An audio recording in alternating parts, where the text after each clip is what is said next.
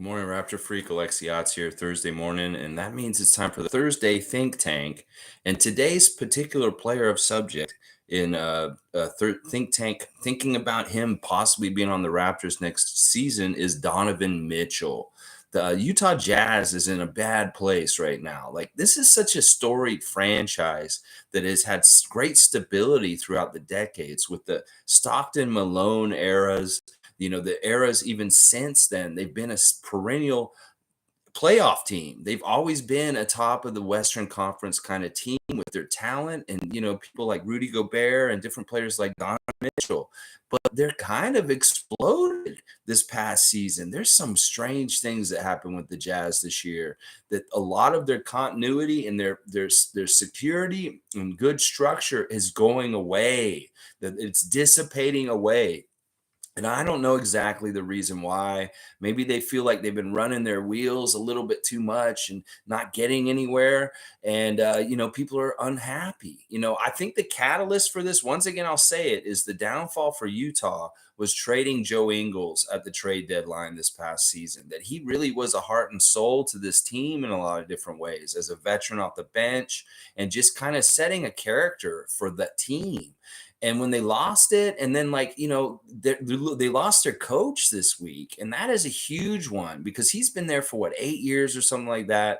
He's been a really steady force for them, and now he's gone, and now the players are kind of like, what is going on? Like, we already talked about Rudy Gobert and possibly him being on the Raptors, and how we don't think that's a good idea either. And yeah, I kind of just gave it away. The Donovan Mitchell thing, I was trying to look at it seriously last night because a lot of Raptor fans are kind of calling out for this. They see Donovan Mitchell as an upgrade in the positions to a higher level kind of scorer, a guy who's already got accolades. He's been in the league 5 years. He's all NBA 3 of those years. He's an all-star. He's a dunk champion. He's got a lot of accolades.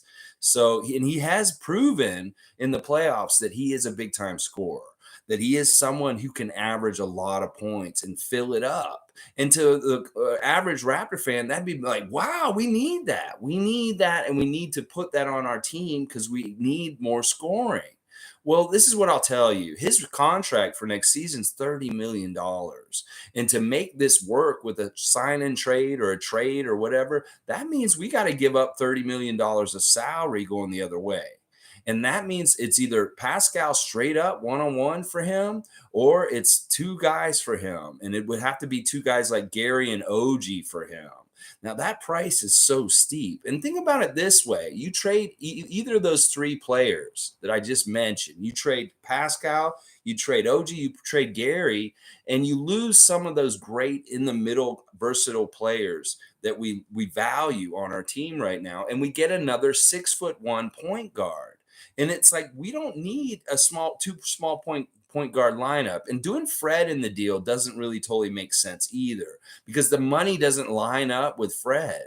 If you put Fred in the deal, then it's got to be like three players in the deal and stuff like that. So it's like, none of this works. None of this works for Donovan Mitchell. And he's not a need that we need, because it just doesn't work with the trades or anything. So I think we would mess up our chemistry too much. I think that it would be like, sure, he may be a really reliable big time scorer, but it would make our team short again. It would make us like give up at least either Pascal straight up or both those guys. And what is it? We trade Pascal for Donovan Mitchell, and we're missing that small forward, power forward kind of thing, everything that Pascal gives. And we have another shorter guard that doesn't fit in our positionless scheme. So I'm going to get rid of this. This is the first part of the topic today, and we can talk more about it if you guys want to. But I'm going to just say no. Once again, this has consistently been something on the Thursday Think Tank where we look at these players, and it doesn't necessarily mean that we want them. It's just we're investigating whether it's worthwhile or it makes any sense. And as far as I'm concerned, a lot of the fans that are pushing for a Donovan Mitchell on the Raptors right now are just looking at his all-star caliber scoring and just the level of play that he is, but they're not really looking at how the shoe fits. Like, this doesn't fit our team. This doesn't fit what we're trying to do, and we'd have to give up something that I feel like is too essential to what we've been doing well already. So that is, as far as my opinion on a Donovan Mitchell trade in any kind of way, is no, don't do it, Bobby. We don't want Donovan Mitchell on here, even if he's a premium star in the NBA and he brings a lot with him. I still say no. This is not, we're on the right course. Let's just stay the course. All right, let me see what people are saying real quick. Monique was here early. She's telling us about there's a topic of discussion today. Dan Tolzman did an interview yesterday. And Dan Tolzman, I'm telling you, he's the assistant GM to Bobby Webster. Now he's really boring. I'm just gonna put it that way. Like, listening to his interview was hard. Like, he had almost a 20-minute interview yesterday, and it's really, my eyes are glazing over. I'm like, oh my gosh. It's like there's just it's not that he has to be a personality or anything, and it may be very useful to have a guy on your GM staff that can kind of just be like that and really cut and dry. Because Bobby and Masai are like, they're interesting and exciting to listen to, but this dude, oh my gosh, not a knock on him. It's just, maybe it's good that he's like that in a way. But a very interesting interview by him, talking about doing the workouts with the draft workouts, pre-draft workouts. Julian Champagnie coming in yesterday and working out for the Raptors, the twin of Justin Champagnie. And, Tolzman was once again told everybody, OG is not unhappy. OG is not on the trading block. And that all this bullshit noise from the past week is not real. And it's not something that anybody should be worried about or put credibility into. And that's good. I'm glad that once again, one of the Raptors front office is shooting this down, because it's like, it's so dumb. But yeah, interesting interview with him just from that standpoint, and a couple other little notes and stuff like that. But yeah, and then Justin Champagnie's brother, Julian, is very interesting too. He had an interview also yesterday, and he's very soft spoken. He seems like this softer edged kind of Champagnie twin, that the brother, as he described it, he said Justin has a power game, and I have a little bit of a different game. I'm thinking he is more of a smooth finesse kind of game. Maybe he's more of a scorer in different ways, like as a slasher, and not like Justin isn't as much of a slasher scorer. And he's more of a 3-and-D kind of guy and get on the offensive rebounds.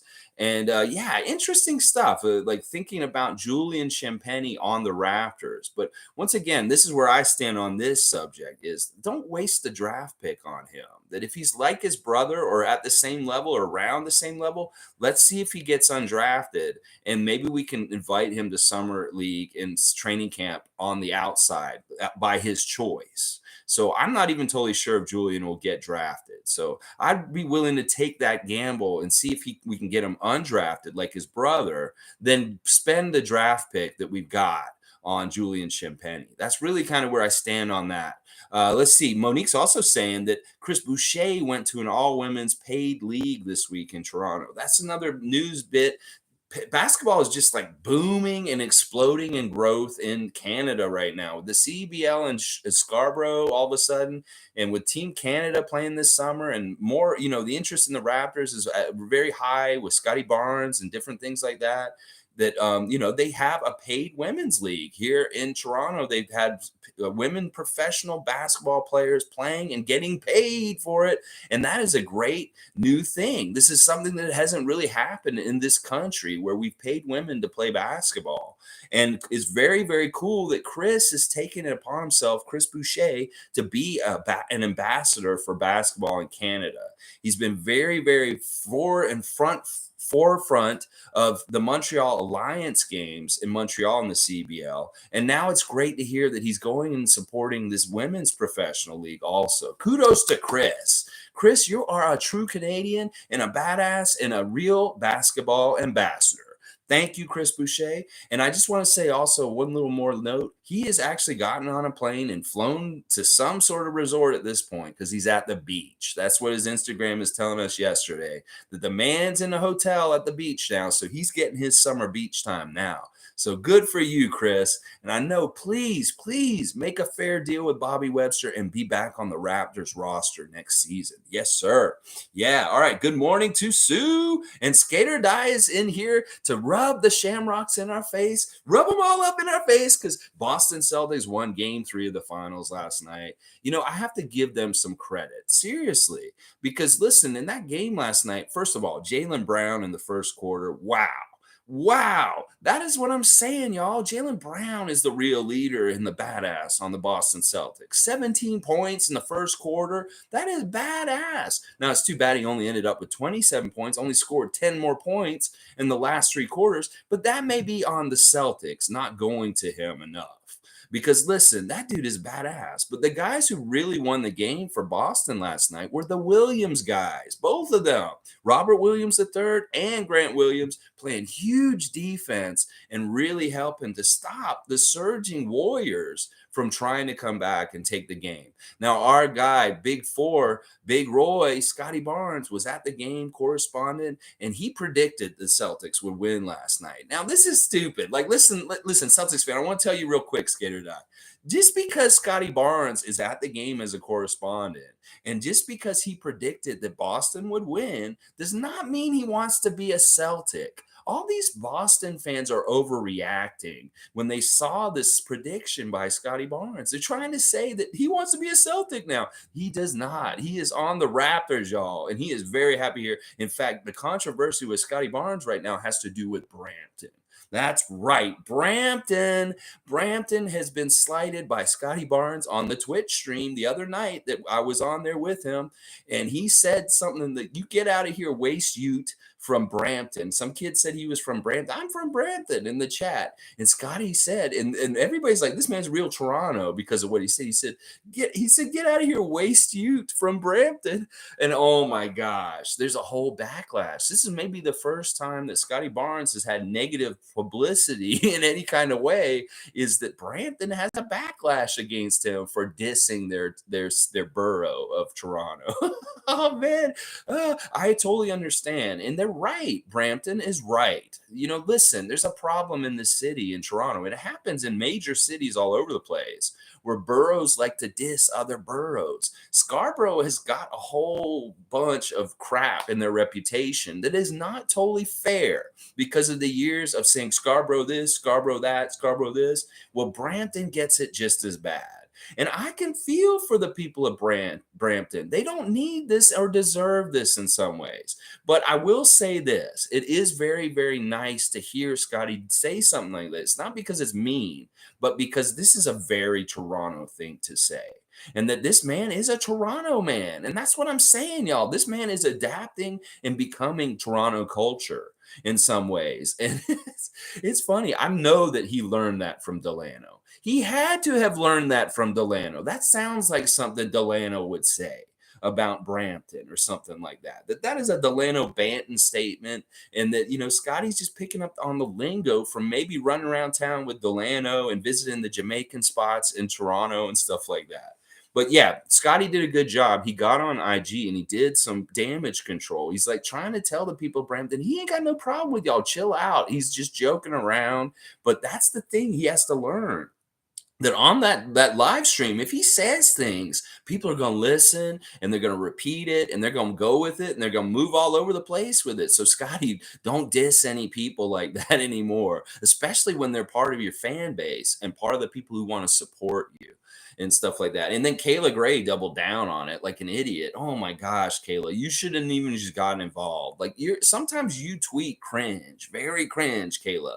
And you know what? I like you. I've gone up and down with whether I like you or not, but I like you. Your sassiness with Leo this year in the broadcast has been fantastic. In fact, it's been entertaining in a way. The ways you have put Leo Routins in his place on the broadcast for the Raptors this season has been commendable, and I applaud it, Kayla Gray. But you are fighting in fights sometimes that you just don't need to be getting involved in. And you did not need to double down with Scottie on his statements about Brampton. Nobody needs Brampton against them. Listen, we can kick Brampton all we want while they're down. But listen, just be nice to them. They're people. They're human beings. And in a lot of ways, this says something more about, in general, tribalism and just like putting down groups of people and stereotyping them. And I don't like it. And we got to change this. So this is a good learning opportunity also, that maybe Scottie stepping in this with the Brampton thing is a good opportunity for all of us to self-analyze where in our lives, maybe we put down groups of people that it's not necessarily fair. That, maybe the Brampton jokes need to go away. Maybe they need to go away, just like the Scarborough jokes should have went away a long time ago also. That's all I'll say on that comment. And Skate or Die, you deserve the Shamrock Parade. You deserve the Shamrock Emoticon Parade because your guys are up 2-1. I hate it. I hate it. I hate it. I hate it. And I really do hope the Warriors still win this series. But listen, Steph Curry hurt his foot last night in the game. And I don't want Golden State Warriors Nation to start that fucking song up again like they did in 2019 because of injuries. Listen, hopefully he plays and he's fine and he can contribute and y'all still win. But I don't want any excuses, Golden State. Don't give us no excuses like you did in 2019.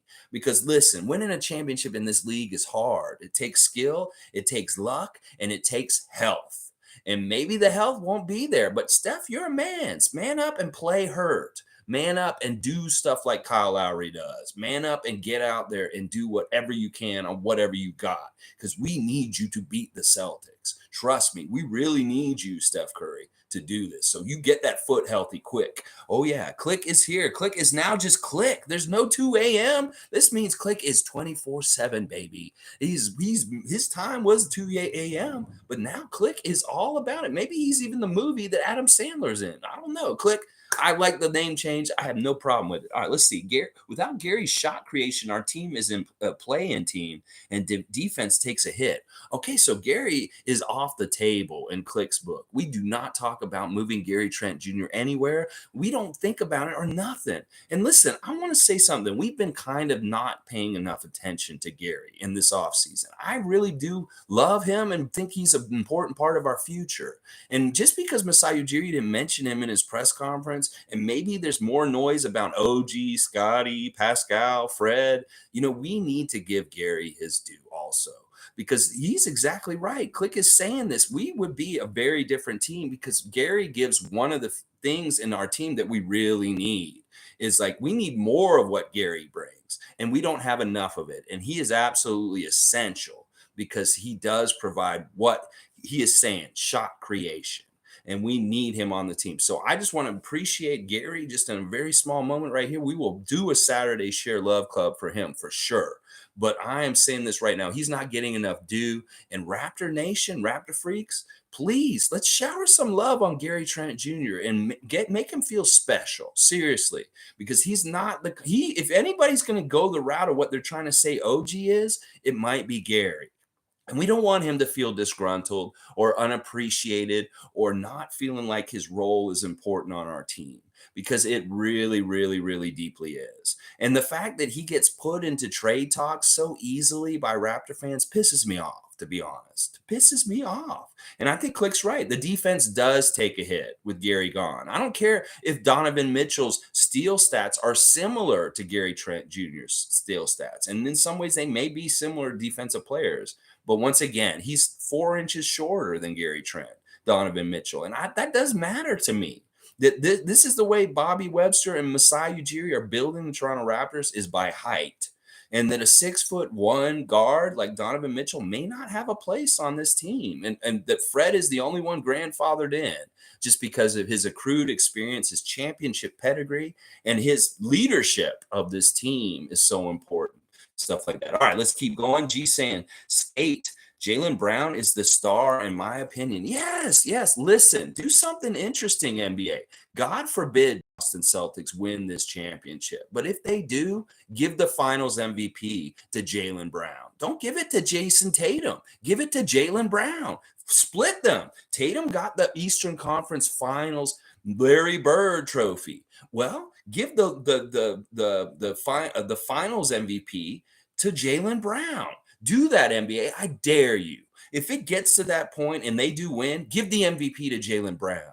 And I dare you to do it. And if you don't, then we'll know your golden boy anointment kind of crap is going on with Jason Tatum.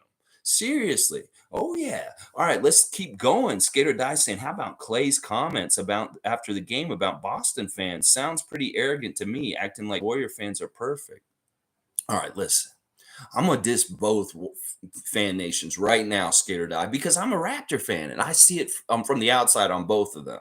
Warrior Nation's a bunch of idiots in a lot of ways too, but they do have, listen, it's different fans with the Warriors. The old longtime fans of the Warriors that have been fans since the 80s, Run TMC, Chris Webber edition of the Warriors, those are good fans. Those are good people. Those are real basketball fans, and they're very knowledgeable. And I have a lot of respect for those fans, old Golden State Warrior fans. Now, the newer Warrior fans that jumped on the bandwagon during the dynasty of the last 10 years, they're idiots, and they're fucked up, and they're the ones that throw trash at Charles Barkley when he's sitting outside on the thing. I don't agree with that. They're trash for that.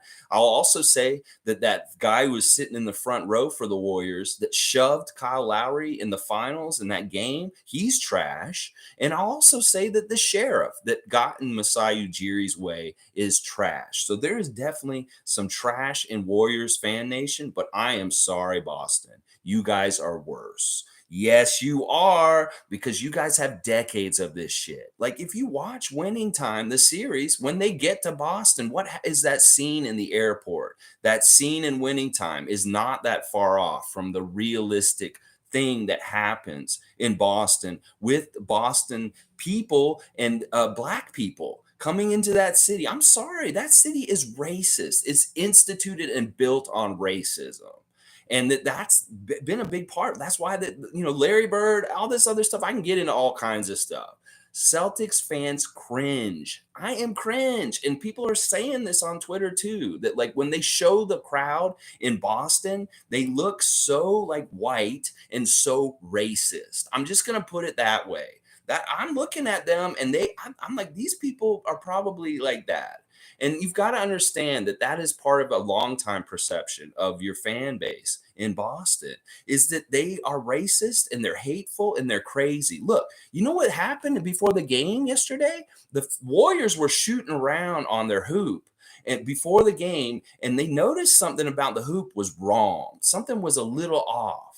They noticed that Boston had set up their hoop to practice on 2 feet higher than it was supposed to be. It was like 11 and a half feet up instead of 10 feet up. And they had to come and adjust it. You think that that was by mistake? No. This is the same shady shit that Boston has done throughout their history with weird shit like this, that they set up the hoop for the Warriors before the game at a higher level to fuck with them and have them practice on a higher hoop. This is absolutely true, what I'm saying right now. You think that's crazy? Go look it up. They put the hoop higher, and the Steph Curry and the Warriors noticed this hoop's not right for some reason. And they went and measured it, and it was like 1.5 feet higher than it was supposed to be, y'all. That is the dirty shit that Boston Celtics fans do. Not fans, but the organization. And that sets the tone for the fans and how they act. Like, these are people that call death threats to opposing players in the hotel, and bomb threats and fire drills, and make the teams leave the building. So I'm sorry, Skater Die. This is just truth. The Celtics Nation is awful. They are awful. And I don't know what Clay said specifically, but this is what I'll say about it without knowing what Clay said. And I don't know, maybe he did say something arrogant, something like that. But yeah, Warriors fans aren't perfect either, and neither are we. I'm not going to say that Raptor fan isn't perfect either, because we have our ugliness in different ways also. But yeah, Celtics Nation, though, has a history of ugliness, and it's racist ugliness. And that's even worse. I'm just saying. Let's see. Monique is here. Always happy to see Monique. What is Monique saying today? Oh, I love there's lots of stuff to say here. Monique is saying, I don't like Mitchell news. So you're not into the Donovan Mitchell news either. I'm not either. It doesn't fit a need for the Raptors, does it, Monique? I don't think that Donovan Mitchell would help us, other than he would give us some really good scoring, and he'd do that. But we'd take away too much from what we're already building. So I'm with you. I'm not a big fan of the Donovan Mitchell deal in any kind of way. I don't want him in a Raptors jersey, other than when he did that tribute to Vince Carter in the dunk contest when he won. That was pretty sweet, the picture for this stream today. But yeah, he doesn't need to be in Toronto. Oh my gosh. Skater Die says he would love to have Donovan in Toronto. Well, I mean, listen, it does seem like we need what he has, but I think that he would be a detriment in like I said, the height thing. That our team is really being built around like some sort of really tall team, like a middle average, like all around. I've called it a Mario team, because like in Mario games, Mario's always the average, like in the middle. He's good at everything, but he's right in the middle as a character. Mario Kart, Super Mario Brothers 2. If you pick Mario, you're getting the average. And that's really kind of what the Raptors roster building style is, Mario style. It's not Luigi style. It's not Toad style. It's Mario style, which is all around average. And Donovan Mitchell may be too short for this. It may be just like having Kyle Lowry back with Fred VanVleet, because we're not going to give Fred up for him in that deal. Although if it was Fred in that deal, that would mean there would be two other Raptors in the deal with him. And then it's like getting even more and more into like what ifs and semantics and stuff. I just don't even want to go through the brain exercise because I think it's all futile. And I don't think that this is actually a serious thing that Bobby Webster would consider seriously. So, all right, let's see. Sue's saying, I'm not for giving up Pascal or two of our main guys for Mitchell. It is too much to give up. It wouldn't help our team. Yeah, Sue can see it too. This is the kind of thing. I know this think tank. I bring a player that we're getting talked about, and there's rumors, and we just really analyze it. That's what this is all about. This isn't that we're for the move. This is just we're exercising our options. We're looking at what the options are and seeing what might be possible. Tom Duke, you are retracting your messages this morning, but I will say good morning, my friend, Tom Duke. Real Raptor freak, baby. Woo! All right, let's see. Monique saying Chris left Toronto last for vacation. Yeah, he went yesterday for vacation somewhere sunny. Chris, I think we're going to do Chris Boucher's Share the Love Club this Saturday, y'all. So tune in 9:30 a.m. Saturday morning. It's going to be the Chris Boucher Share the Love Club because I want to share love with Chris Boucher about Chris Boucher and his time with the Raptors just in case it's over. I hope it is not, but we need to share the love club with Chris Boucher this Saturday just in case something weird happens this summer and he's not back with the Raptors. So we need to share the love with him before. But I'm pretty sure he'll be back. And that's what we want. I know it. Skater Dice saying Jalen is the star and Celtics fans know it. We just let the media run their narrative. So it really is an NBA-driven thing. That's what I'm saying. I'm calling you out, NBA. Give Jalen Brown his kudos. Make him the MVP if they win the championship. If Boston wins the championship, give the MVP to Jalen Brown. If you don't give it to him, give it to Al Horford instead. Just don't give it to Jason Tatum. Please do not reward mediocrity because he could be so much better than how he's playing. He did play pretty well last night. He came around by the end of the game. But overall consistency throughout the whole series is what I'm talking about. And when you have a bunch of guys on the Celtics, they're all similar in talent in certain levels. Like I could even argue that Marcus Smart could be in the running for MVP in some ways. But, it really is between Brown and Tatum for the most part, with Horford as an outside chance. But give it to Brown. Seriously, NBA, mix it up a little bit. And then see Jason Tatum's head explode when he doesn't get a bonus on his contract because he didn't win Finals MVP. Oh, I love it.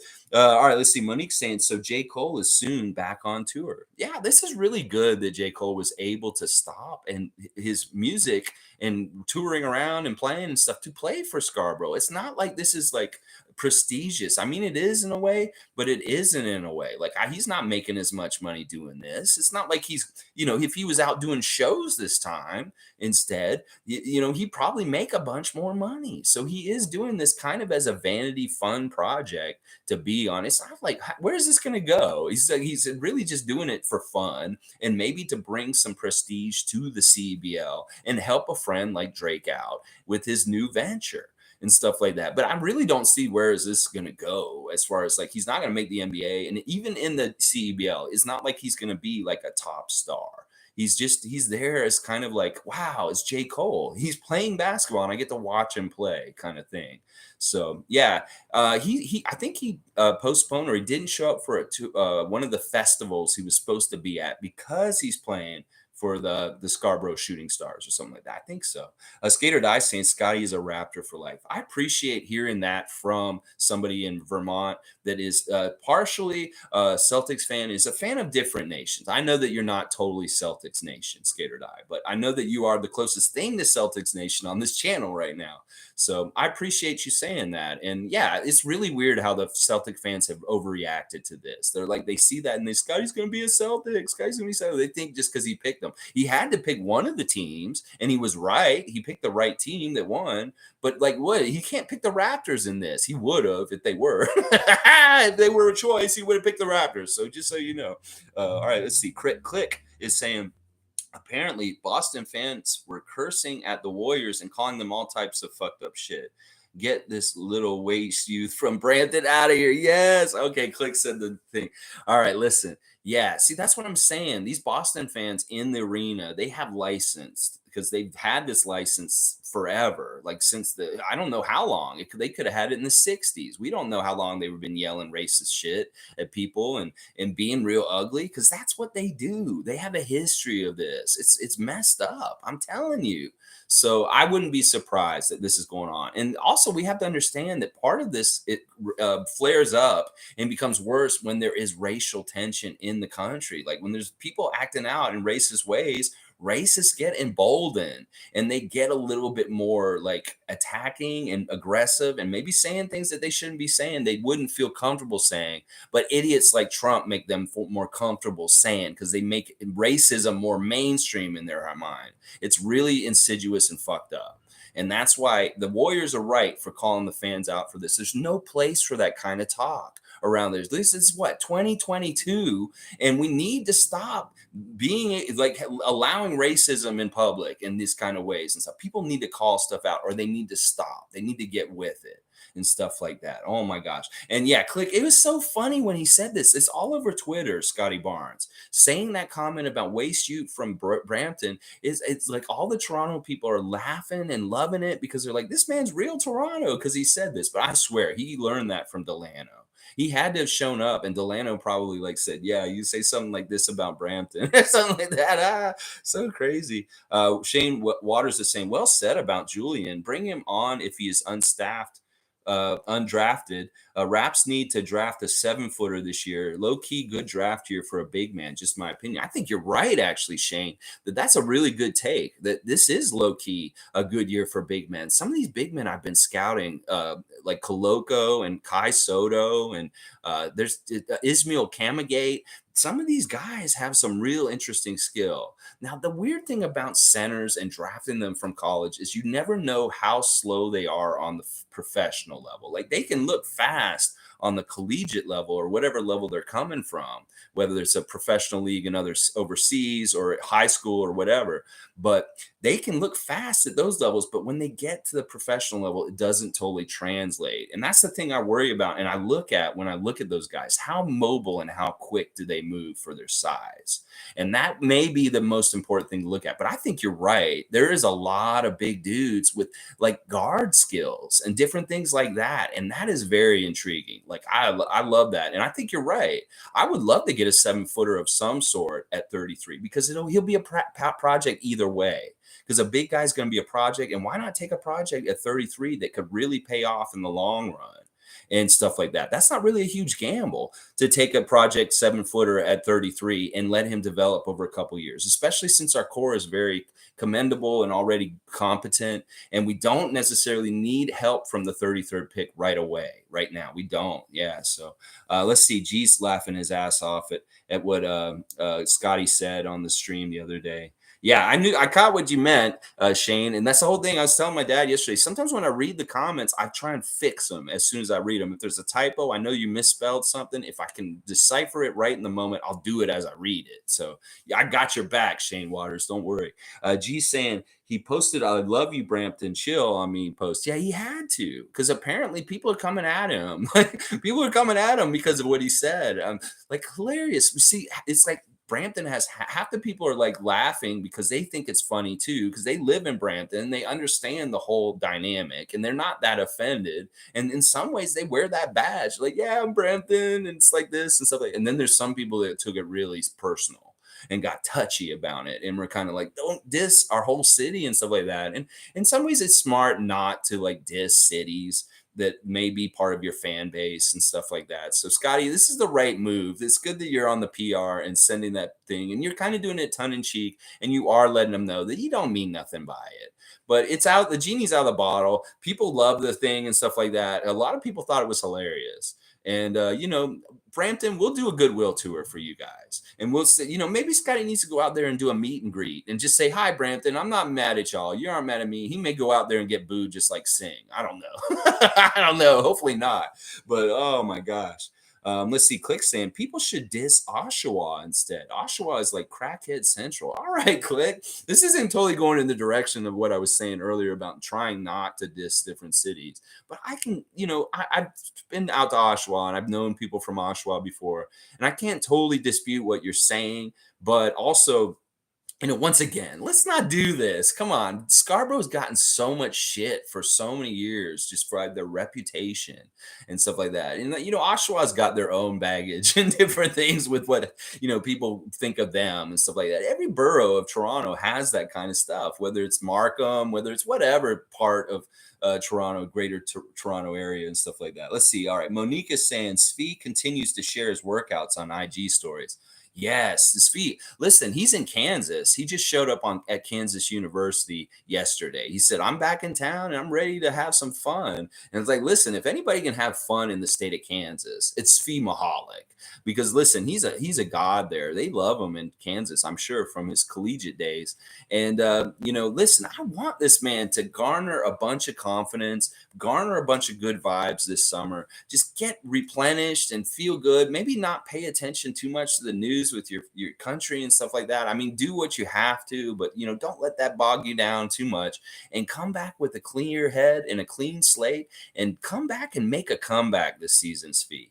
That you could have that role that we needed you to have last year, this year.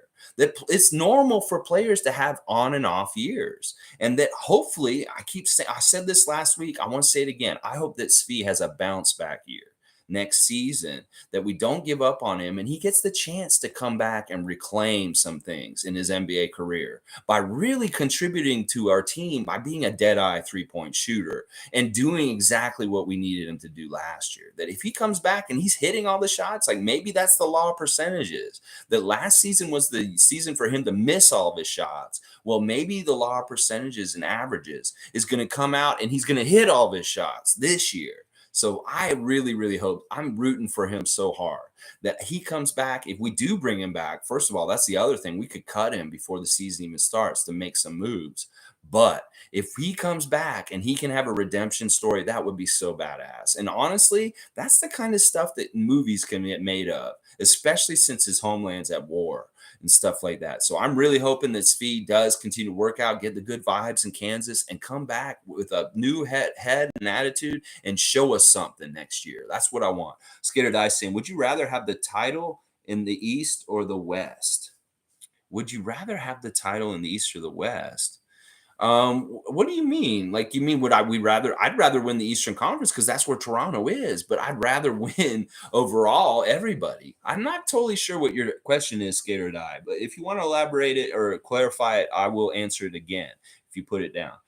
Click saying every Raptor fan wants to bag Kayla Gray. She's fine. Click has a crush on Kayla Gray. Kayla Gray, of course, she's a very attractive young lady. And but this is the thing. We can't do this, Click. Women need to be taken seriously in all kinds of aspects and stuff like that. Like our stream on Sunday about naming the WNBA team was fun, but it was also kind of, listen, it's a little demeaning. And in some ways, this is demeaning. And I'm not coming down on you. Listen, if you have an attraction to her, and a lot of people probably do, I'm sure that's great. My favorite is I can't believe how cute she is and stuff like is Savannah Hamilton. Oh my gosh, she's amazing. Like she really knows her stuff, and her passion for Raptors is amazing and so badass. Like Savannah Hamilton is one of my favorite reporters on the Raptors and stuff like that, and stuff like that. But yeah, Kayla, I'm sure she has a lot of fans. Kayla Gray, sure, I'm sure she does. All right, Click saying also, yeah, if Warriors pull that bullshit again, I'm gonna be on Boston's side for that shit. Yeah, if they try and do that, it's so messed up. Listen, all right, let me talk a little bit more about the finals game last night. Listen, you know who was the head ref last night was Scott Foster. And listen, as much as there's a thing with Scott Foster and Chris Paul, like Chris Paul loses every single playoff game, the Scott Foster refs, there's another thing with Boston. There is a stat out there that every single time Scott Foster refs a Boston playoff game, Boston wins. They're 13-0. So listen, that's what I'm saying. There was an NBA hit job on the down low last night by Scott Foster. That the record for the Celtics when they play in the playoffs, when Scott Foster's reffing, is too perfect. And that it smacks of the same kind of thing in reverse from what he does to Chris Paul. So I just want to make that note real quick that, Scott Foster is an NBA hit job guy who shapes the game, and the NBA wants Boston to win game 3, because if they lose game 3 in Boston, that's bad for the Celtics in the series. So they needed them, and that may be that Scott Foster was the crew chief last night to help guide them to that in some ways, because the foul numbers were a little sketchy last night. There were 9 more foul shots for the Celtics over the Warriors and all kinds of different stuff. Draymond was garbage last night. He fouled out. He was a big reason why the Warriors lost last night. In fact, Kendrick Perkins is calling out Draymond Green for making his podcast more important than the actual game last night. The man at halftime was doing a podcast. He jumped in and did his podcast at halftime during the game. And then right immediately at the end of the game, he's right into his post-game podcast. And that maybe he's a little bit more concerned about podcasting than winning a finals game. So Draymond, we're calling you out on that. And I'm calling Scott Foster out on that other thing and stuff like that. All right, so there you go. A little bit more about the finals game from my point of view and what's happening with that.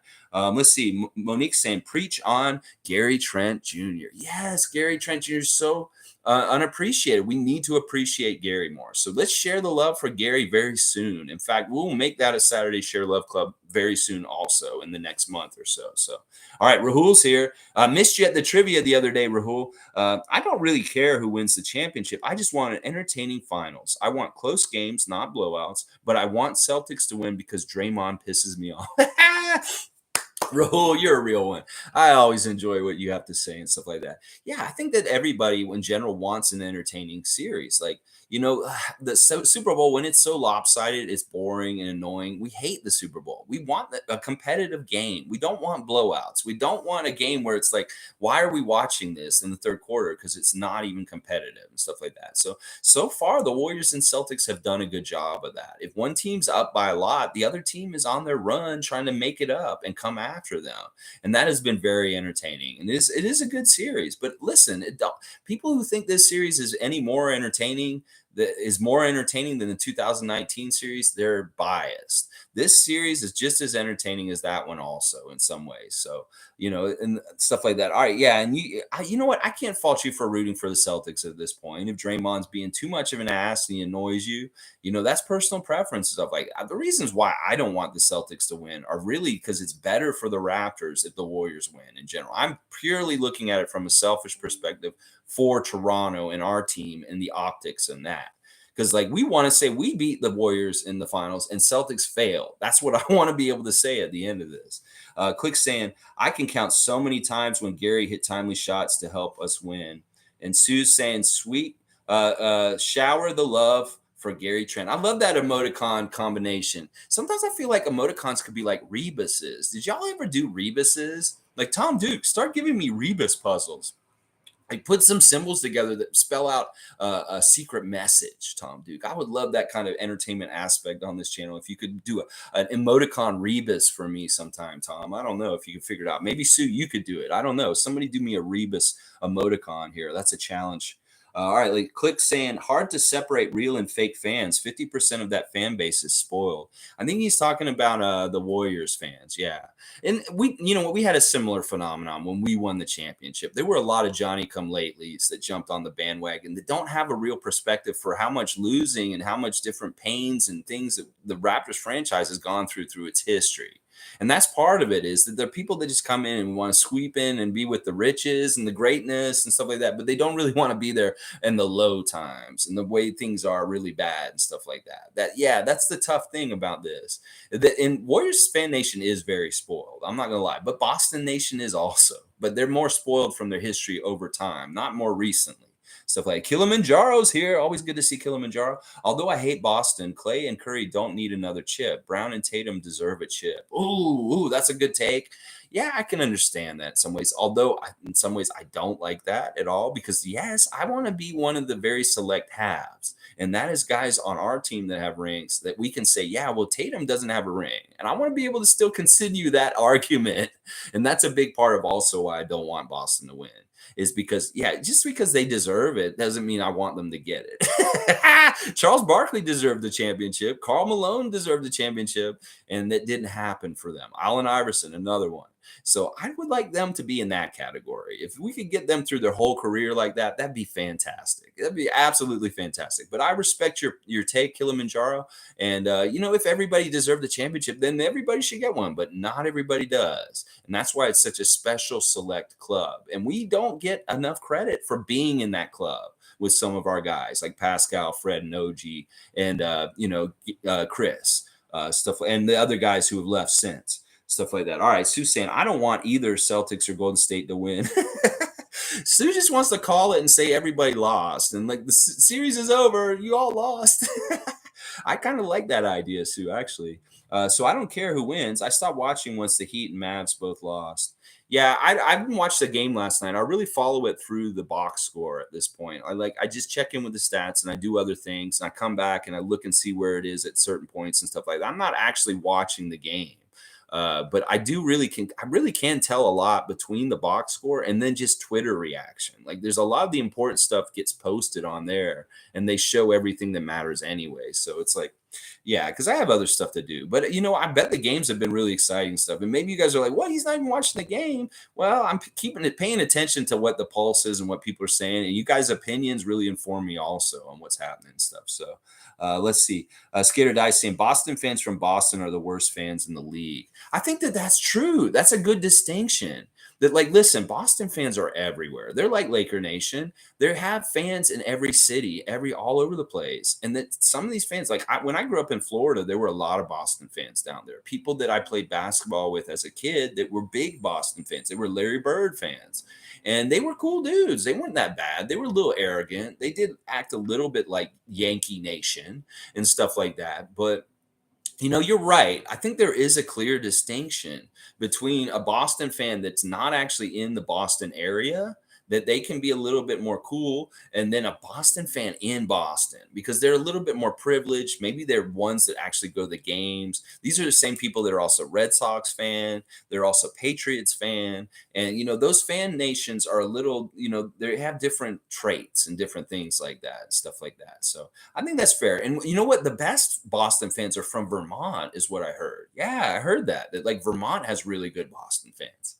All right, like Click saying, when people talk trades, you need to put yourself in the other team's shoes. Would they do it? Think realistically. Yeah, exactly. It's like these people think we're stupid or something. Have they not been paying attention that Masai Ujiri is like the red R back of our generation in basketball? That this man is like maybe the most brilliant man in the NBA right now. That you're not going to pull a fast one on him. That like you come with these weak ass trades from your trade machine fans of other teams and stuff like that. Really think about, you're talking about Masai Ujiri. Do you think the man has a brain, first of all, when you bring this garbage that you bring to us with what you think you can get away with a trade? Okay. No, this is serious. Like what Click is saying is true. And like when I make trades that I would think, first of all, I don't do this because I'm not like that. This is the biggest rules about Toronto is we do not have wants. We fill our needs by ourselves, whether it's through the draft, development, whatever we're doing. We're not desperate team like the rest of y'all that need to trade a problem on your team away or need to trade to get better because it's the fast way to get better and stuff like that. No, we're growing it the right way and we're doing it all on a schedule on our terms. And that's the thing is like you guys on the other teams are coming from want and we're not. And that's why I'm not doing the same in respect. Like, oh my gosh, how can we pry this so-and-so player from this so-and-so franchise? And then I'm sending you shitty deals with the guys that we don't want to you guys for one of your best players. It's like, it's ridiculous. Look at it from the other direction is what Click is saying, y'all. Fans of other teams need to look at it from the other direction and realize you're dealing with Masai Ujiri. and it's all garbage what you're bringing and making up on your trade machine half the time. Click is saying also Brown is a silent assassin, no talking, all action. He doesn't want the flash. He doesn't want the adulation. He should deserve it though. In fact, in some ways, that's much more like respectable when you do it the way he does it. When you just go about your business, it's that OG Anunoby thing. OG just does it, goes about his business, and we respect him for that. There's no extra garbage. There's no grandiose like I'm the great. Oh, any of this Kobe bullshit that Jason Tatum's doing right now. There's none of that, and that's why we love and like Jaylen Brown. I really like Jaylen Brown. He's maybe one of my favorite Celtics of all time. I would put him on a short list with Larry Bird because I love Larry Bird. I thought Larry Bird was a great player, and there were a lot of things about Larry I hated, but there were a lot of things I really respected and liked a lot. And Jaylen Brown is getting to be in that kind of category, especially with how he's playing in these finals. Seriously, like last night, the first quarter, the performance he put in at the beginning of the game, that was phenomenal. That he himself was like really kicking the Warriors' ass by himself to a degree at the beginning of the game. He set the tone and helped them win that game right from the start. Let's see. Rahul's saying, I'm trading OG and Gary if Jokic becomes available. Denver is in a mess because they lost the entire management team to the Timberwolves. Well, that's interesting intel. I didn't hear about that. But I don't know if I'd take that deal even then. Like, seriously, this is what. All right, Greg, Jubstown Clink has a new video that came out yesterday. I'm going to plug him real quick. And in his video, he's saying, like, look at who's in the finals right now. Look who were the top 4 teams in the NBA in the Eastern Conference and the Western Conference finals. These were teams that did not rely on centers. And that Jokic, he's great. He may be the best player in the league, but he may not win championships. And what we're all about in Toronto is winning championships. Sure, you can have a regular season, an MVP season, crazy ass metrics and stats and be Jokic, but you may not ever win a championship because it may be the big man. It kills the chances of winning a championship. And that's why I do not want a center at this point. In fact, I more and more believe that what Masai and Bobby have been building without a center the last couple of years has been brilliant because they were ahead of it and they were not listening to us when we were crying out for it. And now it's showing why they did not invest big money in somebody like Ayton, somebody like Gobert, somebody like Jokic, because look, 2 of those 3 guys are getting shopped right now that they don't even want them. And they put so much money into them. It's a headache. And we don't have that headache right now, that we were light and loose and able to move within our salary cap because we don't have a huge center with a huge contract on there. So that's really kind of where I'm at with that. But you know what? Jokic is kind of a special case. Like I really would have to revisit this, like think about this really deeply, Rahul, because it is really a franchise changing move. But that's a really steep price. Once again, I don't want to get rid of OG or Gary. We very much need them as a part of what we're doing with our core right now. Click saying Cole had hoop dreams when he was young. I'm trading for a star. I can't. I meant a Canadian. He's trading.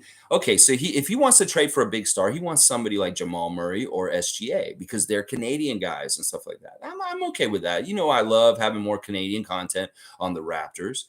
And yeah, the J. Cole thing is he's a good baller. He's played in different leagues. Like he was playing in a league in Israel, I think, like a couple of years ago.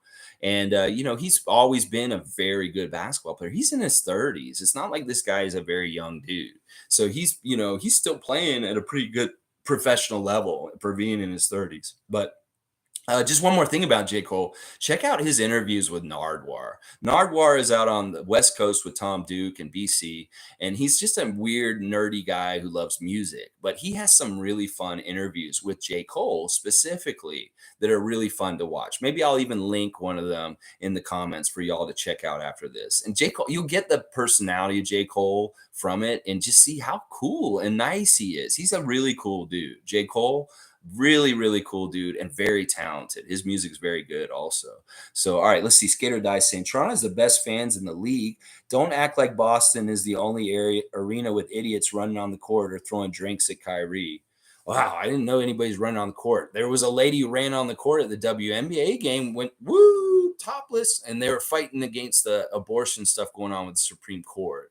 Yeah, that's really good activism. In fact, I don't come down on anybody who interrupts a game for activism, whether it's chaining themselves to the goal to fight against the owner owning a company that is not humane to animals and it's PETA, whether it's women's rights groups coming out there and protesting SCOTUS for the possibility of repealing Roe versus Wade.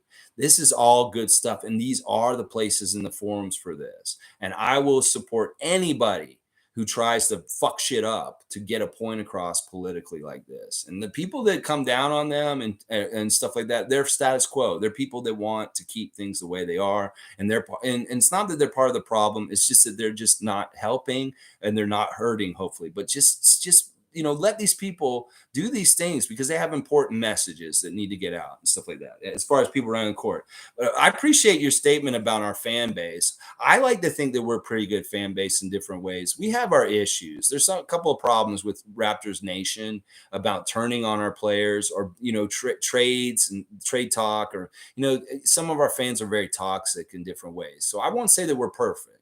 But we do have some of the best fans, the most passionate fans. We have fans all around the world. The people that come to the Air Canada Center, Scotiabank Arena, are some really awesome people in a lot of respects and stuff like that. So we appreciate your comment there, Scared Eye. Yeah, and Boston isn't the only place. Like, Philly fans are very comparable to you guys. And we can't forget, if New York fans were more relevant, they would be much more of a problem also. Like, New York fans could be pretty bad, but they've not been relevant or had too much to be that emotional or act out about because there's no reason. They're apathetic. So if they would be pretty bad. All right, let's see. All right, Rahul's saying Sixers has one of the worst fan bases in the. Yeah, I agree with this. Sixers, well, and it's not even, and not all fans. We love you guys, like Blue City, Random Gamer, different Sixer fans that watch this channel. We love you guys, but it's really the history of Philly fan in general, and it's not necessarily just Sixer fan. It's Eagles fan, it's Flyers fan. It's Phillies fan. It's all four of their teams fans. Like, Phillies fans, not too bad, although they've been really bad to some of their players, their baseball players, stuff like that. Rahul's saying maybe there's some friction between the Nuggets and Jokic. I don't know. Like, this seems like there's so much friction in different places, and somebody wants to give us friction. That's the whole reason why this OG story got brought up, is because they wanted to give us some friction. Everybody else got friction. Aiton's a friction. Different players are unhappy. Jazz players are unhappy. Blazers players are unhappy. They want to put friction on the Raptors where there is no friction in a lot of cases. So, or any at all. And really, yeah, I don't know if there's any friction between Jokic and the Nuggets. I haven't heard anything about that specifically. Click saying, I haven't looked at any prospects in depth. Leonard Miller looks intriguing, though. Yeah, we talked about him last Thursday, Click. He really is intriguing because of his height and his skills. Like, he has ball handling skills, guard level skills at a height, and he's still young. So he could end up being like a 7-foot kind of guard kind of guy. And he could be a good pick at 33, just because, the Canadian content's an extra, but we shouldn't value that, as Summer Lowe has put it, that it's just about the Canadian content and more of it on this team. But what we should value is the prospect of him really developing into a really good positionless player, but it won't be anytime soon. Once again, this would be somebody who may be like a role player or a rotation player like 3 or 4 years down the road. He won't be instant help, that's for sure. So I like Miller. I didn't like him at first when I first saw him, like the first couple highlights in high school, because he looked like, it's like, oh, he's playing like little kids and he looks like a man out there. But the more I think about it and the more I think about his skill set, there is something there that is very good. And, it may be good for Toronto to take a flyer on him and have him. But also, we don't want to do it just because he's Canadian. And we don't want to do it for that. I really like how Dan Tolzman described their drafting strategy yesterday in his interview. Like the way that he has different categories for the kind of players that they may get to look at 33, that there's always a couple players they think will go higher in the early 20s that fall to there. And that's the guys that they're really going to be making hard decisions about. Is that players that they rank really high on their rankings, but they don't get drafted, and all of a sudden they're sitting there available at 33 when they pick. And that's really what happens where we get the gold. It's like, that's probably how things happen with Pascal. It's like they had Pascal way higher on their draft board, and then they're like, boom, well, we've got to take Pascal at this number because this is a steal, because we know what we're getting with him. And I think that that's similar with what's happening here this year, is that we're going to have some guys that maybe other teams don't fully recognize what their potential could be, and that we value them higher on our draft rankings internally in the organization. and that they fall out of the first round and they're available at 33, boom, Dan Tolzman feels like he picked a first round pick at 33 is basically what I'm saying, because they valued him, the player they picked, in the top 20 in the whole draft. That's what I'm saying. It's all perception. Different teams are going to perceive different players in different ways and value them in different ways. And if we have our cheat sheet in our list of guys that we really figured out, and this is the guys we want to pinpoint, and boom, somebody falls out of the first round and it's actually like a first round level talent. That's what I'm talking about.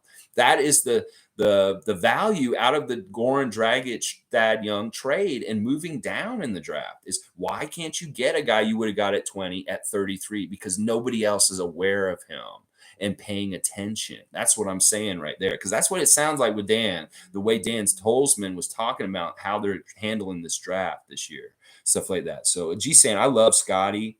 He has completely embraced Toronto. He is so proud to be a Raptor. He really is. Like, gee, it's so fun. Seriously, y'all. I wish all y'all could be there with us in the stream. Really watch out for him when he gets on Twitch, because he's going to do this all summer until it gets back to the season. In fact, he may continue it in the season at some point because he's really into it. Like the way he closed the Twitch 2 nights ago, he was like, I love you guys. I love this streaming with you guys and being here. He means it. He's speaking from the bottom of his heart. He loved connecting with his fans through playing video games on the Twitch stream and talking to us. So it is really cool. And he is really for us. Like there's that clip of him, the soundbite that's on Twitter right now, where he's saying 2023 Toronto Raptors, let's go. Like, and people are playing it on blast. And he's like, he means it. He's all about getting us championships here in Toronto. And I know he's going to be successful and he's going to get them. He will. I know he will. All right, let's see. Oh, Monique, listen. Oh, happy birthday. Another Gemini in my life. Holy crap, Monique, you are turning what? I don't know how old. I won't ask you. You shouldn't ask a lady how old she is, but your birthday's tomorrow on the 10th. That's fantastic. Happy birthday, super fan Monique Lawrence. Your birthday is the same birthday as my niece. My niece is turning 12 tomorrow. Happy birthday to Ansley and happy birthday to Monique. That is fantastic. Monique, I hope you have one of the best birthdays you've ever had. And you just have a fantastic, beautiful day. Touch some grass. Like Scottie Barnes says, get outside and just enjoy some sunshine. Hopefully it's a beautiful day tomorrow. And you get to have just be surrounded by your loved ones and friends and all kinds of stuff. Happy birthday, Monique, ahead of time. And, you know, I'll miss you tomorrow, but I know you'll be right back again with us at some point, sometime real soon, quickly. G saying happy birthday to Mo too. I love that. You know, I love this kind of stuff where you guys are wishing each other well. And I love the love yesterday from my grandmother too. That was really sweet. Lolita's saying happy birthday to Mo also. And it's seen. Lolita's saying it's 8-5 against the Warriors. Yeah, building on my Scott Foster comment earlier. The stats don't lie. Listen, we can look at them. Scott Foster helps the Celtics. That's just the pure truth of it. If we see Scott Foster in any more of these finals games, know that he's there to help Boston win just ahead of time. Yeah. Let's see.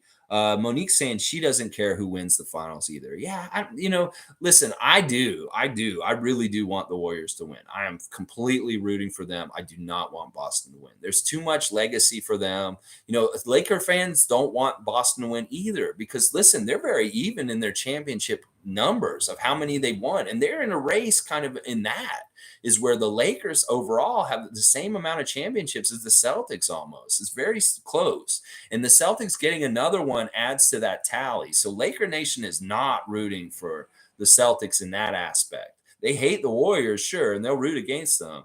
But in similar ways, I'm rooting against Boston too because I don't want them to build their culture and their winning over time. I like them being a bad team for the last couple like decades instead of being a top team like they were in the 80s and the 60s and those eras and stuff like that. I don't want them to come back and rise to prominence or anything. No, I don't. I want them to be a dumpster fire just as much as the Lakers are. That is truly my wish for them. I'm serious. Let's see. Scared Die saying, my last comment for now is I'm at work. Excuse me. I'm so thankful for how strong you are towards empowering women and women's rights. I love it. Have a great day, bud. And I'm listening from here out. Oh man, Skater Die. Seriously, man. Listen. I appreciate that. That's a very high praise and comment. Listen, I just do what I can with my platform. We need to realize that the people that are telling people to shut up and just play ball or shut up and just do music or whatever, we all can't afford to not be political at this point. That there are so many important issues, that there are fights and front lines and battles, and that we can't sit idly by. That there's no time for us to not take a side. That when you don't take a side and you don't say something, then you're a part of the problem and not helping solve the problems. That we all cannot afford to just be, I have no opinion, I don't want to be about. You may not want to get involved in the fights or right in the middle of it, but you do need to help in any kind of way that you can, that you feel comfortable. And that's how I feel comfortable doing this. I've told myself, when I started this channel, I want to be 100% pure me. And part of me is being political and speaking my mind on issues like this. And I know that it will turn off some people and they won't want to watch my channel because of some of the political things I say. I've lost people probably in the last year because of different things and stances that I've taken. But I'm willing to do that because that's not why I'm here. I'm not here to accumulate the hugest following and just be everything for everybody. I'm here to be purely 100% me and how I look at politics and Raptors basketball and the NBA in general. And that's important. And it's brave in a way because people get canceled for speaking their mind and being out of bounds and doing this kind of stuff. Where people say, well, you should just shut up and just do your stream on sports. Why are you talking about abortion or gun rights or women's rights and things like that? Well, because I feel like everybody needs to, that this stuff all needs to be talked about all the time. And that if you're not involved in it, then we need to, especially the climate change stuff, we need to activate and get going on this because we're already behind stuff. And I really appreciate the comments today, Skater Die. Man, you're kind of making me want to cheer for the Celtics. Just a little bit. But man, I hope you have a great day at work. And I really do appreciate that compliment. I mean, seriously, I'm a little part of it. And honestly, I could do more. And this is an area that I've been bad in historically in my life because I grew up in the South, and the way we treated women in the South where I grew up and how I was conditioned to think was really messed up.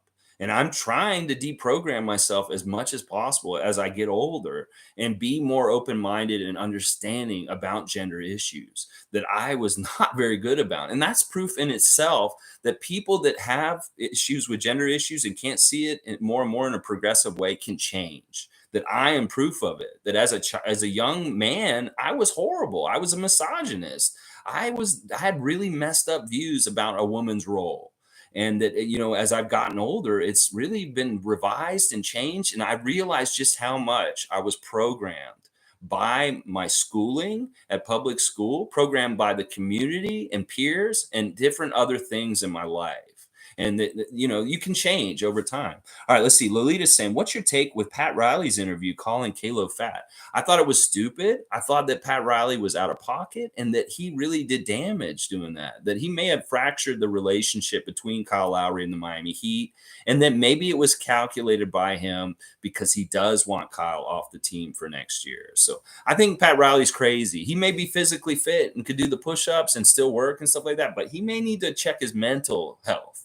As far as that's not something you do publicly. You should have taken care of that and said it to Kyle personally to his face without the cameras and the microphones, Pat, because you just humiliated him to a degree publicly. And now Heat Nation's piling on him for his weight. And it's just unfair and wrong. That it's really messed up, honestly. So that's my whole take on it, Lolita. I talked about it the other day, but I don't mind bringing it up again. Oh, Tom Duke brought me a Rebus. All right, let's see. Monique's saying, what were your thoughts when you saw Jalen Harris' 38-point game? I was happy for Paul B. I was happy for Jalen to a degree also, but I think it's too little too late. Honestly, I don't think he's going to do it. Once again, I'll say, Jalen, if you hear me and you hear me saying this, prove me wrong. Prove me wrong, Jalen Harris. Prove me wrong and make your way back to the NBA with the Toronto Raptors, because I would love to see it. I'd love to see you succeed and overcome this, but I don't think you will. But prove me wrong. That's what I'll say about Jalen Harris right here. Tom Duke saying 2023, talking about 2023. I'm trying to read his rebus here. Explosion, bomb. pancakes with syrup, pancakes with lots of 100% maple syrup, pancakes with a pat of butter, pancakes with a lot of 100% maple syrup and pat of butter, and then waffle with butter, waffle with pancakes and butter, waffle with 100% maple syrup, Canadian maple syrup, another waffle, and then we got a third waffle. It looks like it's a Waffle House, and then we got a celebrating a happy New Year's Eve guy, and then he's got the middle finger for somebody. I'm not sure who it is. Maybe Scott Foster. He's got stars in his eyes. He's very happy about it. He's 100%, and then it's like all out, and then he's got the muscle. He's got the big muscle, and then we've got five dinosaurs that look like the Raptors starting lineup. Yeah, I love it. I think I know what you're saying here, Tom. And maybe we need to build a code, a secret code, a secret Raptor free code. It sounds like there's going to be great things happening in 2023 for the Raptors. There's going to be a lot of syrup pouring on thick with huge leads by the Raptors, getting some big, huge leads in the second half of games with pouring that 100% maple syrup on those pancakes and waffles. And yeah, he's putting a big middle finger up to the haters, and he's just loving life. And he's saying Raptor power is what he's saying on there. I think I just deciphered it. I think that's about right, Tom. You can grade me on my Rebus reading skills. All right, Lolita's saying another Canadian on the team that fits the Raptors team. Yeah, I like that. Yeah, Leonard Miller. He could be an interesting prospect, a high school player from Fort Erie. Yeah, he's very, very talented with some guard skills at 6'10". Whoa, that sounds so good. And because he's so young, he can get taller. And it's funny, they were talking about Scottie standing in that picture with Jason Tatum yesterday or a couple of days ago with the interview. He looks the same height as Jason. And that everybody's kind of like saying that it's fraudulent that people are listing Scottie Barnes at 6'7", that he is not 6'7". This man is more like 6'9". And he actually may be growing this summer, and he may come back and they measure him coming into training camp, and they're like, Scottie, you're 7 foot tall all of a sudden. They're like, whoa, Scottie Barnes is 7 feet tall all of a sudden. I really do believe 6'7" is a little bit wrong for his height. It's like sometimes they give players inches, like Adam, like they do in wrestling. They want Andre the Giant to actually be over 7 foot when he was really 6'10". Well, they usually add inches to NBA players. Like Barkley was another one. They used to always say Barkley was 6'7" when the man was really 6'5". And now they're discounting Scottie Barnes on his height. I think he's actually taller than what they're listing him at 6'7", stuff like that. All right, let's see. G saying, I hope Banton comes back with a shot. He can be deadly. He's been in Miami for a couple of weeks. Scottie's not even down there, and Delano's just hanging out in Miami. I don't know what he's doing down there. Hopefully he's getting good workouts in with a good trainer and stuff like that. And yes, this is an area that Delano Banton could super improve. Like if he's a better shooter, that's really, really good. He has a weird release. He has a weird shot. Maybe his shot mechanics could be tinkered with a little bit to be more efficient because he has a really weird gangly shot. And hopefully he can clean it up and make it a really, really more consistent. I agree with this. Banton better shooting next year. That will help him get more time on the court for sure. Oh, yeah. All right. Tom Duke is here. He wants an impression of Draymond in his halftime podcast. All right. I didn't watch it, Tom. I didn't actually watch it. So I'm going to be doing this blind. I'm just going to think this is what I think Draymond's saying on his podcast. He's like,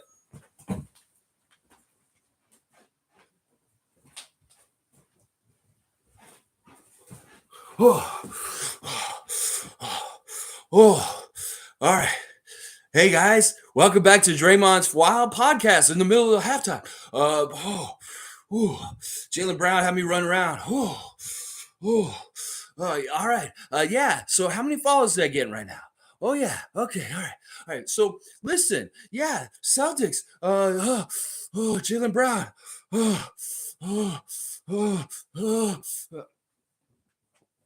All right, that's it. That's all I do. That's a great. I haven't had an impression request in so long. I was hoping I'd get one against him, but Raymond Jacobs is usually throwing them at me. I'm glad you did, Tom. I don't know. I didn't know what to say in there. I just think he's out of breath, running in on a towel, just quit talking. It's so stupid. Monique's saying, haven't seen any updates on Mo Bamba lately. Yeah. You know what? I don't think we really do have a connection to Mo Bamba.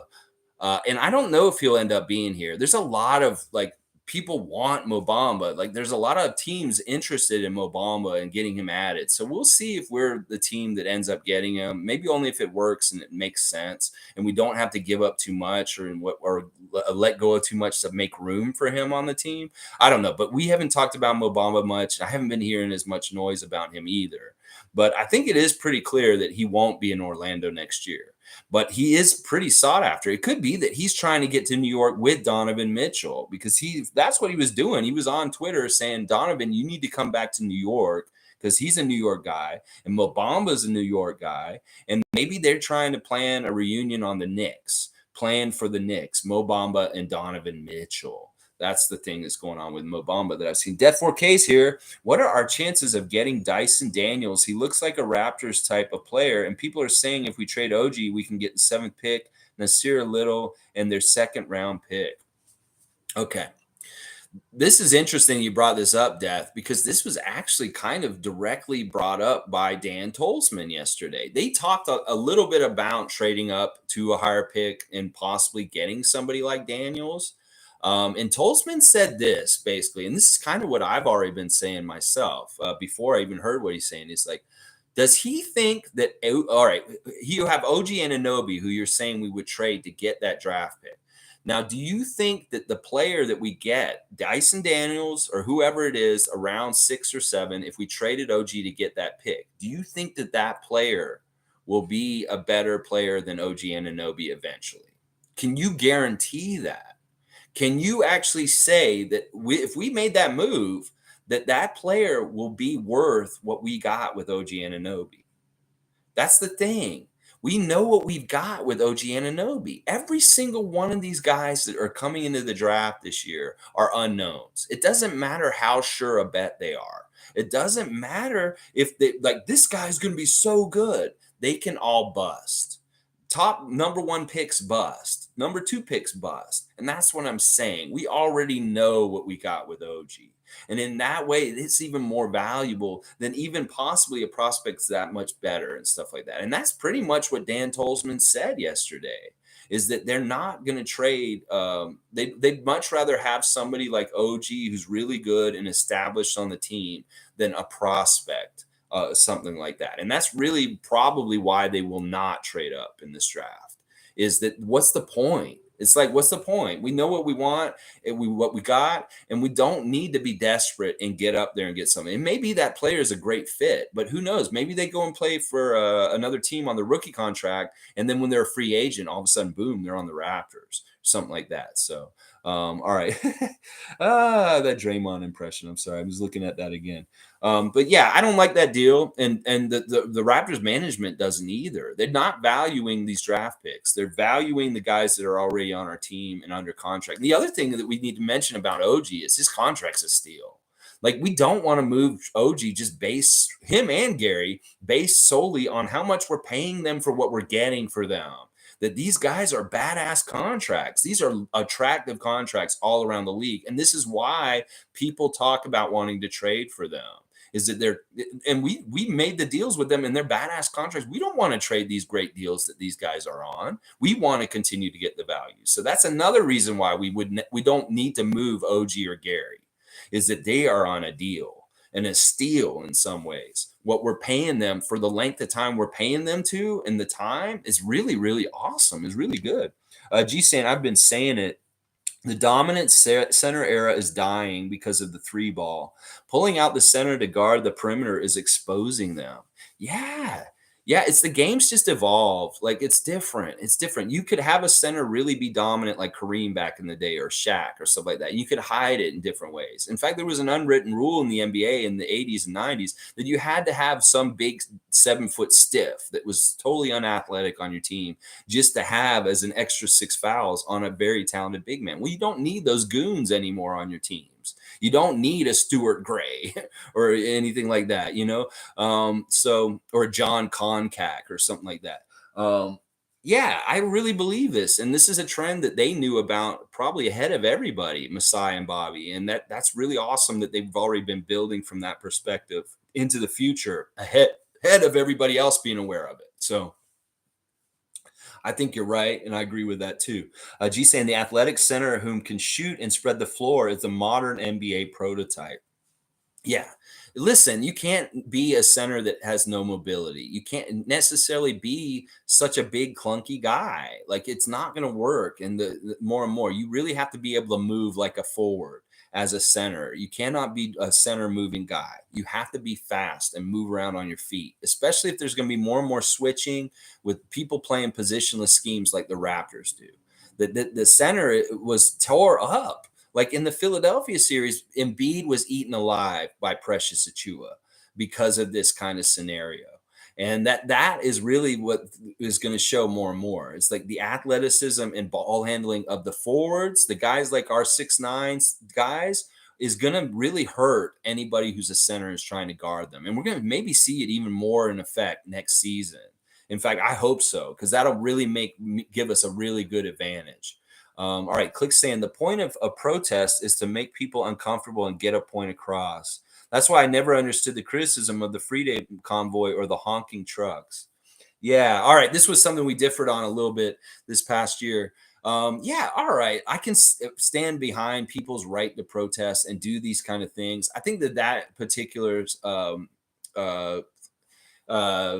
movement was just a little bit hijacked by racists and also hijacked by QAnon kind of people and stuff like that. And that was part of the reason why I couldn't support it. But you know what? I didn't say that they shouldn't do it. The only thing that I didn't like about it was that how they were dealing with the downtown people that lived in the cities, that it was really not cool to disrupt people's lives. They were in the middle of it. And I understand that that's part of what you're saying is that you want to make people uncomfortable.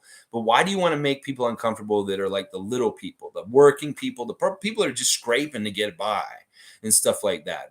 Go make Parliament uncomfortable. Go make the people that are in charge uncomfortable and stuff like that. But yeah, you know what? The more I think about the trucker protests this past year, the more I don't have a problem with them. I didn't like all the Trudeau hate. I thought it was a little bit over the top in some ways. I mean, I understand why people are upset with Trudeau, but I think that once again, there's people that are really scapegoating him in major ways that isn't totally fair in some ways. But anyway, I don't want to get too political, but I like Click's general point here is that protest is meant to make people uncomfortable and get points across for sure. Death 4K saying, what do we all think about Jalen Smith? He's young and does everything from a center that we want. I don't even know that name. I haven't looked at him yet, Death. So I have a blind spot here. I'll have to go look at him afterwards and stuff like that. Click saying, has anybody watched Hustle yet? I saw one little clip of it, and Anthony Edwards is in it. He's acting. Anthony Edwards is acting in this movie, and it was really interesting. Like the scene that I saw was he was basically getting under the player's skin on the court by talking trash about his family sitting in the crowd, and like he gets the little girl to wave to him, and then the other player like hits him and gets on top of him, wants to beat him up, and Adam Sandler's sitting in the crowd, and he's like, get him out of there, get him out of there. He's like telling the coach to take him out because he sees something bad about to happen. But it was really interesting, and everybody's saying that Anthony Edwards was really good in the role, like acting and stuff like that. So I did see one little clip, but that's all I've seen of it so far. I haven't seen it yet. And it's coming out in the theaters this weekend, right? Hustle, starring Adam Sandler. It's another NBA related movie with Adam Sandler in charge of like producing it and stuff like that. So pretty cool. Evelyn's here. Granny Evelyn is back. She apologizes for being absent for a while. She's been taking care of baby Candace. There's nothing wrong with that, Granny Evelyn. One of your most important roles in this world is to be a grandmother. In fact, that may be your number one role in some ways. I don't know about your life in the particulars, but I would say that maybe in your life, your favorite role is being grandma.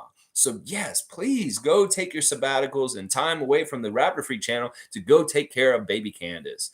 That is fully endorsed, and we love you. We don't care. Listen, people will come and go. Darren, I ain't seen Darren in Jakarta in so long. I'm like wondering if he's all right, but you know, it's always here. You know, we're here, and you guys don't have time to watch me. You don't want to see me until the beginning of the season when things are actually more picking up. That's fine. You know, it's not like this is mandatory or anything like that. I appreciate y'all coming when you can and stuff like that. And say hi to baby Candace. Oh, baby Candace and Granny Evelyn. I always make my days so much more sunshinery. All right, let's see. Death 4K saying Freedom Convoy was shut down forcibly by the government because of the Liberal Party's corruption. Oh my gosh. Yeah, we're getting into this too much. Like, I don't want to get into the semantics of this too much. It was interesting why they started to shut them down. It was really because the Freedom Convoy started to make their own like sheriffs and like saying we're our own state and within a state. And that is usually when people will try and come and shut down. It's similar kind of the thing that happened in Seattle with the protests and stuff. They took a part of Seattle over and made their own like city within a city, and like they had citizens policing it and stuff like that.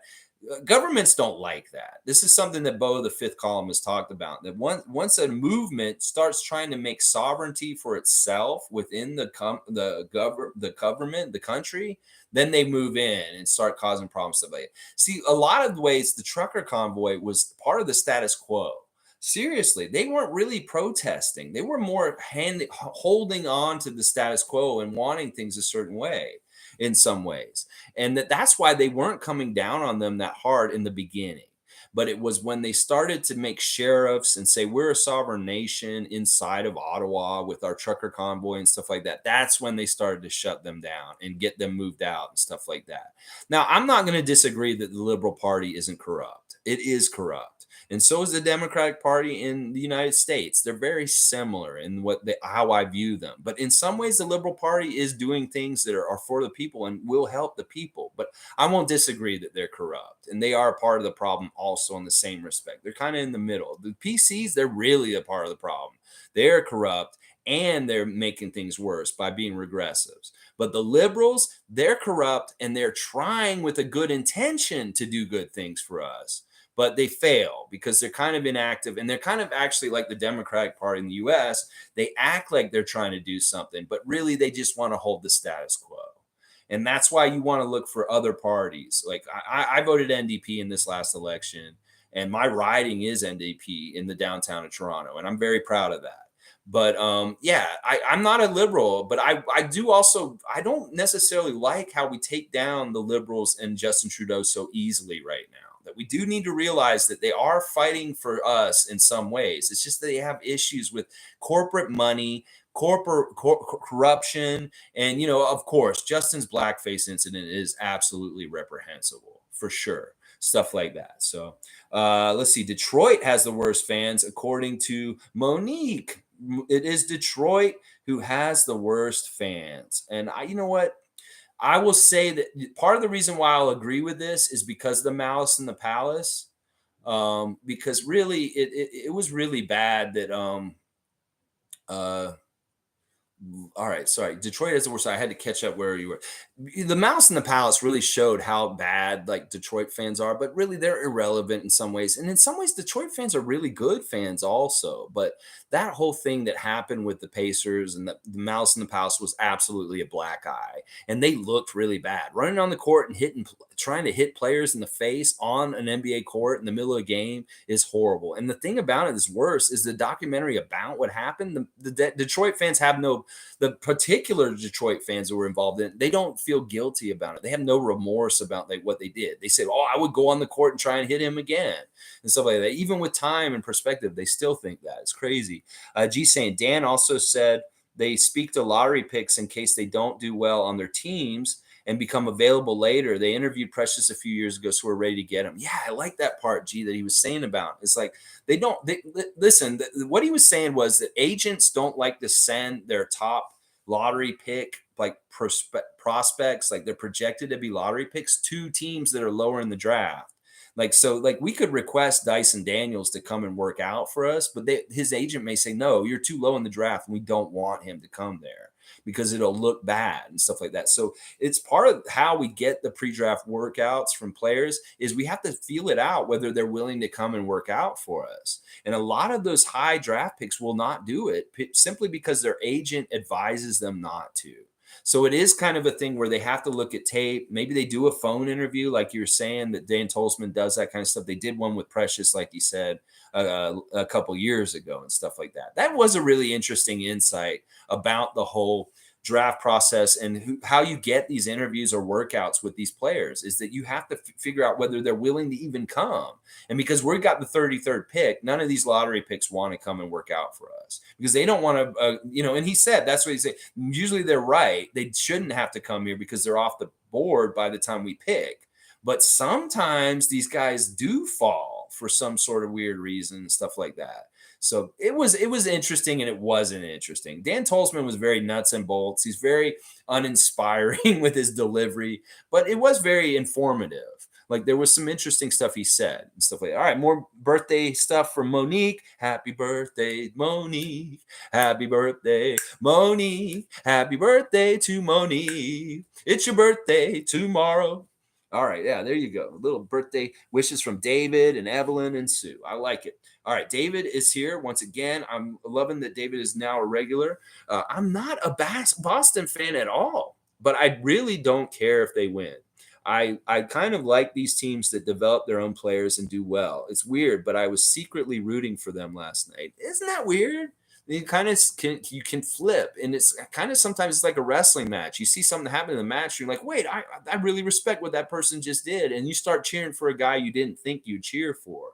Yeah, there's a little bit of that going on with this. I mean, there is respect earned in some of the things that the Celtics are doing right now. I cannot dispute that. As much as I hate them, I have to respect them in a degree. In fact, I realized this yesterday about LeBron James. I hate LeBron James. I will never root for LeBron James while he's playing.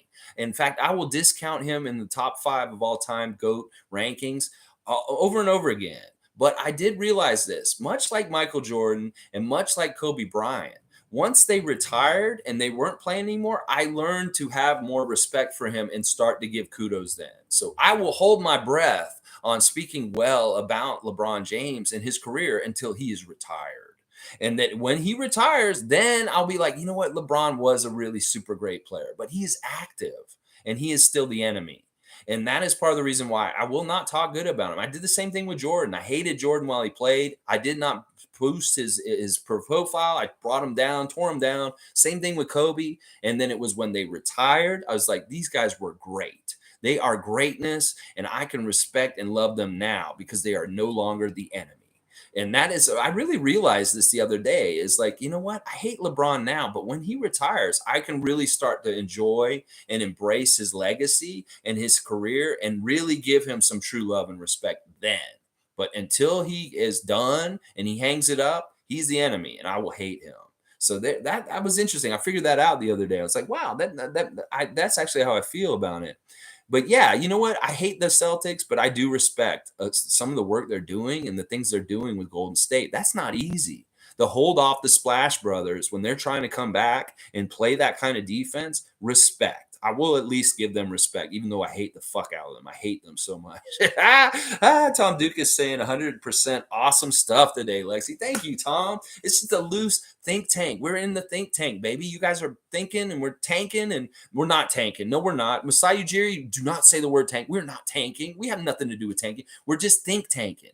And you guys are bringing ideas. We're talking about them today. That's what the Thursday Think Tank is all about. I love it. I love it. I love it. I love it. All right. Monique is saying top 4 Raptors. Are you asking me for my top 4 Raptors of all time? Ooh, that's tough. That is so tough. It's very hard to narrow them down.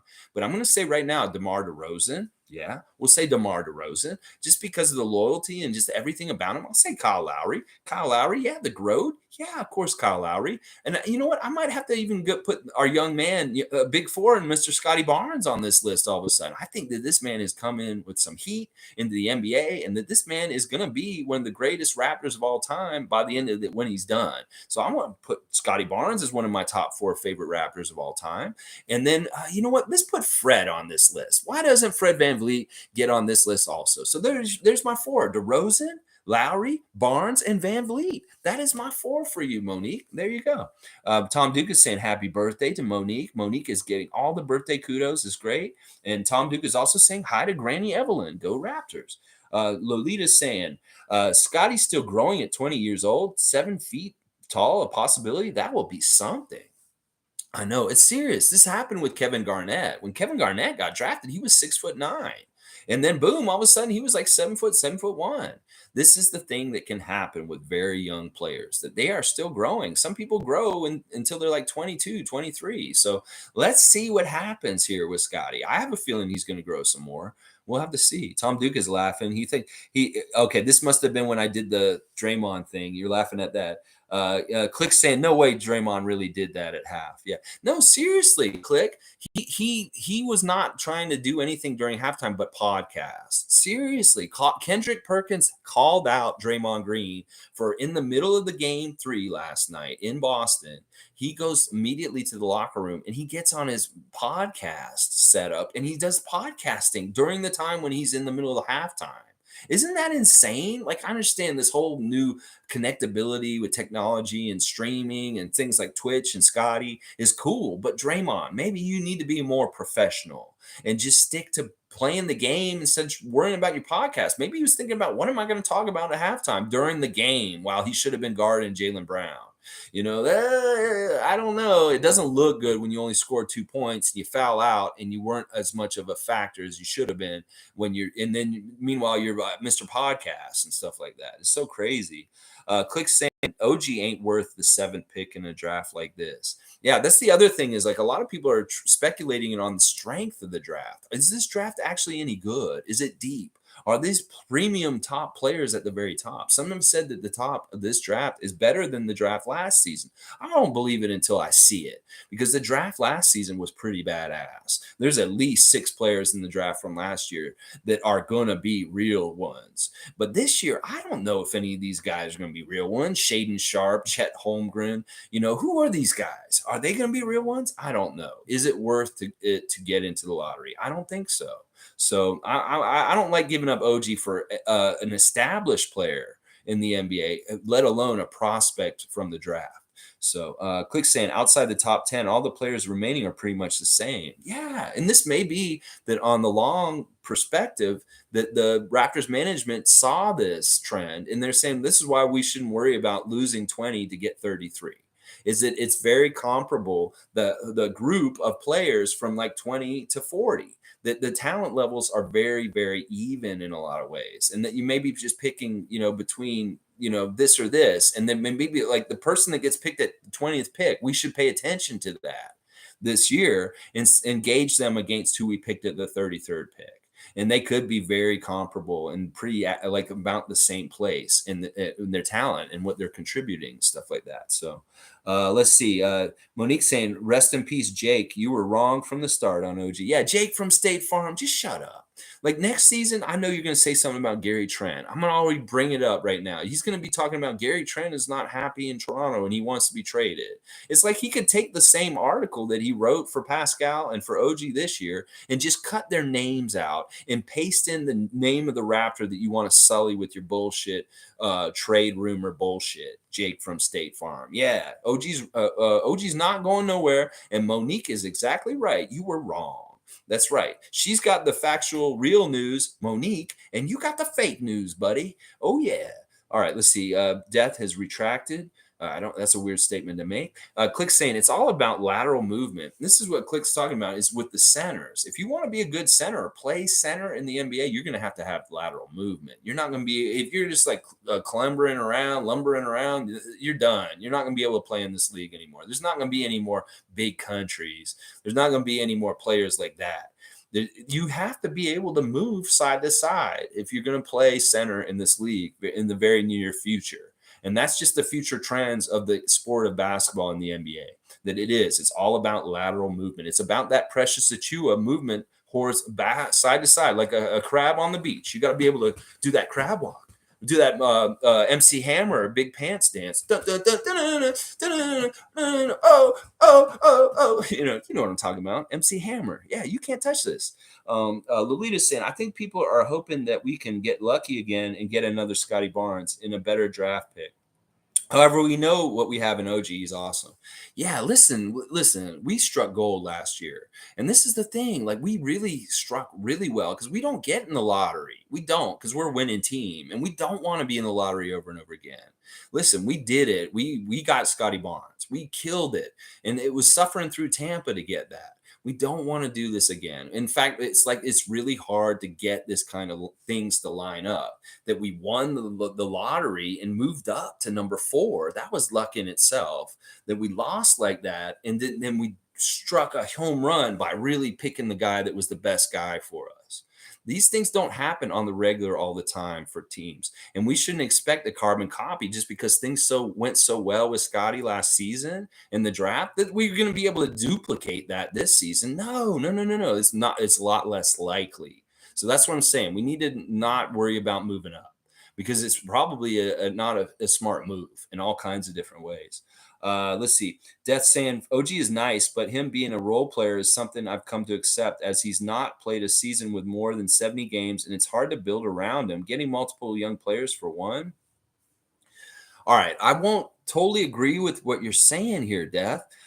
He's not a role player. I think that when you give him that thing is not totally true. He's actually he's actually the kind of player that could be a superstar. It's just that he's not consistently a superstar. Kind of the makeup of the Raptors is we got a bunch of stars, and this may be feeding to Charles and Shaq's comments about us not having superstars. Is that we've got guys that could be potential superstars on any given night, but it's on different nights, it's different ones. Whether it's Gary stepping up and being a superstar one night, whether it's OG stepping up and having a 30 plus game and being the man for us on a certain night, whether it's Pascal, whether it's Fred, whether it's Scottie. That's the thing, is like I would call them all superstars to me. Seriously, that they have the potential to be a superstar on any given night. It's just that they're not consistently superstars. And that's what I'm saying. Maybe next season, some of them can find some more consistency in their production. Like when we did the Share Love Club for OG on Saturday, I was saying maybe OG, he's increased his scoring average every single year of his career in his 5 years so far. That he was 17.9 last season. Well, let's see if he can get to almost 20 this season. And if he's not getting injury every once in a while and interrupting his flow in his game, maybe this season he has his first really healthy season. And you see him get more consistency with his offense, where he is a 20-point scorer for our team. And that's not really a role player kind of role. That's like one of the main offensive scorers for the team, like maybe the second option and stuff like that. So and then the other thing is like about like that, like I'm saying, like if he can have a healthy year where he hasn't missed any games or anything like that, it's tough because he plays very physical, and he has kind of like taken like a lot of the hits as a center and a power forward would for our team, because he is a stronger, bigger guy for our team and stuff like that. And that's part of the reason why he gets hurt and stuff like that. But once again, the saying we keep saying with OG is a bird in the hand is worth two in the bush. We know what we've got in the bird and we've got in our hand. There may be two good birds in the bush, but we don't know exactly what those birds are or how good they are or how well they fly. But we know the one we got in our hand is exactly what we see. And that's in some ways, knowing what you have already is security and understanding, and is better for team building, because there's so much like speculating and being perspective about people's potential. Well, what if you already have guys that are fulfilling their potential or proving what they're doing? That should be more valuable in some ways. So Skater Dice saying, okay, last comment for real this time. 2 reasons why all Toronto fans should root for the Celtics. Al Horford getting a ring. That is one I will root for. I'll be happy to see Al Horford get a ring. And Joe Johnson getting a ring. Why would Joe Johnson get a ring? He's not on your team right now, is he? Is he somehow on your team this year? Was it just because he came and showed up for like a couple games as a fill-in player from the G League? That's right. He did come in for that, but he's not actually on the team right now. I don't know. Yeah, and G's saying, I actually like Horford and respect his journey. So do I. I honestly, that is something I would be happy for Al Horford, because he has had a long, long career, and this is nice for him. This is the first ever NBA Finals he's played in ever. Is this one?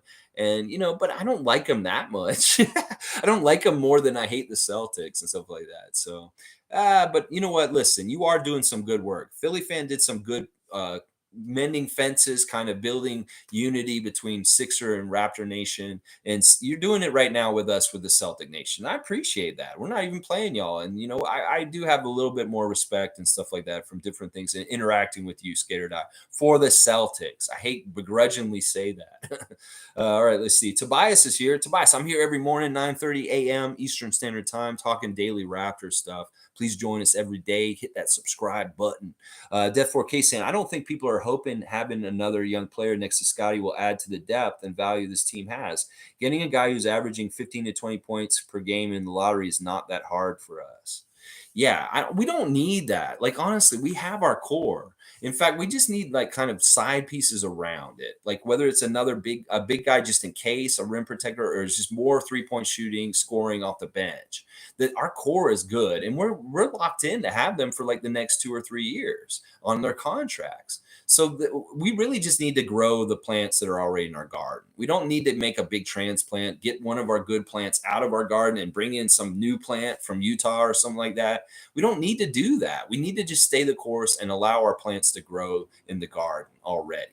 Because these plants are going to be beautiful. I'm going to tell you right now, that Scottie Barnes plant in particular, look out. Like that precious plant. Ooh, look out. That's going to be a thing of beauty when those petals start opening up and blossoming. Oh, we're going to have the most beautiful garden in the whole NBA. I'm going to tell you right now. Oh, yeah. Tobias saying Trudeau deserves all the hate. Well, in some ways, I will agree with you, but in some ways, I won't. Because there's a certain thing that's happening is that there's opposition and political powers out there that are putting out propaganda to sewer important leaders, to get more dissension, to get more people to hate them. And they hit hot button topics that people really care about, to associate them with them, so they really hate them. In fact, Trudeau is getting half of his hate from the United States right now. That the QAnon and Trump people have turned their attention to him. And there's a lot of noise that's made about Trudeau that doesn't even come from this country. It doesn't even come from Canadians. And y'all need to be aware of this, that there's Americans that are pushing this kind of ideas about him on us. And that in some ways, y'all are a tool of these people that aren't even having anything to do with us. That there's conservatives in the United States that are trashing Trudeau. You see Americans that have never been to Canada talking about Trudeau down there. And I'm like, why? What the fuck does he have to do with him? It's because it's adding to all the noise.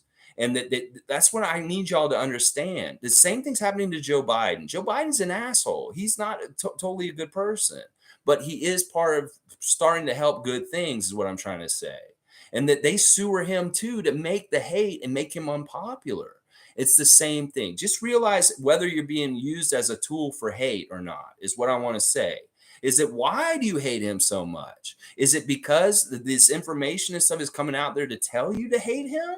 Or is it because you just actually don't like him because of different things? Really search your soul and think about what has influenced you to hate Trudeau so much. And realize you may be being manipulated by propaganda from right-wing groups in the United States. They're not even Canadian. I'm going to tell you that right now. I'm serious. And some of it may even be Russian bullshit propaganda, because the Russians are doing all kinds of misinformation campaigns on social media with bots. And they'll go and somebody post something political on somewhere. They'll go in there and put pro-Putin, pro-Russia stuff all over the place. And they're not even real people. It's an algorithm from a computer program that's finding the keyword and just spamming a bunch of comments on there to get the perception of general consensus, to try and make people think there's a whole bunch of people out there that think this about this subject. So I should get in line with it because that's the popular thing, because everybody wants to be on the winning side.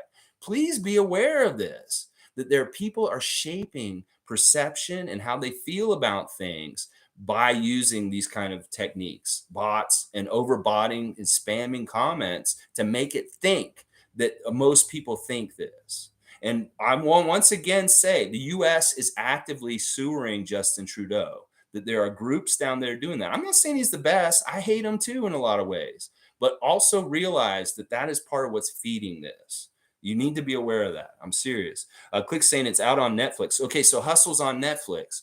I will go to my girlfriend's house. She has Netflix, and watch it the next time I'm there. All right, good stuff, Click. Good information. Sue saying, I'm all for people's right to protest, but you need to focus on the right people. The truckers were pissing the average president off. Hard to get support doing that. Should have focused on the government.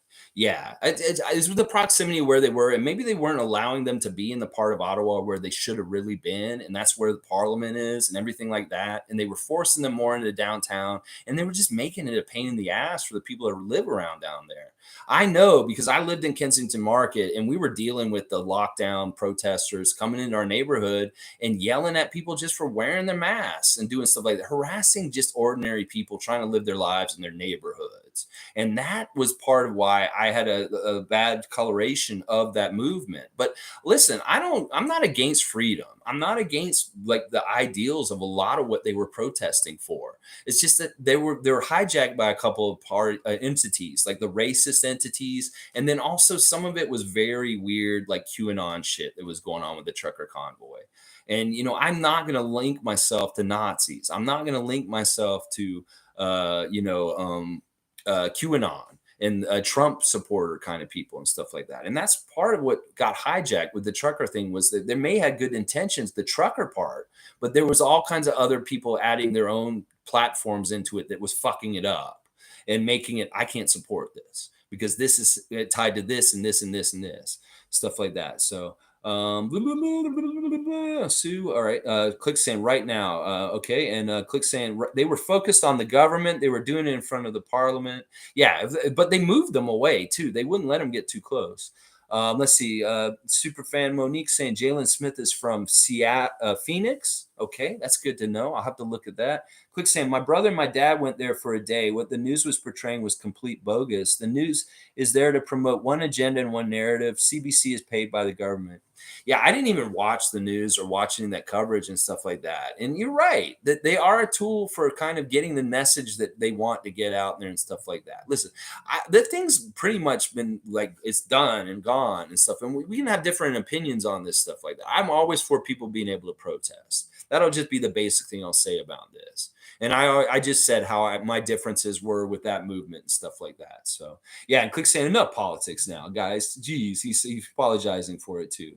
Yeah, well, we do get in this area from time to time and stuff like that. So it is what it is, and at least we can actually talk about it and get through. Wow, there's a lot here, so I'm gonna have to get moving and stuff like that.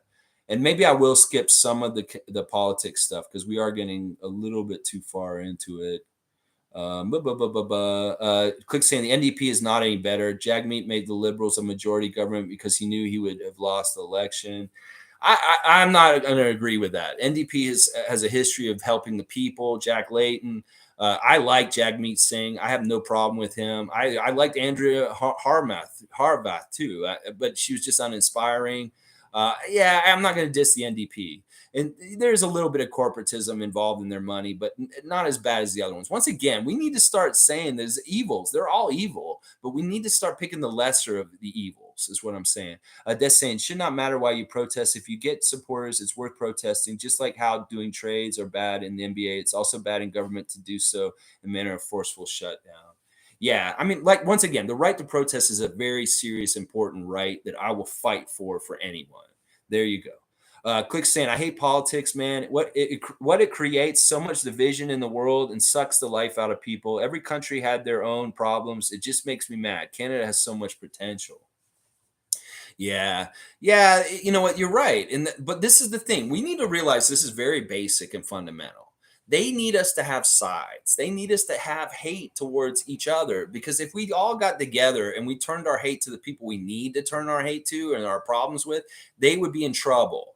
And so it's a distraction. It's an illusion. Keep divide and conquer is basically the powers that be, the 1%, the very rich people that are controlling things. They want black people to hate white people, and vice versa. They want liberals to hate conservatives. They want every single person to be against each other because they have us more under control in this way.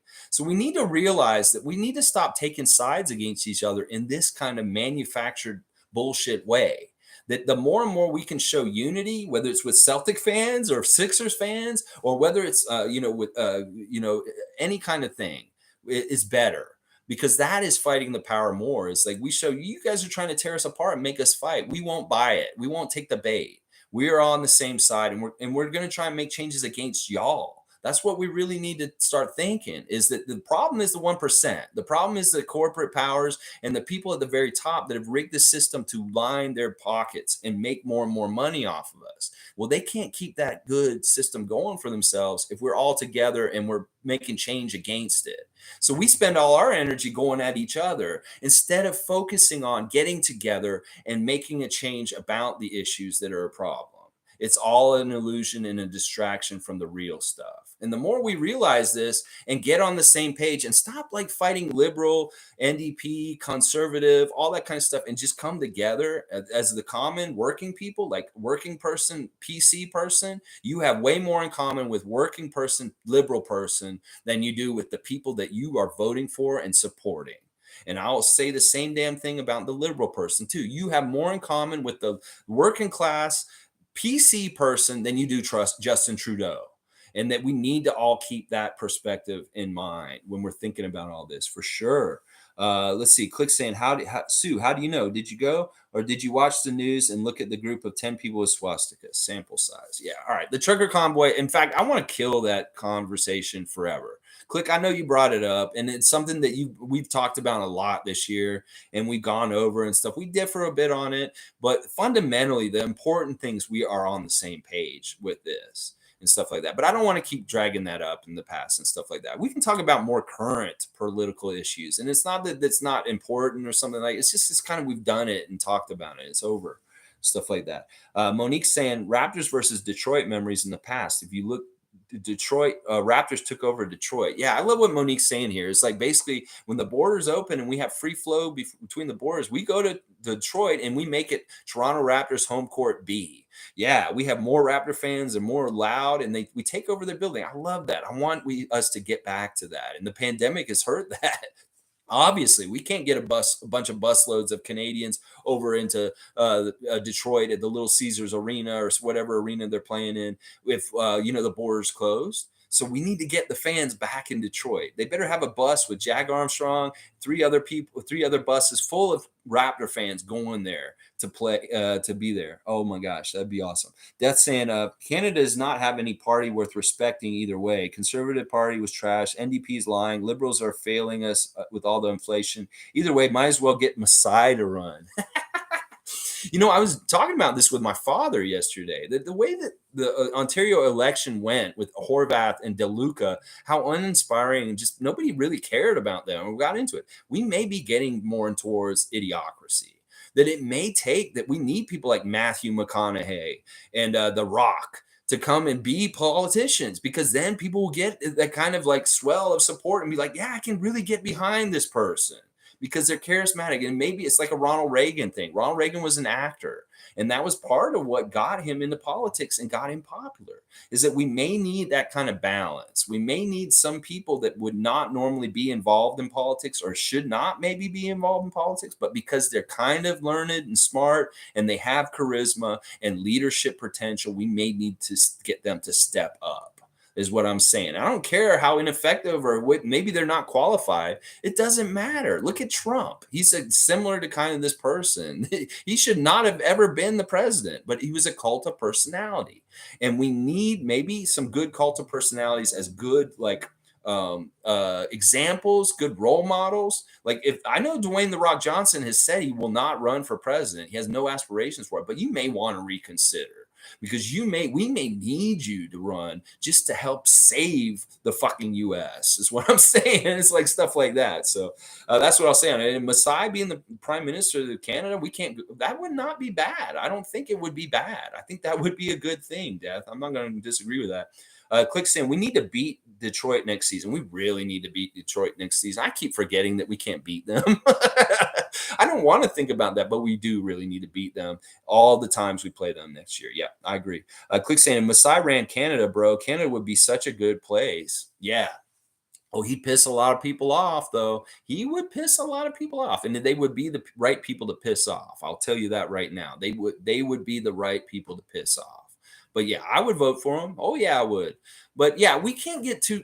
Part of the problem with your apathy about the party's death 4K is not good. It's part of what led to the really bad voter turnout in Ontario for this provincial election last week.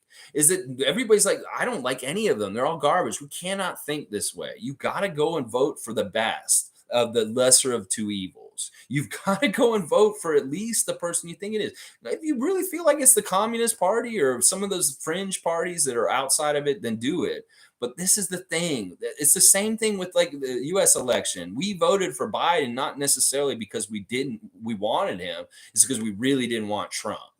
And that we need more people to get activated and vote, even if it's underwhelming or annoying or like we don't really give a shit or we're not inspired by the candidates. We need to do it. Just because if we don't do it, then bullshit like what's happening in the States with the Supreme Court and other things like that start happening.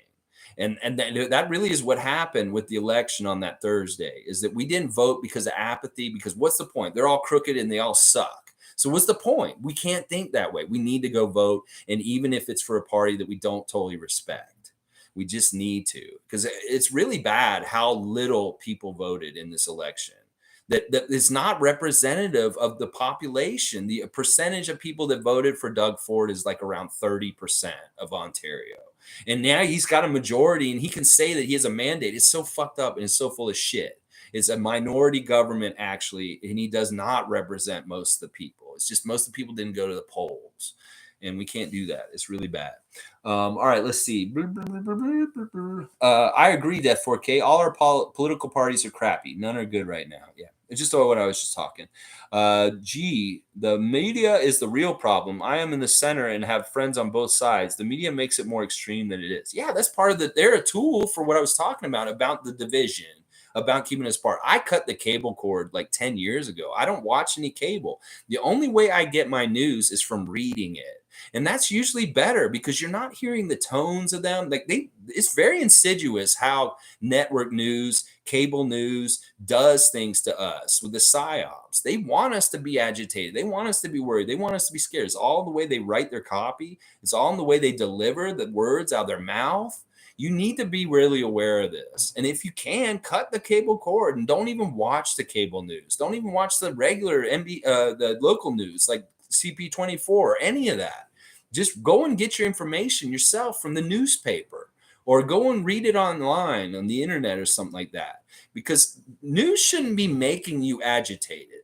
News shouldn't be making you more fearful. News should not be making you feel like the world's going worse and worse. That's not news. That is tabloid. That is like a tabloid in the grocery store where you see right near when you're checking out, is that they're using that to control us and to make us feel unsettled and hate each other.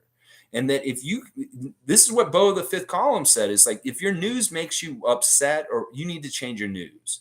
Don't use that news source anymore. You can get the information and understand what's going on and be informed, but you don't have to get it the way that they give it to us, because they're giving it to us with the helping of emotion they want to impress on us, as far as fear and like worry and like all that kind of stuff. So seriously, pay attention when you're reading your news or listening to it or whatever you're doing, and see if that gives you that kind of uneasy feeling.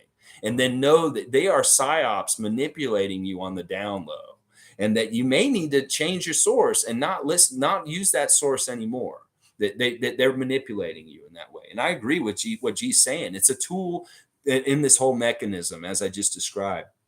Death 4K saying, fuck Detroit. They are irrelevant. No point worrying about them. They're so worried about drafting a bust with their 5th pick. Yeah, they're not relevant yet, but they're on their way up. Coach Casey is that kind of coach. He did it here with Toronto. He's got that same kind of crew down there. Beef Stew, Kate Cunningham. There's some really good young players on Detroit, and they're going to be serious. Like, they may be a playoff team next year. So we can't take them lightly. They really do have our number. And I don't know if it's totally the Coach Casey connection, him really knowing our team and stuff like that, or the gumption. We've talked about this a lot, Casey's revenge. But, we do need to beat them next year. Like they swept us this year is messed up, and that we do really need to key on these dates. Like, and when they come up, these are special games when we play the Pistons next season for sure. Click saying, I'm not talking about the money. I'm talking about the people who are in Ottawa and in Quebec City with their families. I'm not sure exactly where that is when what we're talking about. So I'm just going to let it go. Click. You already said enough for the politics, so I'm not going to get too much into it for the rest of the stream at this point. Maybe we can get back to basketball more. Click saying I agree with G. Exactly, G. Yeah, about the media. You guys are agreeing about the media thing, and I agree with that too. Click saying they show us what they want to show. They're not transparent. Yeah, and they show us things like, listen, if they were really being responsible with journalism, they'd be talking about the things that need to be talked about, like the Epstein stuff.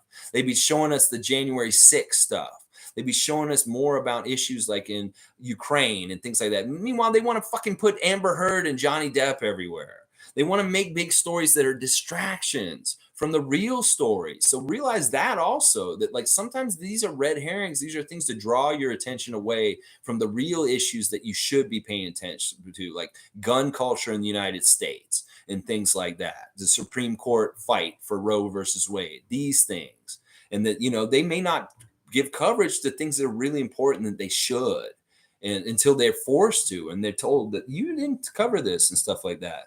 So Susan, unfortunately, you can't separate that. Click. If you're supported by racists, then you'll be associated with them.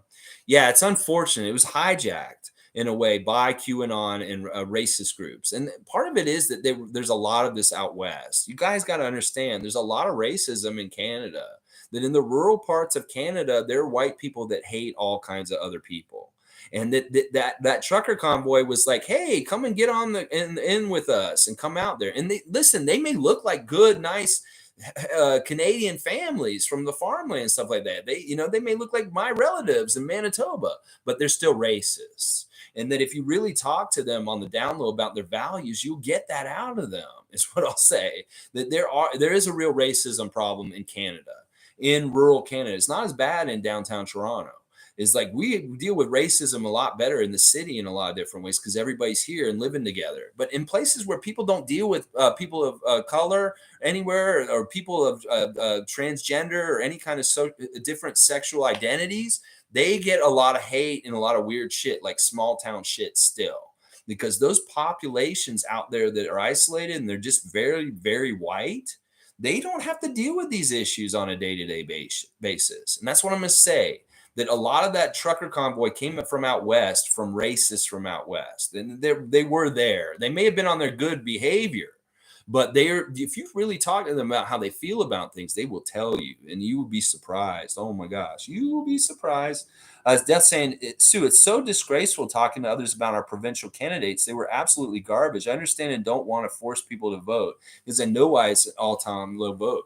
Listen, I was talking to my dad. I was like, man, maybe I should fucking run. I mean, they joke about me running for politics on this stream sometimes. You guys said this at one point. You're saying you should run for something. It's like, you know what? Maybe I should, just because I'd be that kind of person that would get out there and just tell it like it is. And then in some ways, the people are crying out for someone that is just going to tell it like it is and stop playing the bullshit political games. Like, just come out and just be yourself and say, this is what's right and what's wrong, and this is what I stand for. And people may really be like, this guy's a breath of fresh air. And that this person is the kind of person that I can really get behind because I think I understand them and trust them because they're really actually saying things that matter instead of just giving us lip service or following party lines and that kind of bullshit. Maybe I'll go down to the NDP office and say, I want to start volunteering here and start volunteering with them. And boom, who knows? Who knows? Because I can get in front of a microphone and say some stuff like I do every morning here and just go off. And maybe people will be all about it. Of course, I'll have to stop cussing. But, that may be something. I like some leaders, we have to find that kind of way that you can believe in, that they're inspiring, that actually make you want to go and vote for them. And stuff like that. That's what I'm talking about. Def 4K saying Masai for prime minister. Yes, Masai. I would vote for Masai Ujiri all day. You see, he's a president of the Raptors. You see the functionality. You see the great, beautiful things he's creating and growing. Well, let's have him do that on a government level. I mean, seriously, Masai, if you ever see this or any kind of way, or somebody sees this and Masai, go tell him we need you to start running for politics. because it may not be in our country though, man. It may be that he has to go back to Nigeria and do it. I don't know the rules here about it. Can he be prime minister? Is he a Canadian citizen? Would he be able to do it? I would love it if he could. Sue's saying, I agree, Dad. It's so terrible. And remember the days when people could disagree politically and vote for who they wanted and not hate each other? Everything's so divisive now. So sad. It's the states. The states have fucking ruined this. And we're copycats. We need to stop emulating the United States. Like, seriously, on all kinds of different issues. Like, if there's an issue with abortion in the states all of a sudden because it's outlawed, we do not need to follow them in that kind of direction.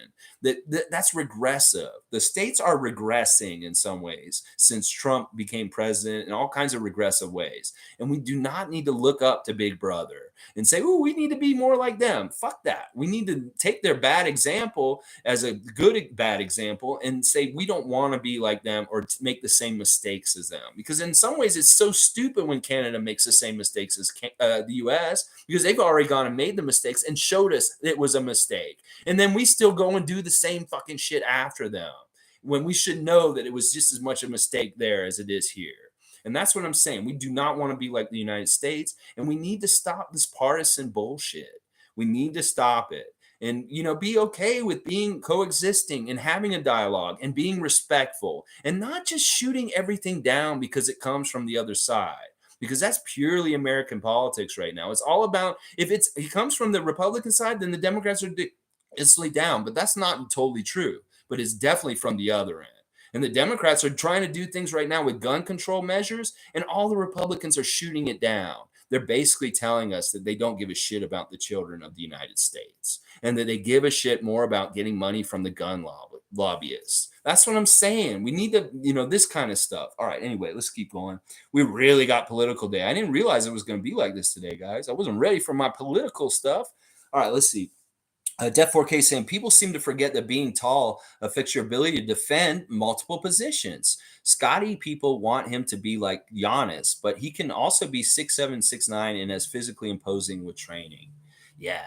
Well, the other aspect about it, forget about the height stuff that I was just talking about. Think about his body, like the way he came in the league. He has those Dwight Howard shoulders, those broad shoulders, and then he has muscle. But in some ways, the muscle on his body is baby fat muscle, and that if he works out more and more, he may be very strong. Like, he could have a body that looks like LeBron James, like in the next couple years. I'm serious. I'm dead serious. If he gets more out of his younger body fat, younger body, and he matures as he gets older and in the NBA, and he has to lift weights and be stronger, he could be a very big, strong dude. So forget about even growing height. Think about the strength and the muscle he could build. That could be very interesting. And keep that lightness and keep that athleticism and stuff, but have the strength on top. But oh, look out. Scottie Barnes is going to be very scary to the NBA. Click saying, but you can't generalize a group of bad apples to an entire group of people. When you have that big of protests, it's literally inevitable to have fucked up people. And you know what? I agree with what he's saying, because this is an argument that's used on the other side against Black Lives Matter. There were some people that were causing problems that made them look bad, and everybody wanted to generalize the whole group and stuff like that. Whereas mainly they were mostly peaceful protests, Black Lives Matter. But everybody said, I can't get behind it because of these one people that looted or whatever, stuff like that. And I agree with this to an extent too. It's just that maybe what you need to do with that trucker movement was minimize and dismiss those voices that were so loudly shouting those racist messages about that, or like being who they are. That maybe, yeah, if you're going to have some Nazis or skinheads at your rally, get them out of the picture, or don't give them a microphone, or don't let them be so prominent. That, yeah, you're right. There's going to be all types of different people, but that's the thing. They were very prominent in some ways. And I know maybe you and your personal experience going there and what you're saying, you didn't see it yourself, but it's also partly in what, like you said, the media will portray it and run with it and stuff like that. But I truly believe this because I know Western Canada to a degree. I know the prairies. There is a lot of small town racism that's just the same as small town racism in the South and US. And that element was definitely involved in the trucker convoy. It really was. All right, let's see. Sue saying, I will respectfully agree to disagree. Click. Yeah. I mean, I'm kind of in the same boat as Sue here. I'll respectfully agree to disagree. And, this is also part of the argument with the fighting in Ukraine. It was like, how can you support Ukraine in fighting this? Because there's Nazis in that thing. It's like somebody saying you're a Nazi supporter if you support Ukraine right now. Well, listen, once again, like what Click is saying, his point, there's people that live there already that may have been racist, sure. But once again, what supersedes this is an invasion of people coming into a sovereign country and being there. And the people that are going to fight there are the people of all walks of life. And yeah, sure, some of them will be Nazis, I guess, because there was Nazis there. There's Nazis everywhere. There's Nazis here in Canada. But that you have to have your priorities right. The priority is that Russia illegally invaded a country to take it over. And that in some ways supersedes on a macro level, the micro level of being a Nazi racist as an individual and stuff like that. And in that argument, that would give more ammunition to Click that the overall movement of the trucker movement was much more important, supersedes just a couple of bad apples, as he says. So, that kind of thing. Death 4K saying Scottie become a superstar depends on his shooting. This is so false, considering he can be an average or just below average shooter, and his playmaking IQ and ability to play point guard make him a superstar. Yeah. Yeah, I like that because like it's true. Like they said he wasn't going to be a good shooter coming in, but he shot just as average as everybody else. And I think you're right. He doesn't have to be a super good shooter, but he can do so many different intangibles. This is the same thing as Magic. Magic Johnson wasn't the best shooter in the world. He wasn't known for being a great shooter, but there were all the other things he did on the game and things like that that contribute that can make him get to a superstar level and stuff like that. I'm not even worried about how much Scottie scores. Like his scoring average is not going to what's going to make him a top star in this league. He doesn't have to be among the top leaders in scoring. It's going to be his all-around game like it was this year and everything that he does. It's just the general Swiss Army knife that he is as an NBA player. So I totally agree with this, Death. This is a great statement. And thank you for making a basketball statement. David S. is asking me, wow, how could I hate MJ? Wowzers. Yeah. All right. Listen, I love Michael Jordan now in hindsight since he's retired. But when he played, I hated him. I was a Detroit Pistons fan at that time. I was all about Isaiah Thomas, Joe Dumars, Dennis Rodman, Bill Laimbeer, Vinnie Johnson. There was no Raptors at that point, and the Pistons were really my first favorite team. I was rooting for the Pistons against the Lakers and against the Bulls and all those teams in the late 80s, early 90s when they won 2 championships in a row. I was really happy at that time because I felt that championship feeling from those bad boys championships because I was on their train and a part of their winning and stuff like that. And he was the enemy. Michael Jordan was the LeBron James at that time, and my team was against him. I never go with the top guy. I never go with Kobe. I never go with MJ or LeBron because I feel like being a fan of those guys is easy. Of course, they're the best. They're the alpha. They're the best in the whole league. I don't dismiss that, but I root for underdogs. I don't root for the easiest person to root for. And that's part of the reason why I hate these guys is because I root against the best guys for the team that has the harder chance. But when they leave and I don't have to face them anymore, it's just like Vince Carter. I hated him after he left Toronto and I hated him while he still played. Now in retirement, I have a little bit more love and respect for Vince because I don't have to see him on a court anymore. And it was very similar effect with Michael Jordan, Kobe, and it will be for LeBron. I will give LeBron his flowers when he retires, is basically what I'm saying. So, yeah, that's why I hated MJ. I was a Pistons fan. That's why. Sue saying, Bleacher Report always trying to cause drama in Toronto. No time for them. Yeah, it really is. And it's part of this whole media thing we're talking about. We could tie the political media kind of bullshit in with this. It's the same kind of thing. And the more intelligent and educated we are as fans to understand the bullshit is better. But apply this to your life with the news and politics also. Really understand the powers that be and what they're trying to do to shape and influence our minds in hating each other and being against each other. And don't fall for it. Let's not fall for it anymore. This is where knowledge is our weapon, is that we understand their game and we're not falling for it anymore.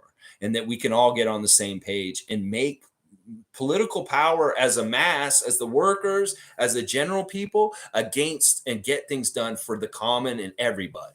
Instead of just lining corporate pockets and shareholders' pockets and the people at the very top so that they can go get a third or fourth yacht, super yacht, the one that they can have in Ibiza or some bullshit like that. That's what I'm saying. Death 4K saying either way, talking about politics in a polarizing way in Canada is just a lost cause. There's so many problems, and people just saying someone is racist or someone is wrong is not going to solve anything. Yeah, I agree with this. Listen, I really do believe in bridging the gap and trying to find commonalities and really understanding. Like, this is one of the things we do with this channel is we all love basketball. We all really love the game of the sport, and we can be contentious with Sixer fan, but at least we can get back to that touchstone of all loving the sport of basketball and being fans of it. That we have that in common, and that's what we need to look at more instead of focusing on the things that make us different and apart. We need to look at the things that make us very much the same, because the more we are one, the more they'll hate it, and the more we'll be able to get done for the health of everyone, and make it a better place for everyone, instead of just making some people very, very, very rich, whereas everybody will have a better chance and a better life and a better living, stuff like that. So Click saying facts. I like that we're getting back to this. And once again, I really like that we can disagree on subtle things about things, but in general, we are on the same page and stuff like that. And I do totally respect Click on these issues, because like this is something we've touched on a couple times this season. And yeah, it's been contentious and stuff, but this always been a level of respect and just like an intelligent discussion, instead of degenerating into name calling and just pointing fingers and stuff like that. So Click saying, what I will say is that I'm glad we can have, yeah, exactly what I was just saying. It's like I subliminally pre-read what you're saying right here. Is exactly what Click's saying right at the same time. He's like, we're not tagging each other. We need more of that, more unity. Just like, exactly, boom, hitting it out of the park. He said it right when I wanted to say it. Amazing. That's what Trudeau has done. He has completely divided us in the last 2 years. But see, I don't know how we can point just one finger at him. We need to point at the conservatives. We need to point at all the people tearing them down also. That in some ways, much like I've told people that if you're against Ukraine, part of your shaping may be because of propaganda coming straight from Putin. That there may be propaganda that's coming and forcing you. Like I say, like I said, I don't like Trudeau, but realize how much you hate Trudeau may be inflamed by those powers that be, or really they're pushing that bellows into the fire to get that flame really high up and hot against Trudeau. And that maybe you need to simmer it down and maybe like counterbalance it with maybe, well, Trudeau's bad for this, he's bad for this, and he's bad for this, but he's good for this. At least have one good thing about him. And that may be part of bridging the gap also, is that maybe you're divided too far from Trudeau. That maybe we need to bridge the gap and figure out the common ground with that. Because honestly, in some ways, I really feel like this man will listen to us and try and help us. That he's not as bad as we all think he is. That he is really trying. And in some ways, he may be in a really hard place, because obviously half the country really hates his ass. And half of the United States hates his ass too, for no reason other than they're being told to by their propaganda down there. Like, they ain't got nothing to do with Karen in Waycross, Georgia. You ain't got nothing to do with Justin Trudeau. Why are you on Facebook bashing him and talking down the Prime Minister of Canada? In fact, as a Canadian, I'm insulted that your American ass down there is talking about our Prime Minister in a bad way and adding to the noise. Karen from Waycross, Georgia, who has never even been to Canada. Okay, so why are you talking about the Prime Minister of Canada so much on your Facebook timeline? Hello? That's what I'm saying. There's people out there directing people to direct the general thought on these issues and stuff like that. And I don't necessarily blame Trudeau for dividing us. I don't think he did. I think it's the media. You were right when you said that. It's the media that's doing it. All right, Death saying Jake Fisher needs to lose his media card. He's trying to say OG is disgruntled so teams can get him for low. Just because Raptors pick up the phone does not mean we are actively looking to trade. Yes, we've been saying this all week. He's exactly right. I don't know if they can take away media cards from people anymore. I think that anybody can be like, look, I'm kind of like a media person. I'm not a journalist. I'm just some dude who has a computer and likes to do YouTube live streams. It's like, I'm not even trying to say I'm a journalist or an analyst. I'm actually a fan. I'm a fanatic. And this is why I'm different than some of the other channels. Some of these guys, they'll be like, oh, I'm fair and balanced. I won't just like totally be on the Raptors side all the time. Well, I am always on the Raptors side because I'm a fanatic. I'm not even a fan or a fanatic. I'm a freak. And that's the difference, is that, like, there's different people in the information sphere on Twitter and every different place that are saying all kinds of different things. These could be fans that are saying stuff and putting stuff out and it catches fire and stuff. It's just Jake. He works for Bleacher Report, and that's actually an entity that has a lot of attention because it has a lot of following. And it is a little bit of irresponsible for him to put out fake news like this and stuff like that. But at least, it's a good example for us to see how fake news gets out there, and that you do need to investigate the details and see what is real and sometimes in stories. Click saying Fisher ate his words and got attacked by Raptors Twitter. Yeah, it is good. I love this. See, I love that. Like, in some ways, there's forces out there like Anonymous, that they're out there. They're going to get justice for people in areas of the world and life that maybe people couldn't do it. And sometimes it's illegal and it's a little messed up. But Anonymous, hey, I'm all about you and what you do. You're badasses. Listen, because you do stuff, Robin Hood kind of stuff, and I love it.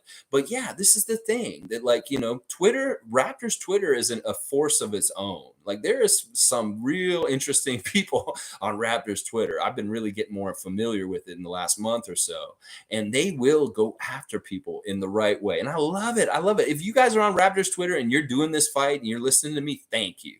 Thank you. You are fighting the good fight. And yeah, go let Jake from State Farm know what's up for sure. Oh, yeah. All right, let's see. Raptors super fan Monique is saying John Wiggins was just on CP24 talking about the gun violence in the petition. Yeah, this is really good what the Raptors are doing with this petition. It's like we're being active as community leaders to try and recognize June the 2nd as a gun prevention day. And this is not harmless in any kind of way. People, this is good because it puts the conversation out there. It has something out there.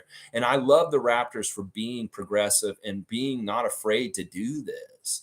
And that this is the area where people will say, just shut up and be a basketball team. What are you doing talking about gun violence? Well, no, you need to shut up and let them do this, because we need more people trying to fight for good things and the right things. And they have a platform and they will get things done because people go to Raptors on Twitter and Instagram and see what their message is. And it's very powerful. So yeah, I'm really big about that for sure. That is really good. They were on CP24. Keep pushing it. I signed the petition. If you guys can go find it and sign it yourselves, do it, because it's supporting the Raptors and their position on gun violence, and it's better for the health of Canada in general. Def 4K saying, my bad, Alexi. I know he's an all-star level if he can play, but it's never happened. OG every year has injuries, and we're forced to build around others. OG has a way to get injured when we need him most. It's really like I said, like, listen, when Serge left the team, one of the things I was so worried about when Serge and Mark were gone and we started the Tampa years, who the fuck is going to get into the physical stuff down near the basket? And one of the things that happened that season was Pascal and OG had to do a lot of the center grunt physicality down near the basket work. And I hated it because this will shorten players' careers, having to play out a position against bigger guys. And this on the down low is part of the reason why OG's been getting hurt a lot the last couple seasons, is because he's playing against contact that's normally reserved for a bigger player like Serge or Marc Gasol, and that he's had to fill in that role with Aaron Baines being effective. And even last year at times, he had to be more of that physical, like he's playing power forward at times and even centered in Tampa. And that is part of the reason why he's getting hurt. That's why I don't want him to have to play out of position. And like, listen, I really think he'll get some good luck with his health, finally, hopefully in the next couple of years. And I really do predict him to get to that level. I don't want him, he doesn't have to be an all-star, but he can be a 20-point plus scorer, and he can be like a consistent guy. That's the thing. All we need from him is him to be consistent. He's got a range of being really, really good and then not doing anything from times, just like Pascal did before. But Pascal got a certain level of consistency in his game that we can depend on. The OG needs to get to that level now, next, as the next player in the pecking order coming up. And that's what I'm saying. And you don't have to apologize. There's no my bad or anything like that. It's all good, Death. We're just discussing things and figuring things out. Death saying Jake Fisher is the type of person I hate the most. Clown. Listen, he's just reading between the lines. He just wants more clicks. He's just trying to, he's just doing his thing. He's a Stephen A. Smith, but with a pen and a keyboard. It's funny that these guys are getting called out so much lately. Like KD's war with Stephen A. Smith and Skip Bayless is hilarious. I'm all here for it. And KD is right on this, that these personalities aren't journalists. These are just like pundits. They're just like Fox News people that get on there and just rant and rave. They're the same kind of thing, except in sports. And maybe this trend of people like JJ Redick and Kendrick Perkins coming in and being more involved in the media is better, because it'll push all these guys that aren't basketball players, aren't people, they're just personalities that are idiots like Skip Bayless, Colin Cowherd, and have real guys that were involved that can see it from the player's perspective and treat the whole thing with that kind of respect instead of just shooting their mouth off like idiots like these guys do. Like, go take their jobs. NBA players that are playing right now, like Danny Green, CJ McCollum, go take their jobs when you retire, and you can be the talking heads on ESPN instead of these hot air motherfuckers that are just saying all this shit and stuff like that. G saying OG has better stats than John Collins on the Hawks, yet Collins wants crazy max money and gets more hype. See, in some ways, we want him to be kind of on the down low, a secret, like really good player, because then we don't have to pay him. Like, this contract is such a bargain that he's on right now. The value of his contract in itself is worth keeping him around for sure. It's just because of what we get to pay him for what we get from him. And that is a really good example. Like, we don't want OG to be more like John Collins. Let him be understated and just be who he is and be happy and comfortable and in his box with us. And there's nothing wrong with that, because we're getting such great value from we pay him, is what I'm saying, stuff like that. So Raps VE, good to see another new name here. We're here every morning, 9:30 a.m. Eastern Standard Time. You can come talk to me tomorrow too. Raps is saying, difference between a star and a superstar is superstars are consistent, reliable. Yeah, I'll agree with this. OG is way too rigid and lacking fluidity to be a superstar. I don't know. That could change. There's been some change in his game from year to year. Like, if you really look at the timeline of OG's career, the first year he started as a rookie, and he was quite good, but he was really kind of a 7-point scorer, and then really good on defense and different things like that. Then the next year he came off the bench, and he kind of was still good. His average went up, his scoring average went up, but he wasn't even starting in his second year. It's really weird how players progress and grow. And one of the things with OG that will get him better is his footwork. His footwork has been really bad in his first few years, but it's gotten better. And even last year, we saw much better stuff with him near the basket with his footwork. Because you always remember he would be clunky and he clumsy and he kind of bowl over guys and just get an offensive charge. Or he'd do something like he dribbled the ball off his foot and it's a turnover all of a sudden. Well, this is all stuff he can get better at. That if he really works on his footwork, with everything, he could do this and not be what you're describing here as far as lacking fluidity and stuff like that. And I do agree with your statement as far as like what the difference between a star and a superstar is. But I feel like all of our guys are cusping superstars. They're not necessarily superstars. And even how I described it is like different ones pop up and they're the superstar for that particular night. That's an interesting strength to have in some ways, but it's also a weakness because we don't have somebody who's always designated to carry the water. And yeah, I understand, but I really do think that OG is going to be way more consistent this year. That it's part of what happened this past year was the injuries were really at bad times where he was really starting to get going. Like at the beginning of the season last season, he had some really good games. I think about that New York game in New York where he had his season high, where he was absolutely the man, killed the New York Knicks when they had won 5 games in a row and we had been losing. And he took over the game. And then, he'd get rolling and then he'd get hurt for a little while and he'd lose all of his steam. And that happened with the hip pointer injury where he was out mysteriously for like a month in the middle of the season. And that really hurt his momentum this season. And then he had to kind of find his way back. But if you notice, he had a certain level of consistency even when he came back. And that even in the Philadelphia series, he was showing some consistency in his play for us. And that's what I'm talking about. He can build on that. And the real key is to look at his scoring average this year. Like if he's higher than he was last year, that means he's still trending up. And I think he will. And it really will be. He has some good luck with health and he just gets in a rhythm and gets going. And don't be surprised if he does become more of a go-to guy in some ways as far as like post stuff. Like he'll always be a catch and shoot like kind of guy, outlet just in case somebody gets doubled, hit him on the outside for the 3. But the post stuff and the things that he can do in a positionless scheme with a guard guarding him, he might start posting up, not even just in transition down the court where they find him in transition. He's already got a little guy on his back and he just dunks it in on him. He may start doing it in like set half court plays where they recognize the mismatches on him, because the mismatch is going to happen in positionless scheme.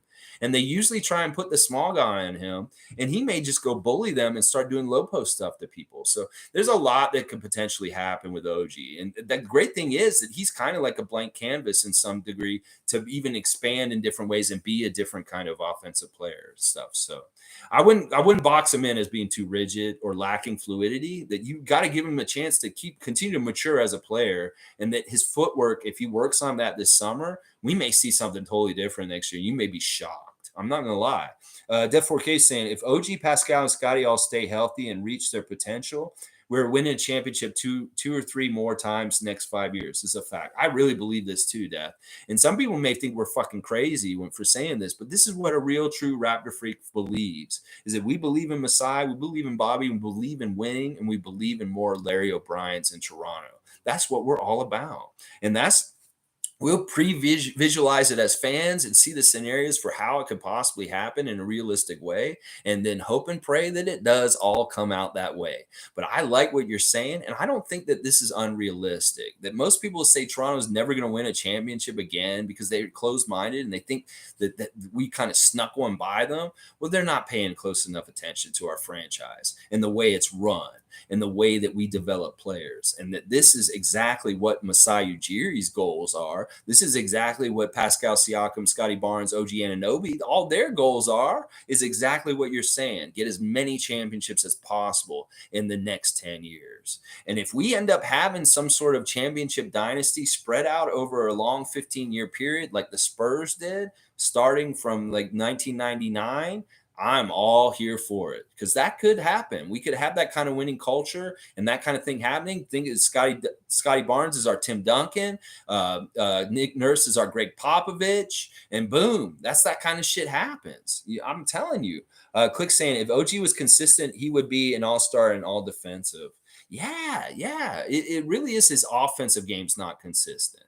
And it is getting more and more consistent. I actually really believe he went in more consistent direction last season. It's just that the sample size was tough because of the injuries.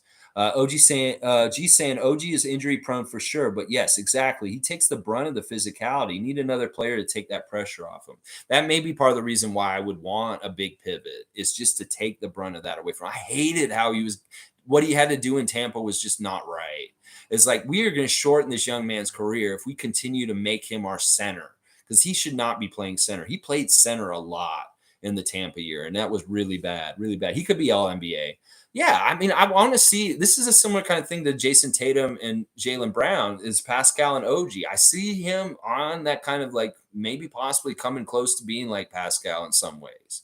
Like, seriously, people may think I'm crazy for saying that, but I think OG can really strive and become a lot more something if he is consistent. You guys will see it. Let's see. And Click saying OG's more unlucky than injury prone. Yeah, he really is. The appendectomy before the championship run, losing his father like he did at that point, different times at different things. He's had tough things that he's had to deal with. And we don't hear about it because he doesn't whine and complain about this kind of stuff like other players in the league do. Stuff like that. Click saying his injuries are small and weird. Injury prone is Anthony Davis. His injuries are big and common. Yeah, injury prone is Anthony Davis. Injury prone is Kristaps Porzingis. Injury prone is all kinds of other guys and stuff like that. I don't like that label on OG, honestly, because I really do feel like his injuries are real and they're bad and they're not good. Let's see. G saying maybe both. I've never seen a player get so many elbows to the head with no calls for him. Yeah, he's just so tough and unassuming and quiet. It's like the squeaky wheel gets the grease.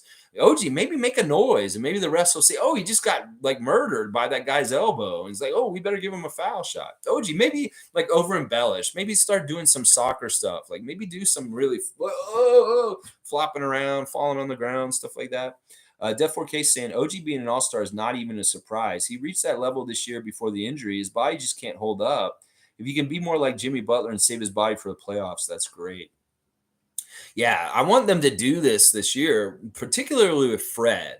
But this kind of strategy could be employed with Pascal and OG also to a degree. It's like save them over the season. Let's maybe ride on Scottie and Precious and some of the younger guys a little harder and not overuse these guys with the minutes. If we have a better bench this year, the minutes should be more equitable around, and we won't have anybody getting near 40 minutes a game. The fact, and Sue brought this up a lot last year, that we had so many players near the leaders and leading the league in minutes played is bad. It's not what something we want. We want the balance to go across. We don't want Fred up there anymore around 40 minutes a game. We need Fred to play under 35 minutes a game. We need Pascal and OG to play less than that. It's true. Nick Nurse was really riding these guys hard with heavy minutes this season, and that Fred would particularly was run down for the playoffs. And that if we can try and not do this over the course of the season by having more dependable, reliable players off the bench and other guys that can come in and spell them, that would be so great. But we didn't have a good bench this year, and that's why we had to do what we did and stuff like that. But I'm totally with this. Like we can cut down, and then maybe there'll be less injuries because they're less overused, stuff like that. Yeah, G saying his injuries have been weird. Yeah, I think they've been pretty weird too. He's had really bad luck. He has had bad luck for sure. David S is saying, I like Armani Brooks. I think he's going to be good for the Raptors. Yeah, Armani's working hard. His Instagram has had a bunch of him doing some really specialized training and things like that. I'm glad you brought him up. He's the kind of player that could actually really surprise us. That it's really like any of these guys, Justin Champagny, Yuta, any Svi, these guys could all, there's something in front of them is an opportunity and they want to go get it. They need to work hard and show and prove. And Armani has the capabilities to do some really special things for us in different ways. And I really would like to see him do something. He's definitely going to be on our team next year with the contract, unless he doesn't make the team going into the season. But I think he will. G saying, I really believe if they got a tough player to take the load off of OG, he can preserve his body better, hoping anyways. Yeah. And it could be, honestly, and not that I want this on Scottie, but Scottie could take more of the physical brunt himself. Precious. Kem, we could play Kem more, and he could do a lot more of that work because Kem's out there doing it when he's out there. But if we don't play a center and OG's our biggest guy out there, then he's the one who's doing it. And we just don't want to see that scenario. It's much like we said, we don't want to see the small two guard scenario with Malachi and Fred on the court anymore. Well, maybe we don't ever want to see OG being the center on the court anymore, Nick Nurse. So don't do that anymore. Don't do that. Def4K saying, I arguably say that it's not that OG is not an all-star, but that he's lacking in experience in that role due to being injured and forced out of the second option role post injury. Can he improve though? Yeah, I mean, this is good debate. This is really good debate. It's solid debate. It's all about perception, really. And for me, with my eye and how I gauge talent and like the potential and ceilings of players, I still see OG on the upward tick. Like that he's moving towards getting better and better.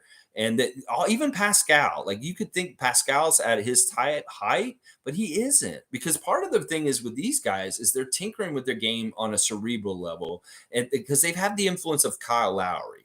Kyle Lowry was a very cerebral player, and that if anything they learned from him playing next to him in his older age, like above them, the early in their careers, is that they learn as you get older, you can't rely on your athleticism as much. So you really have to think about and be smart and be a smart player. And I think these guys are like that they'll make adjustments to their game, that they're not necessarily getting better athletically or physically, but they're getting better mentally as far as with their decisions and as far as just having more experience and just being like playing more of a mental game. Like just imagine Pascal playing more of a mental game with his raw athletic game right now, and how he could be better and better as years go on.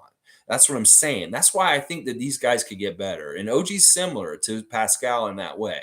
that he just gets more consistent, and then like he works on like the really smart way to play things instead of just kind of doing it what he's doing. You can really like take opportunities in the microsecond of the NBA game, opportunities that are presented to you, and execute on them and be aware of them from a mental standpoint. That's part of it. That's what Kyle's game was really based on at this point, is that he's executing on mental things in the games. And that's why he's such a genius to Eric Spoelstra. It's like that kind of stuff. But that's why I think he can improve. That's why I think both of them can improve. It's not necessarily, well, the consistency can improve, but it's partly because of the mental game gets better and that they become wiser as they become more and more vets and stuff like that. So G saying, I didn't want to get into this, but Trudeau lost me at you pay your fair share to small businesses. It was the approach he takes. It's divisive lingo. Educating people is the best way to unite. Well, I don't like that either. I don't like that stance on that too. If anything, small businesses need a lot of help right now. They really do because of the pandemic and stuff like that. So I mean, listen, a lot of the divisiveness that happens in politics right now is on hot button topics like abortion, like gun rights and stuff like that. If you have something that you really care about a lot, they'll use that against you to get their vote. Like people that really hate abortion, that's a hot button topic that they'll use that one single topic to get you behind them, and maybe the rest of their platform's absolute garbage for you in particular and not doesn't help you and stuff like that. So that's what I'm saying. I'll caution you from dismissing a candidate just on a hot button one topic and stuff like that. Maybe he turned you off or something because of what he said and stuff like that. I'm not trying to win you over to vote for Justin Trudeau. I'm just trying to let you understand that like maybe we need to find a middle ground in that kind of stuff even. And like it could be you can name 5 bad things about him, but if you can tell me one good thing you like about Trudeau right now, that would be fantastic. And maybe that is something to build off of. I'm not saying that you support him or you would vote for him ever or anything like that, but this is part of what we're talking about is coming together and finding unity. And that maybe when our weak spot or our weak thing that we're not seeing is our hate towards something so much, that we hate something so much that we're seeing that that's maybe the area where we can find more closeness to unity and helping the problem. That's what I'll say in that this whole thing like this and stuff like that. So, all right, Death 4K saying, I hate Trudeau because I pay $150 gas every fill up. I can't afford a house and jobs and are being outsourced because of his actions. Though I do agree with you, Lexi, this might be someone else is doing. It is totally someone else is doing, Death 4K. Do not let them hang that just on Justin. Justin doesn't set the gas prices. This has nothing to do with them. This is directly the oil companies. The oil companies' fault. They're using the pandemic and the problems with shortages and the war and different things like that to make excuses. Basically, they're having costs incurred on them, and they want to pass it down to the consumer. So they're raising their prices on purpose. And then meanwhile, on the other end, they're announcing record profit gains in the first quarter of this year. That's something wrong with that. That doesn't have anything to do with Biden or Trudeau or any politician. I won't say it's the PCs either. It has nothing to do with any of them. It has to do directly with the big oil companies being greedy and taking advantage of a pandemic and a war in Ukraine and using it as an excuse to jack up their prices. So you want to blame somebody, blame the oil lobby, blame the oil companies, and blame those greedy motherfuckers. Because that's who's doing it to you. It's directly the oil company. It's not the politicians. And maybe the politicians may be the only thing that can help us by making legislation to stop them. And in fact, the best thing they could do is cause a windfall tax on these motherfuckers that making such a big profit and they're bragging about having such a best profitable year. And that's what it is, that they need to come, the government, Justin Trudeau needs to come to Exxon and Shell and all these other fucking companies, BP, I don't give a shit which one it is, and say, you made this much money, you reported this much money in the first quarter. Meanwhile, everybody's paying so much, you need to be windfall taxed. And they come and they take the money from them and they put it back into our coffers in the general public good.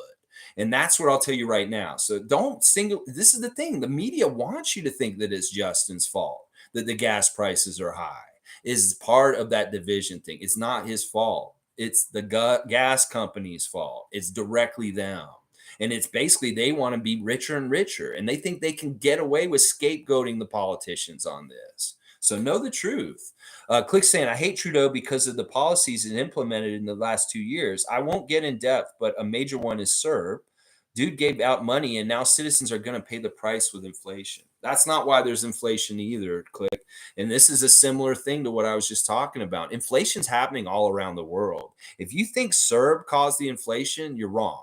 CERB is actually one of the few things that's helped things. The thing that caused the inflation is partly because of the supply and demand issues that happened because of the pandemic, and like the way that it all got Yankee because there was no able to supply and there wasn't demand, and then things got back into order and they're kind of back into certain things. And then part of the inflation is also, once again, just like the oil companies, the food companies and different companies are doing the same damn thing that the oil companies are. And it's immoral that these big corporations that control food have increased the prices because they rig it together.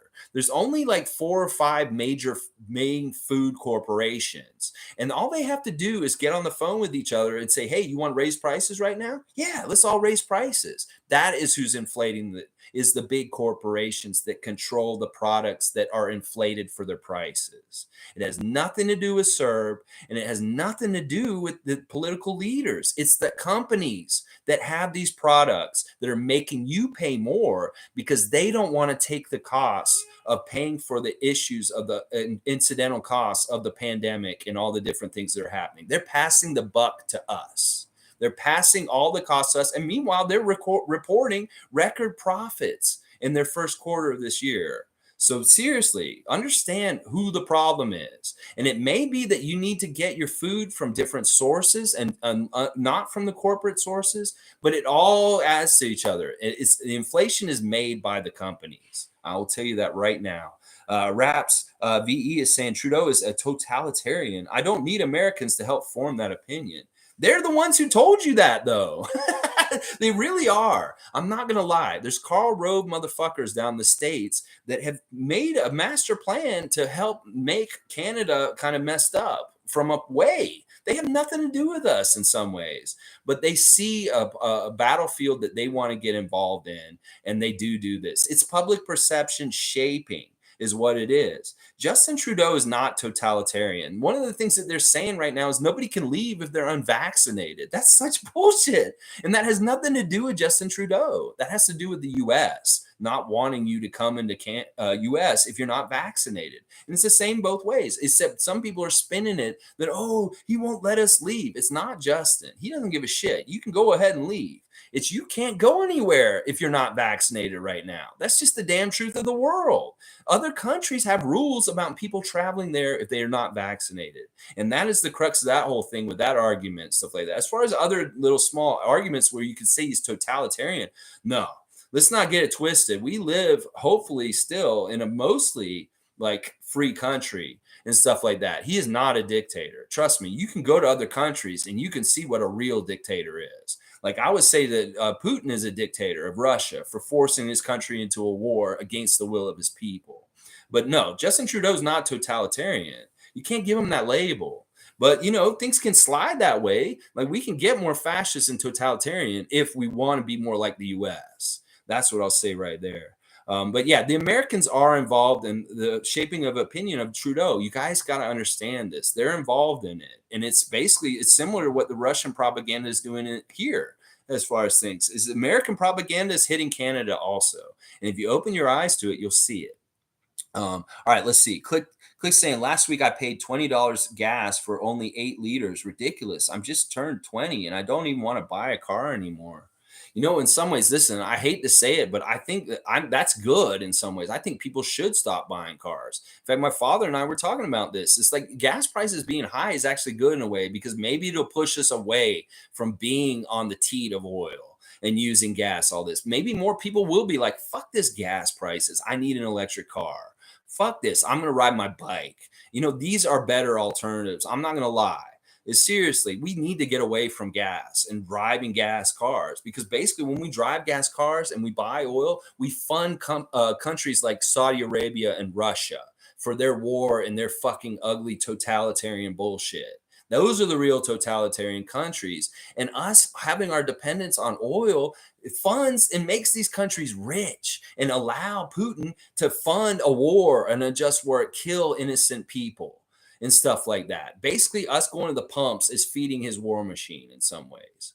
So, in some ways, it may be good if you could figure out another way of getting around. I think you're in Montreal or something. I'm not sure where you are, Click. But if you can figure it out, I'm not unhappy about this. If people drive less because gas prices are up, that's good.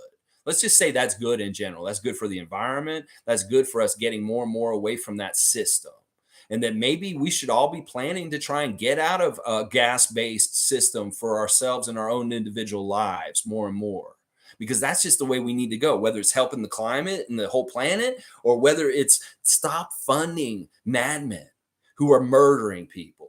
Because we do indirectly fund Russia in their war because of this. We do indirectly fund Saudi Arabia and their crazy like laws and rules and how they do things over there because of our dependence on oil. That's what I'll say on this stuff like that. So Click saying, man, we really got political today. I did not realize this was going to happen.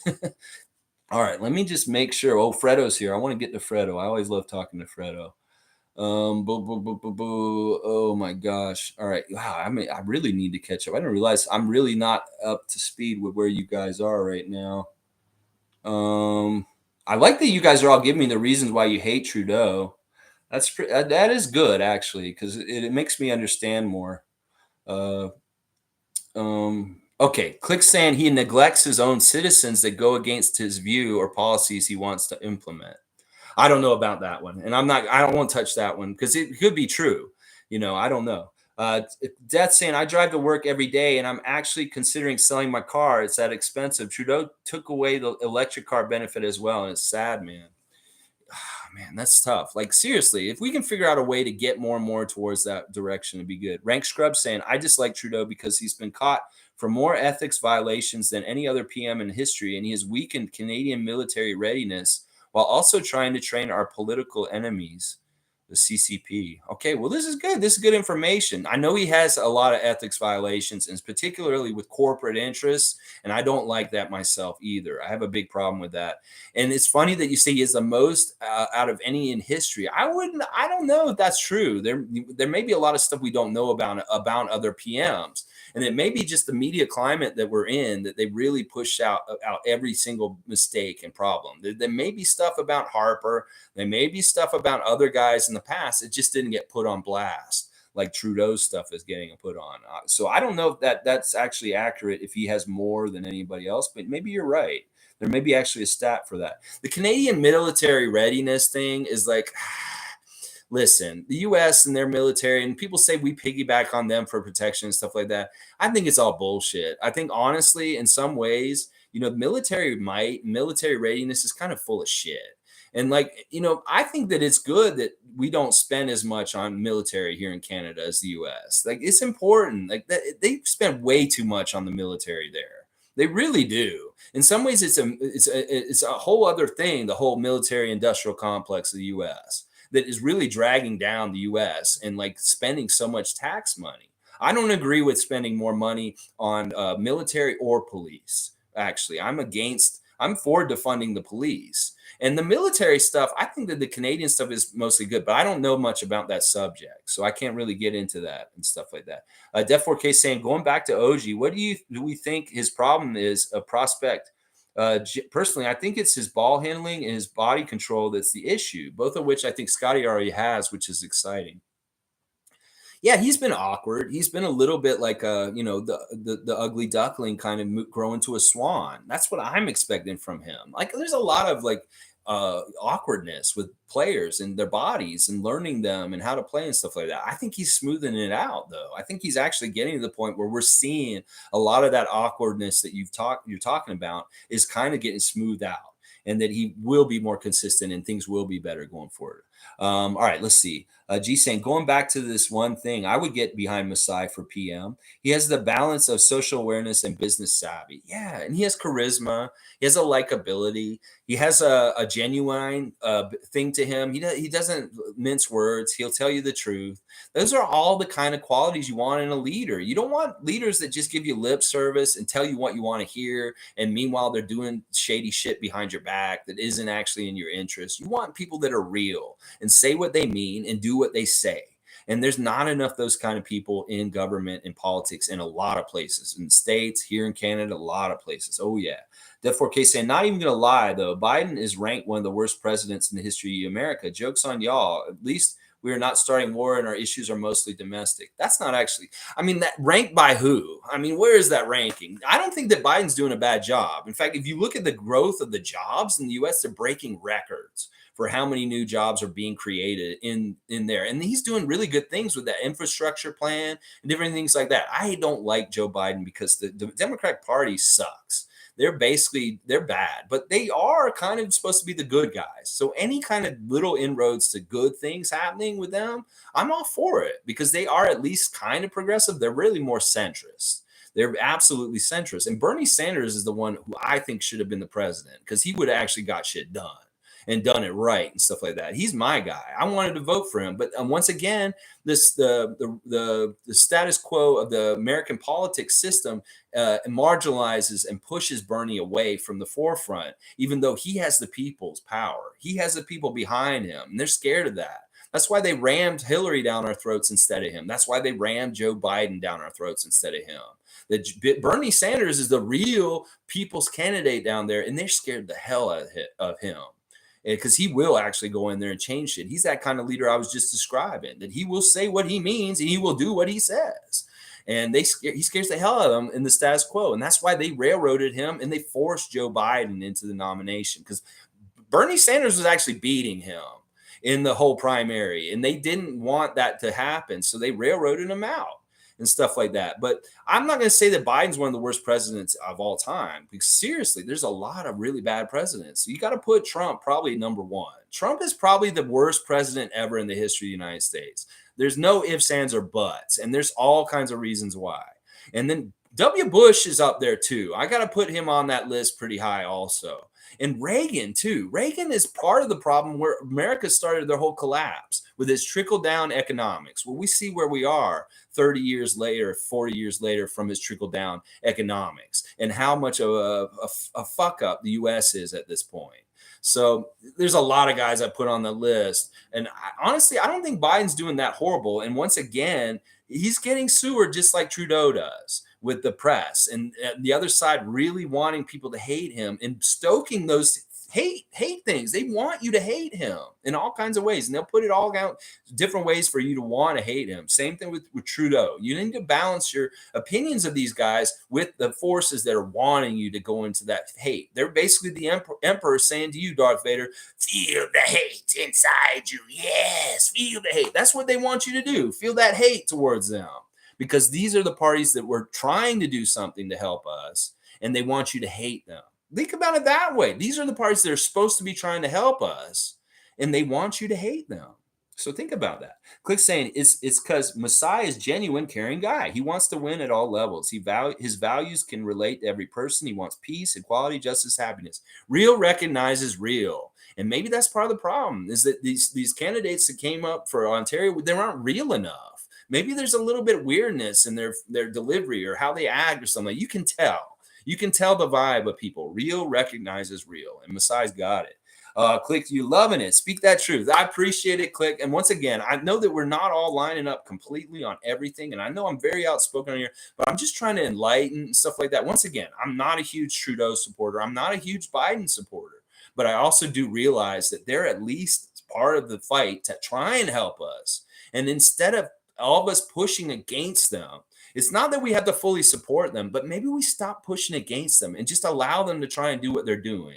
Because the conservatives here and the Republicans down there are pushing against them at every place in the government. And that's part of what makes them look so ineffective, is that they have so much against them in the political fights that they can't get shit done, because the Republicans are obstructionists. They're not trying to, if it just says it's a Democratic bill, they're just voting no on it. They're not even looking at it. They don't even give a shit if it's good for them. They're just voting blanket no's on everything. And that totally hogties any kind of progress and change in the US. And then that they can say, well, he's not doing anything about it. It's because your motherfucking asses are holding him up. So think about it from that perspective also in the whole thing too. So Monique's saying, can just imagine the prices the CBL Canadian basketball games are, etc. One of the great things about the CBL is it's priced very well for average people to go to. And one of the great things about the CBL is it's had a really good common man, everyday man vibe instead of like these people that are at the Scotiabank Arena for Leaf and Raptor games at courtside. You can have an average Joe and his family sitting near the court and really get a cool, real environment in the basketball game. That's one of the things that the Scarborough games has opened our eyes to. Being out there, it's affordable, and people can go to it and be like average fans, and that's awesome. That's really, holy crap! I've done 3 hours. I better get done quick. This is like a playoff run. This is really the politics that is happening. Click saying at Def 4K. I already know 3 people who bought a Tesla in the last 2 months. This is good. This is good. Go get an electric car. My parents are going to sell their 2 gas guzzling cars and turn around and get an electric hybrid, because this is the way of the future. Listen, if the gas company is not going to try and do this fast enough, the consumers can make them do it fast enough by showing where they're purchasing and where they want and what the demand is. So we can do this and buy products. There's all kinds of good things that we cause. We stop madmen from having war machines, and we also start helping our planet cut down on emissions and all the stuff coming from these cars and stuff like that.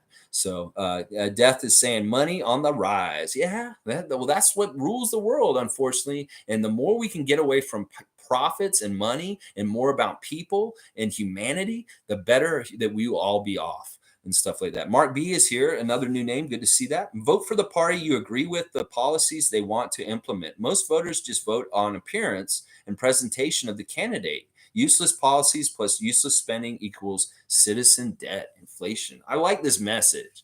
It's like, listen, not everything's going to line up perfectly, but go and look at their platforms. And maybe you don't like the personality of DeLuca or something like that. But if this is the platform that you agree with and stand for the most, just follow it, even if you're not that enthusiastic about it. And that's the apathy that people like the PC are counting on to reelect somebody like Doug Ford, is that you really need to go and look at the platforms and just vote anyway, even if you hate the people. I went and voted for Joe Biden because I wanted to stop Trump, and I believed in his platform because I'm an American citizen. I vote in both elections, and I did make sure I voted for Joe Biden living in Canada.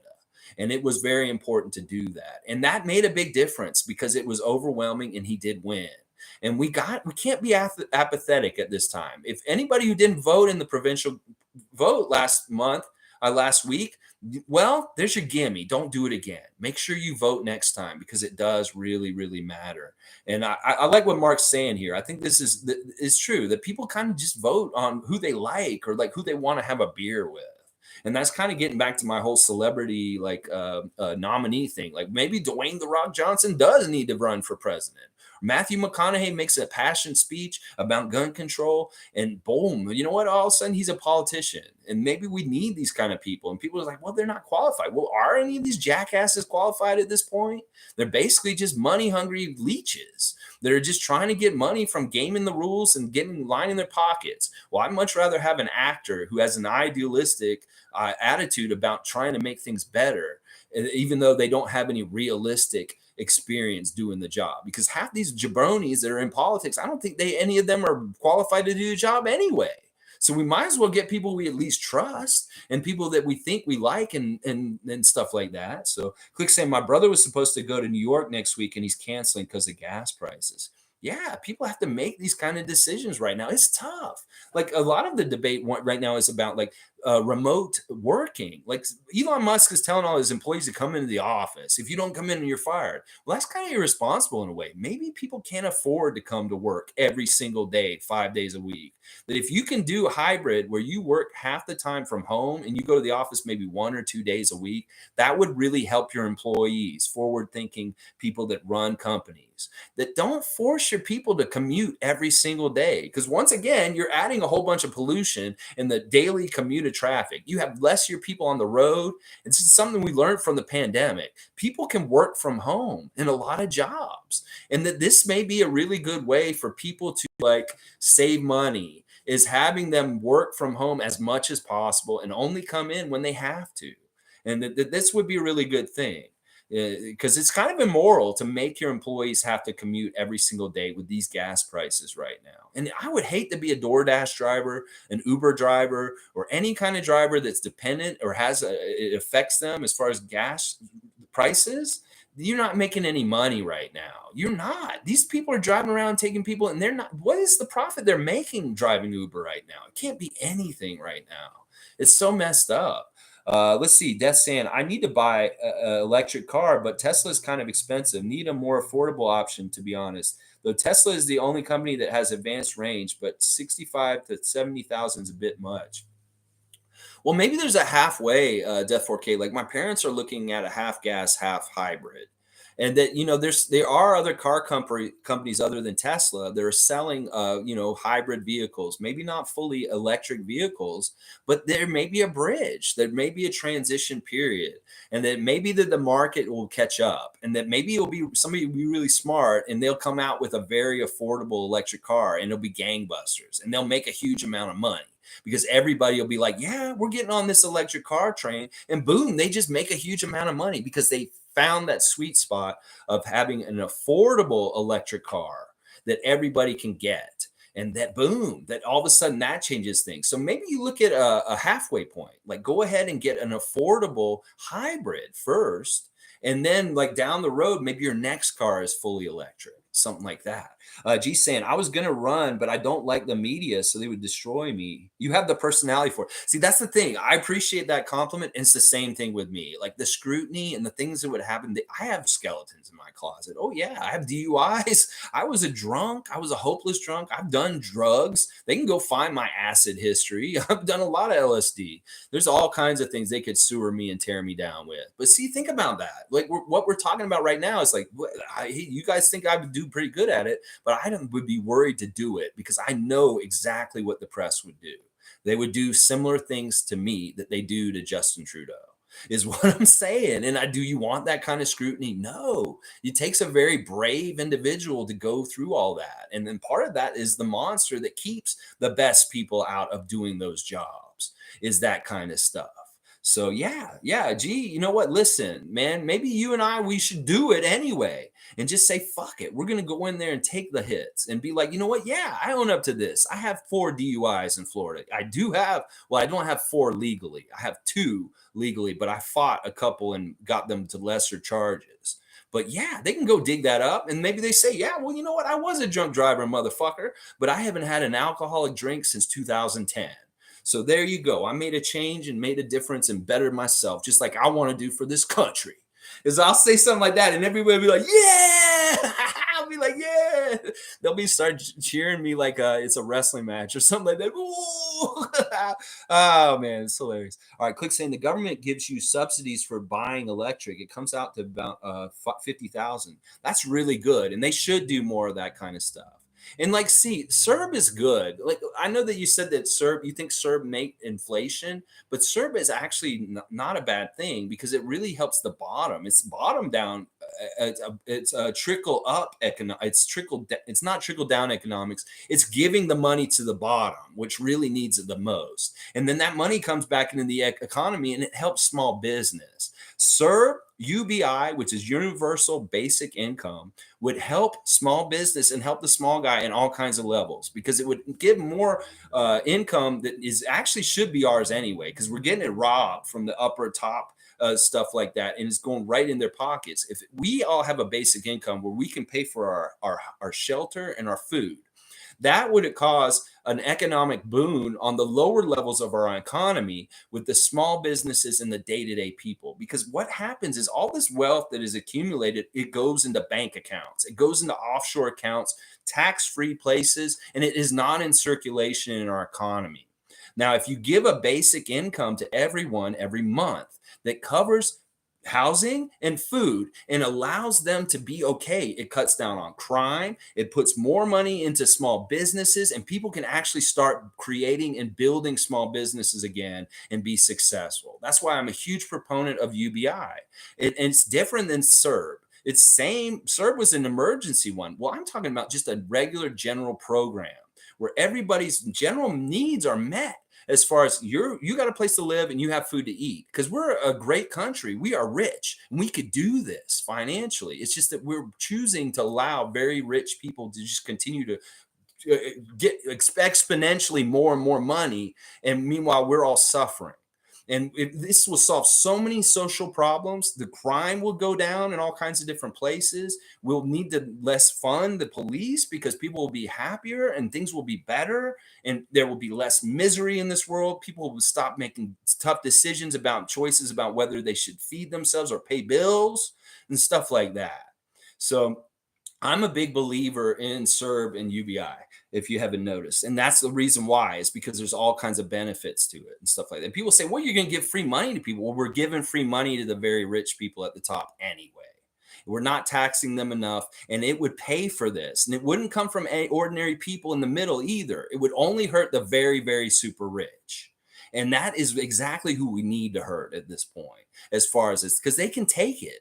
They can get this hit and they're going to be perfectly fine. It just means maybe they don't have 2 more yachts around the world and stuff like that. And that's the thing. Everybody would be taken care of, and so many different social problems would get better, is what I'm saying. All right, let's say Def 4K saying they took that electric benefit away. Click. I checked last year when I bought my new car. That sucks. That sucks. They shouldn't be doing that. I disagree with Trudeau if he did that. Click saying, you sure? My cousin, my uncle, my barber all got it, and they just got their cars last month. Okay, that's interesting. I don't know. Maybe there is something there, or there isn't. A Def 4K saying, Alexi, I agree with you 100%. We need a charismatic leader that force people to vote, because everyone is posting hope. We need a face to the country that understands our pain. Too many people, please vote. Yeah, seriously. It's like when you want somebody you get excited about. Like Obama really did this in the States. Like he was a runaway train of this kind of stuff. And you saw the power of his leadership and what he did as president and different things like that. Some people don't agree with a lot, some of the stuff he did, but a lot of what he did was really good. And that's the kind of leader we need here. And Justin was kind of like the Obama like wave for us. Like kind of, he was that guy here, but he wasn't the right guy in a lot of ways too, because I don't agree with political dynasties. I don't think anybody, just because you're related to somebody who used to lead, should be in politics. Like that's why I don't believe in W. Jr. I don't believe in Trudeau. I don't believe in any of the Clinton. I don't want Clinton. Like I don't want Chelsea Clinton to run for anything. I don't want any of the young Bush people. I don't want Ford. That's a horrible political dynasty. Political dynasties are basically the closest thing in our modern world to a monarchy. It's like, what? Just because your last name, you're in this family, you should be first in going into these political jobs and stuff. Like, fuck that. You need more ordinary people. You need more people that are of the people and real people, and not people like Doug Ford or Rob Ford. Those guys aren't really of the people. Those are wolves in sheep's clothing. Those are guys that are doing the stuff behind our backs to hurt the little guy, but acting like you can have a beer with them, is basically what's going on there.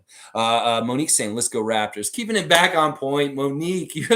Oh, happy birthday, Monique. I hope you have such a good birthday tomorrow. I know you don't like talking about all the political stuff, but we're just doing that for a sec. That 4K saying, I will have to check again, Click. I believe the 5,000 initial discount was taken. I think what you're talking about is the tax write-off, which is income-based, so I'm not sure if it applies to me, unless it's a Quebec thing. I'm in Montreal. The only good thing that I like from Trudeau is his aggressive approach towards gun violence and getting guns off the street. and not legalizing shit. Yeah, what we're doing a handgun ban right now, and that is something we should be supporting. Like we all talk about like what we hate so much. Let's start talking about what we like and putting support behind things that we want in the change. Like instead of tearing everything down, oh, I hate him on this issue and this issue. Well, if he's in an issue like the gun control issue with the handgun ban that he's talking about right now, then we say, I support this. I don't like Trudeau in a lot of ways, but you know what? I really do support this movement, and I want to put my support behind this because I agree with this. That's what I'm saying. It's kind of like we, in our regular lives, we shouldn't just talk about what we hate all the time because that's what we bring around us all the time. We should talk about the things we love, we take pleasure in, the things we enjoy. And then all of a sudden, there's more of that around, and we put power to that because we're putting our focus on that. We put focus on the negative stuff we hate, then we're giving power to that. So that's what I'm saying. Look for the positive and look for those things and get behind those, because then we can get momentum in the right places. Instead of being pushing against what we hate, we can push forward what we love. That kind of thing. It's a philosophical thing. Monique saying, love Alex Wong. Love Alex Wong. Love Alex Wong. Love Alex Wong. Yes, Alex Wong and Will Liu, the Raptor show. Those guys are my buddies. I love those dudes. I'm so happy to see guys like them getting on mainstream media and doing things on Fan 590 and on Sportsnet. They are the badasses. Alex Wong, you're the coolest. I actually like you more than Will Liu in some ways. I really do. You're like my favorite because you are the funny one. Honestly, you are the funny one. Fredo's saying, wow, you're still live. He's impressed. Golden State fan is here. He's saying, we're still live. I'm still getting over the loss last night. Yeah, Fredo, I'm telling you, man, I hope that Steph's not that hurt. That foot injury could be bad. But once again, we'll caution you, Warriors fan, don't start no bullshit like you did in 2019 and start making excuses because of injuries. You need to own this if y'all lose this series. I don't want y'all to lose it. I want y'all to win. But you cannot use injuries as an excuse like you did towards us. Just stop doing that. It's a bad look. The teams play, they play. We see what happens. And just give the kudos to the team that wins. And hopefully it's your team. We can just give it to you and stuff like that. But don't do this shit. Don't start this shit up because Steph got hurt. We do not want to hear y'all complain or say anything that things would be different if people didn't get hurt. Because that's just bullshit. We hate that shit. And we're not going to put up with that this time either. And Fredo's saying, I hope all is well. Go Warriors. Yes, go Warriors. Win game number 4 in Boston. I want you guys to win that game so bad. I hate Scott Foster. And I hate the Celtics. Go Warriors. That's what I'll say. Oh, yeah. Def4K saying Warriors need to win, man. They need to be more physical. And they cannot rely on chucking up threes all the time. It was good to see Klay Thompson show up last night. He actually finally starting to look a little bit more like himself. But Draymond, where the fuck did you go last night? You were out there. I'm telling you, man, this man's too busy worried about his podcast. Just stop that podcast shit. You can podcast all summer. Don't do it during the middle of the game and shit like that. It doesn't look good, especially when you have a bad game like this, Draymond. The critics are going to come after you and say all kinds of shit about you just because you are podcasting in the middle of the game. It's really bad. So, Fredo, if you can get that message out with Golden State Warriors fan nation that Draymond needs to pause his podcast until the playoffs are over. Seriously. Click saying Klay has to be Klay. Dre needs to get his double-double in charges. Steph needs to go for 30 balls. Wiggins pool needs to step up. Yeah, Wiggins could have played better. He was not as good last night as he has been in the series so far. But, yeah, they may have had just a little bit of an off night. You know, Jaylen Brown set the tone, and the Celtics worked really hard to win that game last night. They deserved it. I hate to say it, but they do. Fredo's saying, yeah, guys, for sure. Draymond didn't play good on either side of the ball last night. Do you guys really have a shot at Donovan Mitchell? I'm sure you answered that already. Just curious. Well, he's unhappy because they left. The coach left, and now his teams are kind of in a weird place. And they may be asking, like, to see if anybody's interested in what they can get. We don't want him. We figured that out. He's too short. And even though he's a premium scorer and a very top level NBA player, we'd have to give up too much for him. I'm not going to trade Pascal Siakam straight up for Donovan Mitchell. And I'm not going to package 2 of the other Raptors together to get Donovan Mitchell either. He's 6'1" and he doesn't fit our positionless scheme. So he doesn't make any sense to our plans for the future. So that's the short of it about what we decided with Donovan Mitchell earlier. But the news is out there, so we have to look at it and talk about it. Monique's saying, how much minutes would you give Precious, Lex? I want to give Precious as many minutes as he can handle. Like, if he can get up there pretty average with the rest of the core guys, they should all be kind of equitable. Like they should all be between 25 to 30 minutes, honestly. Like the Spurs and some of their years where they were in the best balance on their team, none of their players averaged over 30 minutes a game. They had like 8 or 9 guys that all averaged about the same amount of time, and nobody got tired. It was really good balance, and I would love to mimic that. If we can do that, Nick Nurse and the Raptors this season, keep them all between 25 to 30 minutes. Give Precious 25 to 30 minutes a game, but increase his minutes. Get Scottie in there too. OG, Fred, Gary, Pascal, all of them around 25 to 30 minutes a game, but balance it out. And then have the little bits of role players off the bench that can come in and fill moments here and there and be okay to fill it out the whole time and stuff like that. So Click saying, I feel like Justin has the most potential to stay with the Raptors for a while. I think he does too. I mean, he's a fighter. He has the right kind of spirit, the right kind of mentality about winning, and I hope he does. I don't. It may be good if Julian doesn't have anything to do with us because he may hurt Justin's chances. That it may be good to keep the twins separated. Like they may be too. I don't know. The idea of having them together as a pair, as a set, is like as a collector. Oh, you want to have the set. But in some ways, I'm also like, you know what? They may hurt each other's NBA careers if they are on the same team together. So it may be that we need to just pass on Julian and let Justin grow on his own with us here. I don't know. It's really kind of maybe what they value, and maybe if the Raptors do see something in this, but I don't know. I'm more pushing towards just keep Justin here and don't worry about Julian at all. Yeah, Death saying though, Justin and Julian, man, just like the Morris twins, it'd be interesting. I mean, there are some advantages to having twins on your team, but they're also kind of like duplicitous, is what I'll say. They may be too similar in their games, even though they're not that similar in their games. They may be too similar. Stuff like that. Def 4K saying, we don't have a shot for Donovan, to be honest. We have the pieces, but we'll not do it since it's not going to make us better. Yeah. Yeah, that's really kind of where we're figuring it out too. And I think you succinctly put it the right way. Like the pieces aren't the right fit. It's just not a right fit for us coming back to us. It's like the pieces we already have fit fine. And it's like he's a puzzle piece that would come in and wouldn't really fit with what we're doing, is what it is. Des also saying Donovan really, for his price, is kind of overrated. If you can get him for a young player and a single draft pick, sure. But they want multiple picks and all-star talent in return. Yeah, they're asking is too high too. That's a big part of it too. Donovan gets burned on D. That's a good point by Click. Fredo's saying Death 4K. Yeah, especially if you have to give up a lot. If you could get Donovan with the core you got, that would be very interesting. I just figured if anybody could pull off the move, Masai could. Yeah. Uh, yeah, it's just too much. It's like we honestly we'd have to send Fred the other way and make Donovan our point guard, and that would make this team very weird. But now the leadership, do we want to shoot first point guard over somebody who's maybe a more balanced like shoot and pass point guard like Fred?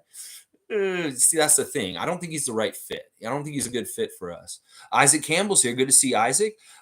Cutting fossil fuel subsidies is the only way. Trudeau won't do it. Jagmeet Singh would. Yes. All right. This is an NDP supporter just like me.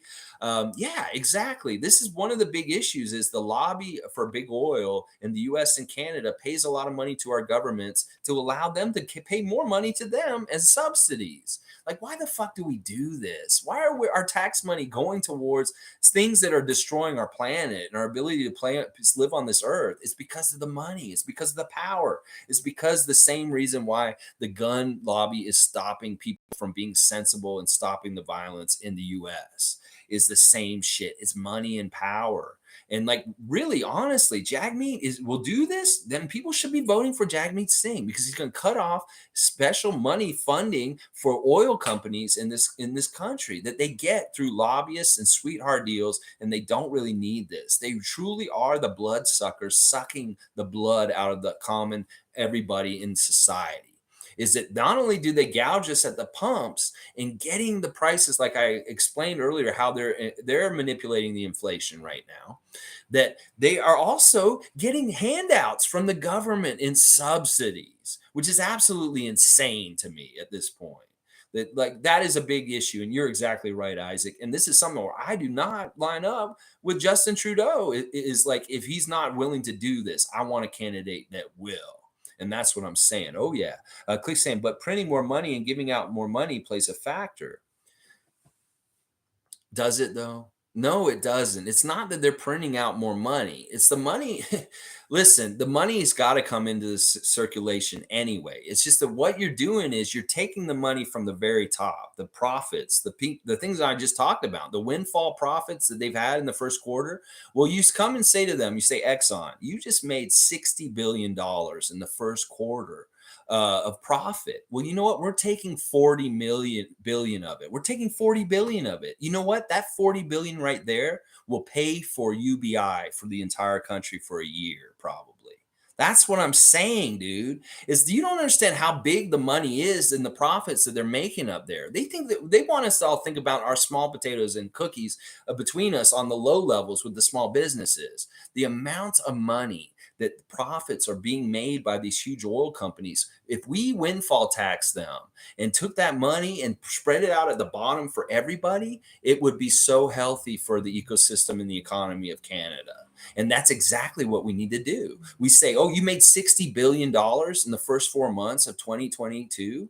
Well, we're going to take 40 billion of it and we're putting it back into the bottom with the people at the bottom.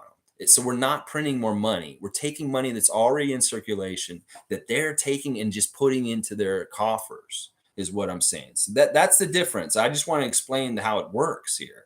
Is basically you go and tax the hell out of the people that are making insane amounts of money this way.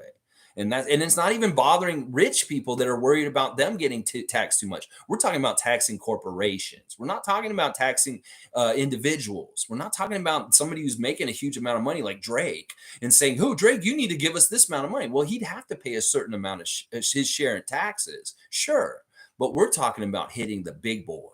Is who we're talking about. Oh yeah, Isaac's saying profiteering. Yeah, okay, that's what you meant to read there. Death 4K saying Jagmeet Singh, I'm sorry, I think he lost his vote of confidence and just votes from supporters. He's basically second prime minister right now, and people don't like him at all. And you guys are saying, yes, Death 4K. If another election was called, he knew he would lose, so he contradicted himself and his party's views by supporting Trudeau to stay in power. All right, listen, once again, Jagmeet is getting the same kind of treatment that Joe Biden and Trudeau are getting that I've described here. They're sewering him, and he's easier to sewer because he's a minority. And they really can appeal to, I'm not saying you guys, but I'm saying some people, they will appeal to that to really get him to hate him and stuff like that. So I understand what y'all are saying. But once again, I'm going to say this. Like, listen, don't throw the baby out with the bathwater. There may be a couple of things that are problematic with Jagmeet Singh, but the overall package and what he's trying to do is to help us. And that part of the design to hate him is by the powers that want to stop him. So he uses his own people against him. Like, we should be supporters of him because he does stand for us, but we're being taught to hate him because of the media, because of these forces that I'm talking about. So really look at it this way. It's like there's not going to be any absolute perfect person that you absolutely love. Look at what issues are important to you and support that person, even if they're not absolutely perfect. And part of the problem is that we don't have enough choice. Like, we should be able to choose better, and there should be more of fair vote representation in Canada. There's a real problem with our election system. But once again, listen, overlook the little fly in the soup. And maybe the soup's really good otherwise. There may be a part of it that really annoys you and stuff like that. But maybe most of it, what he's doing and what he wants to do is good. And I agree with this. He's not actually the leader of the NDP at this point. He's had his time, he had his shot, and he didn't get it. And there is going to be needing to be somebody else that's got to rise up and do it. And it better not be Andrea Harvath. It's going to have to be somebody completely new and different and fresh, stuff like that. So, all right. Oh my gosh, we are really gone. And there is a lot of politics in here. All right, where did I go? Oh man, let me see. All right, it jumped, so I lost all this. Okay, here I am. Death 4K saying at Fredo, would I want Donovan? Sure, he solves all of our scoring issues, but Raptors will not pay the price, and it's understandable he would cost more to get than Kawhi did 2018 and not worth it. Yeah, he'd have a huge steep price for sure. And yeah, he wouldn't be worth it. I'd agree with that. Click saying my own history teacher had a conversation with me bashing Trudeau. Hey, I don't know what they were saying. Maybe they were saying something similar to what I was saying. Who knows? That 4K saying Trudeau is this last term held this election during the pandemic because he thought he would win because of timing. 500 million spent for what? Same result. He will probably lose next term. Same with Jagmeet. Well, see, I don't want to be that kind of a disappointment. In fact, I understand that the NDP and the Liberal Party kind of hurt each other going up against the PCs. And I hate that in some ways. I mean, the three-party system is good in some ways because we see what happens with the states and shit. But really, I understand the powers that be, the money is shaping our political system to game the system for the rules to help the people that they want to be in power. And that once again, I understand what Trudeau did with his last election when he called the election. I did not agree with it either. I thought it was a waste of money and it was stupid. And he didn't get anywhere with it. He didn't get any kind of change in any kind of thing. And it was dumb. He shouldn't have done it. But, it is what it is. And listen, once again, we need to start supporting the lesser of two evils. As much as that sucks, we still need to do this because that's part of why the worst things are happening is that we're not doing enough. We're being apathetic, and we need to start supporting at least the lesser of two evils. David's saying, did we talk about Mitchell at all, or is this the trucker episode? I missed the first bit of the stream, so maybe I missed the Mitchell part. Yeah, I started with Mitchell. I did the Mitchell stuff right off the top. It's always like, once again, if you don't want to listen to all this stuff, I usually do the content that's pertaining to the title right off the bat. So if you catch me later and it's not live, you can just watch it then. You'll see it then. Def 4K saying, let's be honestly, though. Mitchell to Toronto is probably not going to happen unless we trade for him. He's going to learn. He's going to a team that he wants to go to. That's just the type of player he is. Yeah, he's not a free agent. This would have to be a trade. He wants to be traded out. Like, he may get traded to New York. I really think he probably will end up in New York. That's what I'm thinking is going to happen. He's going to be a New York Knick next year. But this is honestly, in a lot of ways, this whole subject about talking about Donovan Mitchell coming here is really just because of the noise and the rumors and stuff like that. I don't think there's any legs to it, and I don't think it will actually happen. You're right. For sure. Isaac Campbell's saying Bernie may still run. I think he will. Yeah, I think he will. And he should. He should continuously run every single time. And this is the thing, really pay close attention to when big money and corporate interests in the Democratic Party railroads him out of the election. Watch how much support he has. Watch and see how many people he has at his rallies. Watch and see how many people you talk to are like, I like Bernie and stuff like that. And then realize there's a disconnect between what the media is saying about him and the real support he has and what they want to say he has. And then all of a sudden, boom, they throw some other candidate in front of him instead. That's the thing. But I know he'll run again, and he should. He's getting older, but listen, the man's a badass. He is a badass, and he is the person that could actually save the U.S., but they will push him to the side every chance they can because big money's scared of him. David's saying, I agree, Death. No interest in Mitchell in Toronto. Yeah, we're all on the same page. This is what we do. We think tank. We think about the subject of the day, and we kind of vote on it. It's like very democratic. Each one of us say, no, I'm against this. Or maybe somebody says, yes, I like the deal. Rahul is kind of like, yeah, we should get him. But then a lot of us are saying, no, it's not even a starter. There's nothing to it. Let's see. Def 4K saying Biden is worse in terms of what's happened in his term. Started war, both backing off Ukraine and Afghanistan, COVID deaths, economic increase in less than previous presidents. Okay, that's your stamp. Wouldn't Trump have most of that worse? Like, he had the pandemic stuff, and the pandemic stuff was really bad, and there's different things. Yeah, once again, I don't know where this information or this ranking comes from, because once again, the economy in the United States is stronger than it's been in like 20 years right now. And a lot of people just look at it. That's the important thing that the president is doing, whether there's an increase in jobs and the economy is strong. Now, people are saying the economy isn't strong because of inflation and all this kind of stuff. But once again, I said earlier, these were controlled by the companies and not necessarily the politicians. And that we need to realize that. And the whole thing with Afghanistan, that was a mess left by Trump. Leaving Afghanistan that way was a fuck up by Trump. Trump did not know how to do foreign policy. He let it known to the Taliban that he was going to leave Afghanistan, or the U.S. wanted to leave Afghanistan. And so the Taliban basically sat back and said, well, they're going to leave anyway. We're just going to wait for them to leave. And it was inevitable that they were going to have to leave. And it's kind of like a cowardly of Trump not to do it during his term. He left that garbage for Biden to clean up, is basically what happened. And he left it in a way where they couldn't win.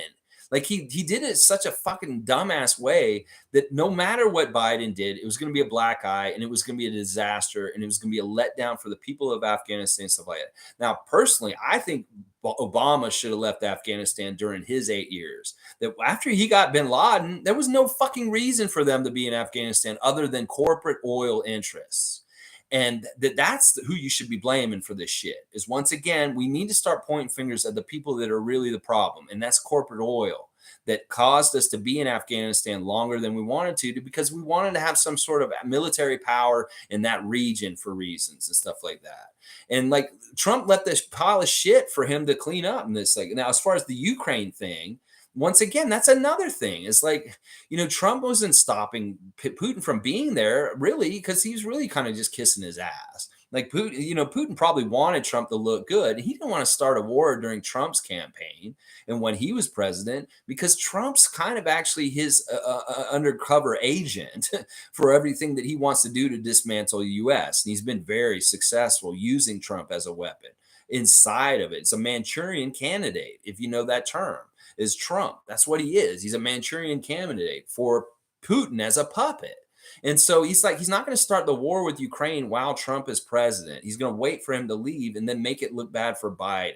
And that is basically part of it there also. It's timing with that. He could have started this two years ago, but he waited till Trump was out. And then he's putting it on Biden. So I wouldn't blame him for either the conflicts. I wouldn't blame him for the pandemic for damn sure. Or the deaths. The deaths in the pandemic are solely on Trump's fault because of all the misinformation, all the bullshit he was saying. He was crazy. He was saying stuff like drink bleach and shit like that. He did not help the situation with the pandemic. A lot of people died in the U.S. because of Trump. And it's not necessarily Biden. Biden's been responsible about his reaction to the pandemic for the most part. So I don't know where you're getting this from, Death 4K, as far as saying is like both the conflict things are really more on Trump. And then so is the COVID deaths is on Trump. The economic increase is not less than previous presidents. In fact, the money and revenue that's being generated by the U.S. right now is like breaking records. I'm serious. You can go and look at the stats. He's grown the economy in the U.S. by a huge percentage higher than any of the modern day presidents since I don't know, even you can go back to Reagan, even past that, maybe he's grown the economy more. Biden. And I hate Biden. I'm not even a Biden guy. I'm just trying to tell you all the truth and the facts. Monique saying thoughts on the Trevor Gleason podcast. Monique, I saw you posted that Trevor Gleason podcast yesterday or the day before. I haven't watched it yet, but I am familiar with his story about his accident and what happened to him and different things like that. Very interesting story, but I do need to watch that. I haven't seen it particularly, so I don't know if there's anything new that I learned about it. But his accident, which changed his career from being a coach to being a coach from being a player. Very interesting. This hydraulic lift accident that happened to him changed his life and made him a coach. Fredo's saying, if I wasn't a Warriors fan, I'd probably be a Raptors fan. I thought you guys were going to build a dynasty with McGrady and Vince back in the day. Yeah. What could have been? Oh, well, that's nice to hear, Fredo. And listen, if you do decide you don't want to be in Raptors, fan of the Warriors, you can come and join us anytime. We're an open-armed kind of place here. And I love that you're here with us regularly and talking to us. It's awesome.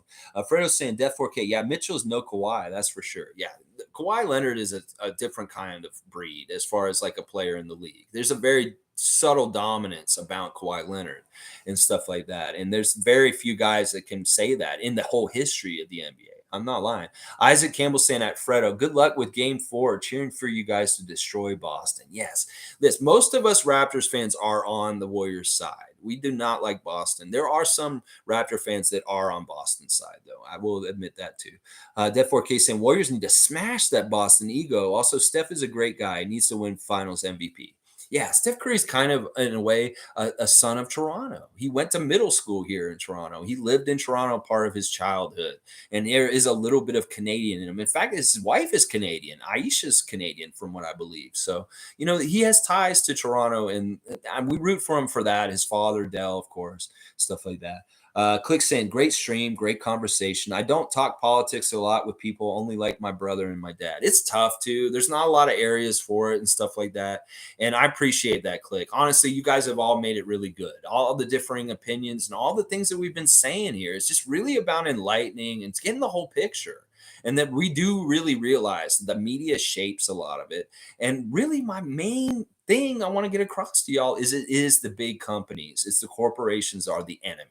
And that they want to scapegoat our politicians. They want to scapegoat different political parties. Well, let's see which political party is enabling the companies to do this and to have this power and stuff like that and go against them. And you will realize they're part of the problem also because they're the ones that are helping them in the political side. And that, yeah, the other stuff, it may be like social topics like abortion, and people get all upset about that. It's a hot button topic.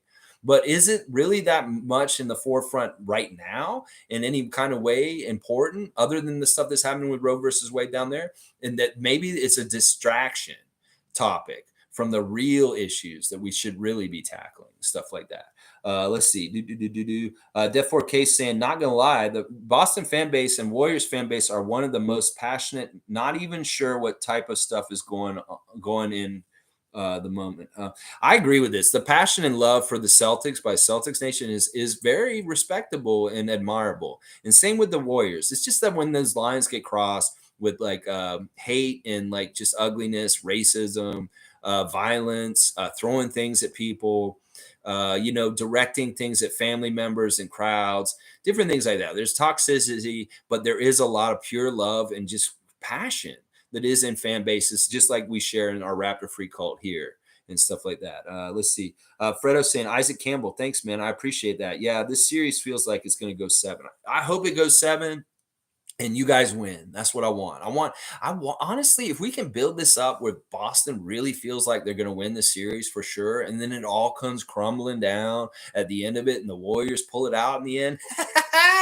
Ooh, Tom Duke and I will be sitting by the window with our cups of tea and just like sipping it like Kermit, like, this is such sweet tasting tea this morning. If that happened, if we could write that plot, if that's what's going to happen, because that's why I say I'm not that upset about Boston winning last night, because it's going to lead this to make Boston fan feel a little comfortable, a little cocky, a little confident, and maybe they shouldn't be totally, because it is the Warriors, a very dangerous championship dynasty team.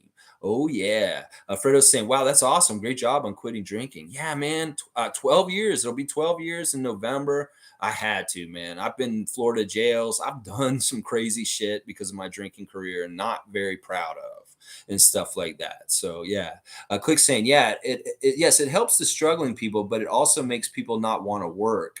I had friends making more money than me by staying at home and smoking joints all day. There's nothing wrong with that, Click. I'm going to tell you that right now. And you know why? The reason why there's nothing wrong with UBI and people choosing whether they want to work or not is because the economy and the job market is going to change more and more as we go forward.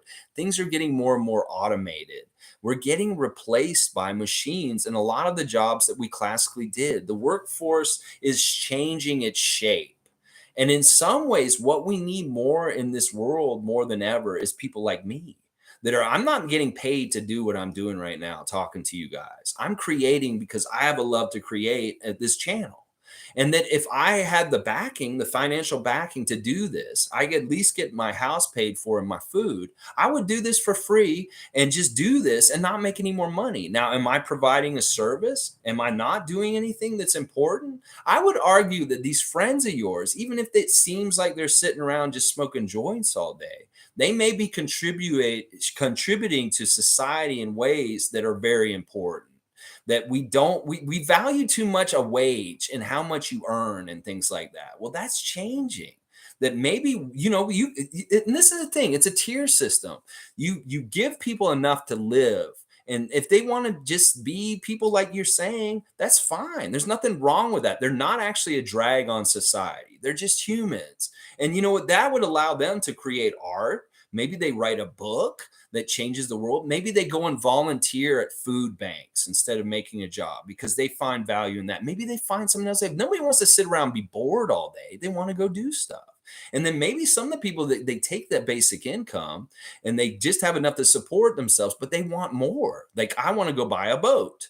So they go and get a job. That's what I'm saying. It won't, people, some people will rest on their laurels and they'll be fine with what they get and they'll do what they want and they will be what you described. But you may be surprised how much better things happen when people don't have to worry about that. They don't even have to be in the rat race. They can go ahead and just have a roof over their house, have enough food, and if they want more, they go and work and they make money and do that. But they're not going to be drags on society. They're going to provide services and good things for society outside of things and contribute in ways that aren't quantified by money.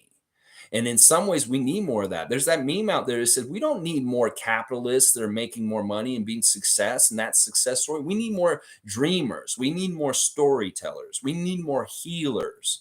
We need more people that do unsung things that don't necessarily get compensated for.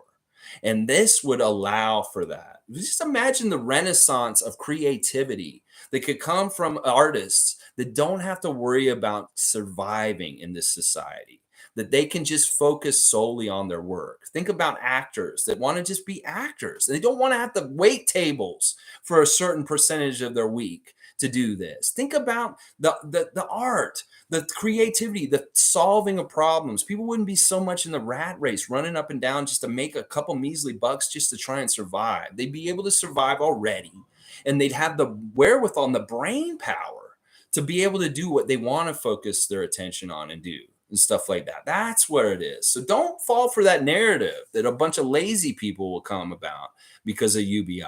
In fact, you may be very surprised about the ingenuity and the things that could spawn from taking away the pressures of trying to survive in society today. You may be very shocked about that, honestly. Click saying, yeah, man, that's a big accomplishment. I appreciate that. My sobriety is something I take very seriously with alcohol. And that it was very important that I did it. And it's been a huge change. And my life's only gotten better and better and better. If you guys talked to me when I was drinking, you would see a whole different person. That I matured a lot and grew up a lot, and that I wouldn't be the same person. I couldn't do the stream if I was still drinking. I'll tell you that right now. Monique saying, "What a live stream today, Lex. Glad I joined early. I really appreciate you being here too. Also, Monique. I know it's been a very long one. We're almost at 4 hours, but happy birthday once again. I'll say that again. Click saying, if you're already dead, you can't be killed. Adam Sandler. If you're at your lowest point in life, the only thing you can do is go up. Yeah. Yeah, exactly. Like, I like this philosophy. If you're already dead, you can't be killed. That's interesting. You can take that a lot of different ways. Isaac Campbell saying CERB gave out more than those on disability or on unemployment. Huge contradiction. Let's see. Doug Ford cut subsidies and protections for the environment. That being said, I don't support Trudeau. Yeah, I'm really worried about Doug Ford having the mandate and his ability to destroy the green belt. That this is the thing. He's going to sell out our natural beauty of Ontario, that we've been pretty smart about balancing conservation and protecting the environment with corporate capitalist interests. And this man's not going to do this. He's going to cut huge acreages of land in the name of his progress, but in the name of making money in capitalism. And I don't like that. I don't want them cutting down more trees and making more green, cutting more green area out. As far as the CERB thing, I'm not sure exactly what your point is there. All I will say this is anybody who has a problem with free money going to individuals and stuff like that, you got to get over it. Because we need to do this. This is something that we need to do. This is something done in European countries and a lot of places, and it's hugely successful. That a lot of social problems go away in some of these countries where they have basic income for their citizens. And the US will never do this because they're greedy and selfish and they hate their people. But we're not like that here in Canada. We love our citizens of all walks of life. And this is why we need to do this. Because once again, the people that are telling us that we shouldn't do this are the people with all the money that will be hurt by this. And that's the corporate interest. Once again, it's the same fucking enemy. They are the ones that don't want this to happen because they know we're going to come and take their money to pay for this. It's not going to be us. Like, if you have a problem with CERB or UBI because you think it was money taken away from you, you're fucking stupid, because it wasn't taken from you. It was money that was taken from the powers that be that shouldn't be getting it and collecting it at the top anyway. You sprinkle it at the bottom, the economy is better all around and stuff like that. So that's my whole point on that. And I'm not sure if you're agreeing or disagreeing with me, Isaac, on your statement there. I won't think either way. So Death 4K saying at Click, politics need to be talked about more in a respectful manner, as such problem is people get too emotional and violent, which scares others. Yeah, they get so invested in it. It's part of the ratcheting up by the media that make it such a life or death situation in some ways. Some people get too competitive and they just want to win at all costs. And even if it's despite their face, cut their nose despite their face, because it's like, look, these are programs that probably would help you, but just because it's the other party that you are against is coming up with it, you're against it. This is actually a social program that would actually help you, but you're against helping yourself because you are so ideologically against one side. And that's a real big problem and stuff like that. You guys are agreeing. Draymond is not focused. He should be more focused. All right. And having the podcast is going to make him listen to the outsiders more, influences his play. Yeah, I don't know if that's good. It could be. I don't know. I don't know how many more years he's going to be in the league. Monique saying, hell no to Rudy. Hell no to Mitchell. Yeah, enough. Monique saying, no Jazz players coming here. We don't play Jazz here in Toronto. No, no, no. Click saying, amazing live today. Talked about literally everything. Great to have an outlet like this. Hope all y'all have a great day. God bless. God bless you too. Click AM, Click 2 AM. And yeah, I'm seriously, I had no idea this was going to turn into this. We're supposed to talk about Donovan Mitchell, a little bit about Julian Champagny, some Draymond Green. That's about it. Isaac Campbell saying, I agree with reducing starters minutes. And I think Nick Nurse tried stretching the bench minutes at the season, playing Banton and Utah a lot. They both fell off in production and injuries got us down. Yeah, that's a pretty good timeline, Isaac, for how it happened. We wanted to rely on them. We gave them tryouts, but there was such a difference in quality and production between our main core guys we really relied on and the end of the bench guys that we were talking about. And that they just couldn't be trusted. And at a certain point during the season, Nick Nurse just decided it's like, we're going to get the most out of our team and winning if we really rely on our main core and forget about those guys. And he just went in that direction. And, I didn't totally agree with it when he started, but as it went on more and more, I was like, you know what? He's actually smart by doing this because we're winning a lot. And, yeah, but he can't do it this year. We need more balance, and that's on Bobby Webster and them. They need to reshape this roster in a way where we get better bench this year for sure. Let's see. Monique saying, thanks for all the birthday wishes. We love you, Monique. We'll say it over and over again. Happy birthday to you. Happy birthday. Monique's also saying, I totally forget Justin is the older brother. I mean, by how much? Come on. He was calling him his older brother. He looks up to him. But what? He was like 5 minutes older than you? I mean, come on. Click saying, I'd be surprised if this stream doesn't get taken down. We expose the world in politics. Laughing my ass off. Hey, listen, I mean, they want to sit here and listen to me for 4 hours and catch all of it. They won't take me down. Listen, and put this all over the place. If somebody wants to learn a little bit more about the reality of what's going on in this world and stuff like that, hey, if they take it down too, we'll know why. And we'll talk about it and we'll just put it more on blast. Click. They will not silence me. Hell no, they won't. Click is saying, it sounds like a great thing, but what is the actual possibility that we get it? I think we will get it. Like, honestly, there's a huge movement underlying that you guys don't even know about. There's been protests, there's marches here in Toronto of people marching for UBI. And that the CERB program has proven that we can do it and that we are closer to doing it. Like, we've actually seen the real benefits of CERB in what happened during the pandemic in different ways. Like, some people took the CERB money and they went and re-educated themselves, like went into school, and because they could afford to at that time. It's like, okay, I'm getting paid CERB, but I'm going to take online courses, and they bettered themselves. That's bettering the community. That makes things even better for people and their opportunities going forward. We got to stop thinking that everybody's just a lazy stoner at home smoking weed. That people can be that and still be pretty productive and do other things also. We really pigeonhole what the idea of being a productive citizen is in this society by money and how much you earn. And we need to stop doing that. That there's so much value in the unspoken heroes that are doing volunteer work, that are doing things that are important in other places. And if anybody in society needs to be taken care of and have their needs met, it's these angels and saints. that are out there doing things like this and stuff like that. So Isaac's saying CERB was 2,000 a month. That's more than others who rely on assistance programs. EI and UBI should therefore be at least that much. I agree with this. That's actually about right, is around $2,000. You got to figure in the food and the housing. That's the only two things. And listen, the way you can do it is very similar to how some people get their benefits that have drug problems, is that you have it set up that the money goes directly to the landlord or the person that needs it to get the rent. And then the other thing is you can give them food stamps if they do have an issue with spending the money on drugs and having addiction problems. There are all kind of alternative ways of administering it in a healthy way for the person so that they're not hurting themselves. So it's like you're not just giving $2,000 to a bum on the street and they're just drinking it all down. You know, you give that $2,000 to a housing project where they can go have a house and a roof over their heads. And boom, all of a sudden we're solving homeless problems. That's what I'm saying, y'all. UBI is so intelligent and smart in so many different ways that if we're, there's different countries that try different things around the world. And when they work, they're leaders ahead of us in other countries. And that maybe we need to look at what's working for them. Just like in the NBA, if we're doing something in Toronto and people are copycatting us with our basketball team, maybe we need to copycat other nations with programs and social programs that are working for them.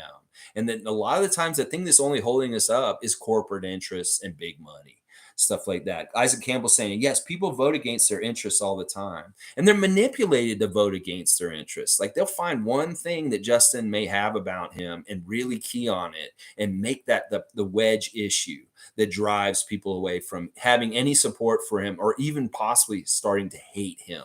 Oh, yeah. All right. I think I got to the end of it. And it's right before 4 hours. Holy crap. A 4-hour live stream in the off season, y'all. It's the off season and I'm putting in work, y'all. Just like our Raptors are in the gyms. We know they're out there working hard on their games. And I guess I am too, because wow, from the responses and the different discussions we've had today, this has been absolutely crazy. You're exactly right, Click. Who knew we were going to go down this road today? I mean, I did a very poor Draymond Green halftime impression. I sang happy birthday to Monique today. We covered all the Raptor topics. And then boom, we talked about all the world's problems and how to solve them. Thank you all from the deep bottom of my heart. And if you stuck with me through this whole 4-hour live stream, you are a badass. Holy crap. I appreciate everyone. Please hit that subscribe button. It's helping me. I get to 1,000, then boom, all kinds of goodies are going to start happening with this channel. But man, I cannot understate the deep wow connection and conversation and discussion we just had about all kinds of different things. And if any of us learned anything today, I know I learned a ton of stuff today just from hearing your comments and talking and saying them out loud.